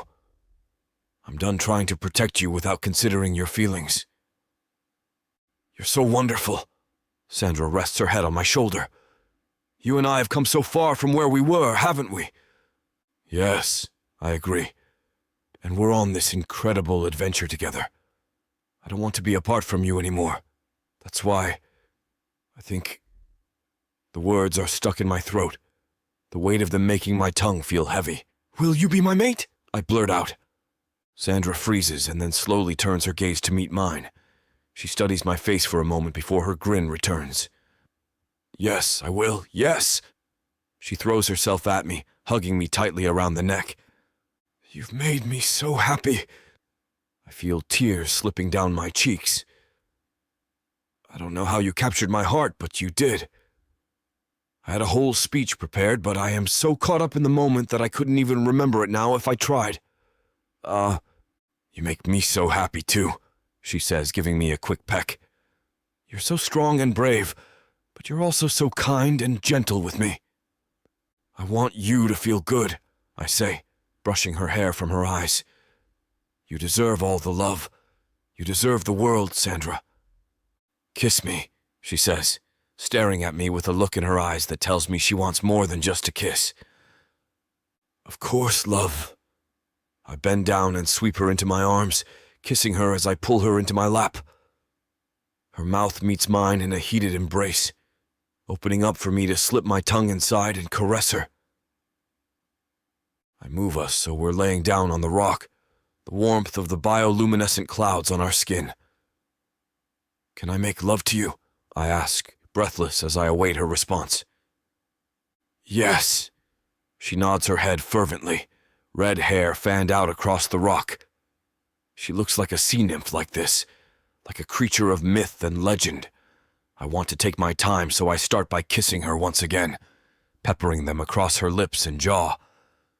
She feels so soft under me, and I take a tiny swipe across her lips just to taste her. Delicious. I can't get enough of her. I press a kiss to her mouth, lingering there, not pushing for more, just enjoying the way we slot together. Sandra's hands come up, twining around my neck and pulling me closer to her, warm breath on my skin as she whispers into my ear how much she loves me and how much she wants me. Is there anything you want to try? She asks, a heated look in her ocean blue eyes. This scene is about to get too steamy for YouTube's comfort, and as much as we'd love to keep going, their guidelines say we need to stop here.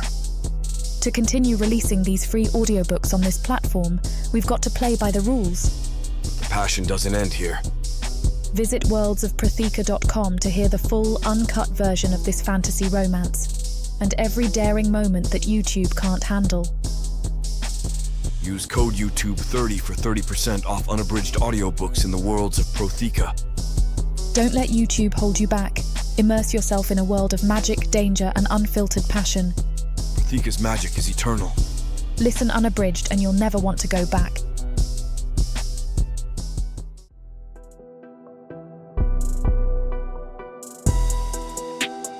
Chapter 25. Sandra. In the early morning hours, I lie in our bed with Trigon at my side.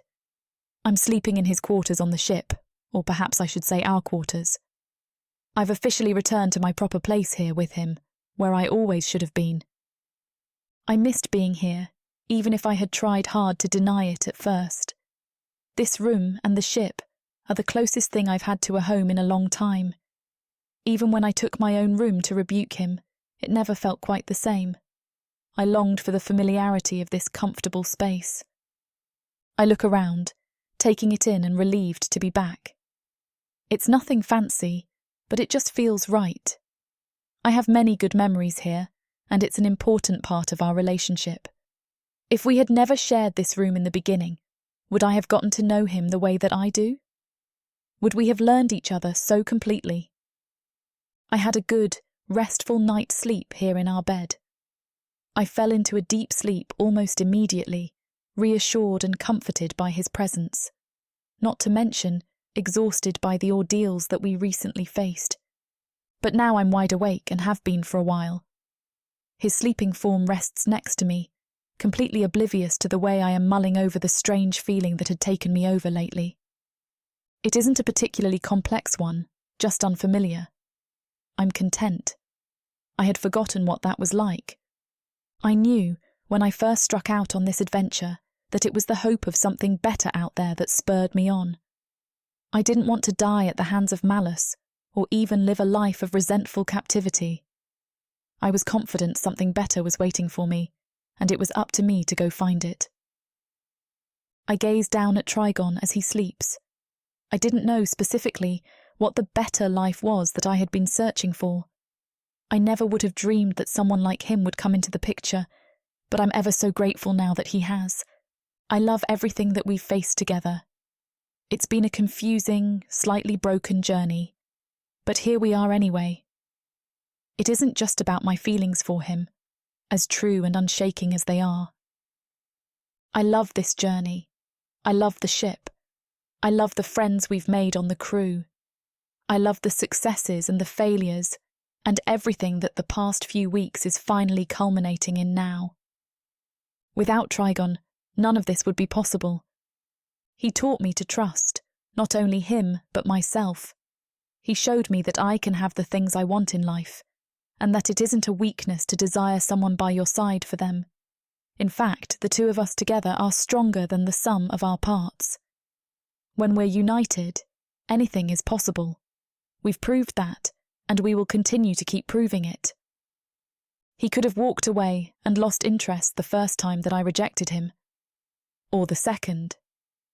But he didn't, and now there's a part of me that finally understands it may have never really been a choice that we had to make. I had pretended that I could protect myself by sending him away, but could I really? Or had I always needed him the same way I needed air? Dismissing him was futile, almost like cutting off my own arm to prove I didn't need it after all. A silly fool's game that no one really benefited from, and certainly didn't make anyone a winner. There was something between us that could never be ignored, because he was my mate. He was always supposed to be my mate. It was undeniable. I just hadn't been ready to admit it. My eyes roam over his sleeping form appreciatively, drinking him in. My strong, fierce, handsome mate. My gentle lover. He is mine now, without question, though I know on some level he always was, and I am his. It occurs to me that we're finally back together in the same room where everything started. We spent so much time here getting to know each other, learning each other's ins and outs. We've slept in this bed together for many nights, maybe more than 100 hours.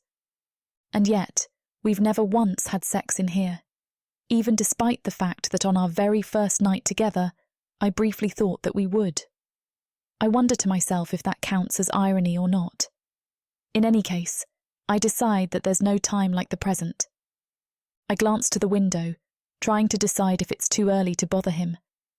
I can hear shuffling on the deck, which was rather silent when I first woke up. That clues me in that at least others are getting up for the day, and it must not be too unreasonable of an hour. Besides, it's not like a male is going to complain about being woken up for sex, I decide resolutely. I grin impishly and pull back the covers to expose his attractive, muscular body. He doesn't stir, resting on his back with the crook of one arm tossed carelessly across his eyes. Sorry for the interruption. I know you were gearing up for a steamy scene, but it's way too hot for YouTube. If we want to keep sharing our stories for free, we have to abide by YouTube's guidelines. To get the full unabridged audiobook, go to worldsofprotheka.com. Browse through unabridged audiobooks, countless ebooks, and bundles offered at a discount. If the thought of me whispering all the dirty details into your ear isn't enticing enough, use discount code YouTube30 to get 30% off of all digital products. Story after story, audiobook after audiobook, the worlds of Protheka are waiting for you. Protheka's magic is eternal. But unabridged, it's unforgettable. I snuggle closer against him, mollified by his words. I guess we've finally broken in the bed, I point out. It was worth the wait, he declares resolutely. It was, I agree silently in my head. All of it. It was worth the wait. Epilogue. Trigon. The more we talk to the people of Sanctuary Island, the more we realize that this threat is larger than just the threat to Milthar, or to the Minotaur people. It's a grim reality, but it seems as though there's more work to be done in order to destroy the machine. The people of the island are worried about the fate of the entirety of Protheka. We've spent nearly 2 weeks on Sanctuary Island, and Sandra has been planning our life-mate ceremony with vigor. It's the bright spot for all of us as we face off against the threat of these fish monsters. Sandra tells me that Taylor and Bella have been helping her sew the traditional 7 veils, which I'm not allowed to see until the ceremony. They work all day together while Taniel and I discuss plans and meet with the Sanctuary Island Council to figure out a way to eliminate the threat. It isn't long before we've come up with an idea. There is a legend that has been passed around of a weapon that might be enough to destroy the arcane engine, a weapon powerful enough to bring the fish monster army to their knees. But we're going to have to go find it. We plan on sailing off right after the ceremony, which, barring a priestess, Taniel will perform for us. Day and night have no real meaning in the undersea, but we mark the passage of time, and 12 days have passed since I asked Sandra to mate with me, and the day of the ceremony has arrived. The rest of the Star Treader crew is waiting for us when Varen, Taylor, and I arrive. The 2 of them are my closest friends now, and they helped me prepare myself last night, aiding me in the ritual cleansing, which just involved taking a long soak in some hot springs while chit-chatting. Bella brings Sandra, leading her up the stone steps of the rock formation that we found at the lagoon. We picked this spot because it was quiet and beautiful. Taniel stands at the top of the formation, and I watch as Voro lights the ceremonial fire. "Friends," Taniel begins, "we are here to watch the goddess bless this couple's union. I ask that the Bright Lady herself descend from above and witness that these 2 bind themselves together as life-mates, supplicating themselves to her for approval." The fire crackles and sparks, a vivid indigo here in the undersea, and Sandra and I move to pour the oil of our offering into it, making it flame deep orange for a moment before dying back down to indigo. The goddess has brought these 2 together so that they may join forces as life-mates. In the sacred tradition, normally, a priestess would bind them, but we have no priestess, so I shall have to do, he says, and several of the crew can be heard sniggering. "Give me your wrists," he instructs us, and we both hold our wrists up to him. Sandra's is pale and slender next to mine. "I will now bind the 2 of you together, symbolically," he announces, taking a length of white silken cord, and begins the process of wrapping our wrists together in a complicated knot. "Repeat after me," he instructs us. "I will protect and care for you from now into the hereafter." We each take turns repeating the phrase to each other. "The last step is the exchange of love," he says. "I love you, Sandra Westcower," I tell her. Our names will be combined now. "I love you, Trigon Westcower," she says back. "The goddess is pleased with your union," Taniel declares. I take Sandra by the hand and we walk back down the steps of the rock formation together. We came up as individuals and we leave as life-mates, symbolizing the joining of our life forces. After undoing our binding cord, the next step is to remove her veils. Her 7 veils conceal her from me, and I can't wait to remove each one and consummate our union. I squeeze her hand in mine and we head for the ship. The crew have given us one night together before we set sail. In our cabin, with trembling fingers, I unwrap the first veil from around her body. It's a pale peach one that symbolizes her birth into this world. Each veil has a color that is associated with her life and the life we will now share. It's important to remove them one at a time, honoring her role as an individual and as my mate. I unwrap her white veil and start to make out her naked form underneath, anointed with oils by her handmaiden, Bella. You are mine, and I am yours now, I whisper, my excitement mounting. Forever, she says back, a smile on her face. The unwrapping takes time, but when I'm done, she's spread out before me, looking like the goddess herself. As much as Samara and I want to finish what these two characters have started, it looks like this chapter is about to get too hot for YouTube to handle. Unfortunately, we have to pause here because their guidelines won't allow us to reveal the spiciest details. To keep bringing you these free audiobooks, we have to follow their rules. But don't worry. You can experience the full, unabridged version over at worldsofprotheka.com, where the boundaries of passion and fantasy collide. Use code YouTube30 for 30% off any of our unabridged audiobooks set in the rich and immersive worlds of Protheka. Protheka's magic is eternal. With these scenes, it will be unforgettable. Get your asses up, newlyweds, Taylor screeches. Grubs on! I sit up and look over at Sandra, who is rubbing sleep out of her eyes. By the goddess, I love your eyes, I blurt out. She smiles. They remind me of the ocean, on the surface. They're deep blue like the water of the maelstrom. I was captivated by them the first moment I saw you. I love your horns, she says, blushing. I know you were teased for them, but I love touching them. They're small and smooth and lovely. It's a sign that you can protect me, but will never hurt me. I blush just as red, head to hoof. No one has ever said that to me before. You're full of surprises, I murmur, leaning over to capture her lips in a kiss. We should get dressed, though, or Cassie will eat our share of the gruel. Right, she laughs, and we change, and head up to the galley for breakfast. Morning, lovebirds, Taylor teases as she dishes up our bowls of gruel and hands us hardtack. Did you have a good night? Leave them alone, Ortha grumbles. You're far too cheery for this early. Ah, but how else would I annoy you, she asks, pelting his forehead with a piece of hardtack. By the goddess woman, you're insufferable. Ortha starts on her, and the two begin squabbling like they do every morning. Sandra and I look at each other and hurry out of the galley to avoid them, finding seats at the long table together. Sleep well? Varen winks and Sandra blushes. Leave them be, Bella chides. Taniel rolls his eyes. Enough teasing the couple. We've got work to do today. He rubs his hands together. We've got supplies to load, new crewmen to initiate into our ranks, and a legendary weapon to find. 2 of the Sanctuary Island residents were joining the crew, an orc fisherman called Romaran and a young human boy by the name of Tristan.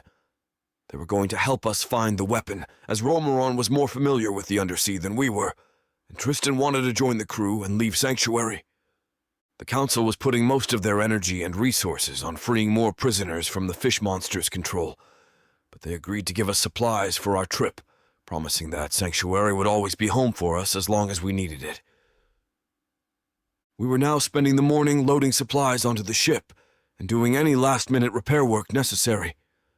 Yrza, Varen, and I were going back over the watertight seals and ensuring they were, in fact, watertight when Varen brought up something I hadn't thought of yet. Will you go home after this is over? I don't know, I answer honestly, slapping a coat of thick sap over a patch job. It depends on what Sandra wants. But for now, we are happy to be part of the crew. There's nowhere else you belong now, Varen says, a fierce edge to his voice. You're one of us now, brother. It feels good to know I'm as much a part of the crew as everyone else. We put the finishing touches on the watertight ceiling and head back on board. Trigon, come see this! Sandra pulls me to the prow. Look! I follow my new mate's finger to see where she's pointing and gasp. Every day was the same in the undersea, as there was no real sunrise or sunset. But there's a glow just at the edge of the horizon line, where it looks like the sun from the surface is bleeding through. It's a sign from the Bright Lady, I say, breathless. She's here, and she's with us on our journey. She's going to help us. I knew she was with us all along, but this sign boosts my spirits. We need to follow the light, I turn and tell Sandra, grabbing her hand. The light will lead us to that which we seek. Tell the captain, she exclaims, bringing her fist up to shake it in joy. Tell Vorl, tell everyone. I pull Sandra along, rushing over to speak to Tennille, who's winding up rope. Do you see the glow? I ask, pointing. He looks up. Is that our sign? Yes, I think we need to follow it, I say, nearly breathless with excitement. It's how we'll find the weapon. Once we're ready to take off, the captain gathers the entire crew together. Crew of the Star Treader, I have to say that you've signed up for quite a mission, he says, pacing with his hands behind his back. You've been with me through thick and thin. We were paid to take this young Minotaur on the journey to find this place, and we've done exactly that. At this point, it's up to you if you want to continue. I wouldn't blame you if you wanted to stay behind. But know this, I consider each and every one of you a vital part of my crew. None of us are leaving you behind, Captain, Ortha declares in a deep, booming voice. Get on with it. All right, all right. Tennille rubs his hands together. Hoist anchors, man the capstan, raise the sails, let's go find this weapon. He bellows, and we all let out a loud chorus of cheers before rushing to our stations. It's been a long, arduous journey to get to this point. There were points where I didn't even know if I would make it, and I had grown from a boy into a man. Meeting Sandra was the tipping point that changed my life forever, for the better. I don't know exactly what the future will bring, but I know that with her by my side, I have hope. To defeat the fish monsters, destroy the engine, and save Milthar. The ship takes off, and we follow the light into the unknown.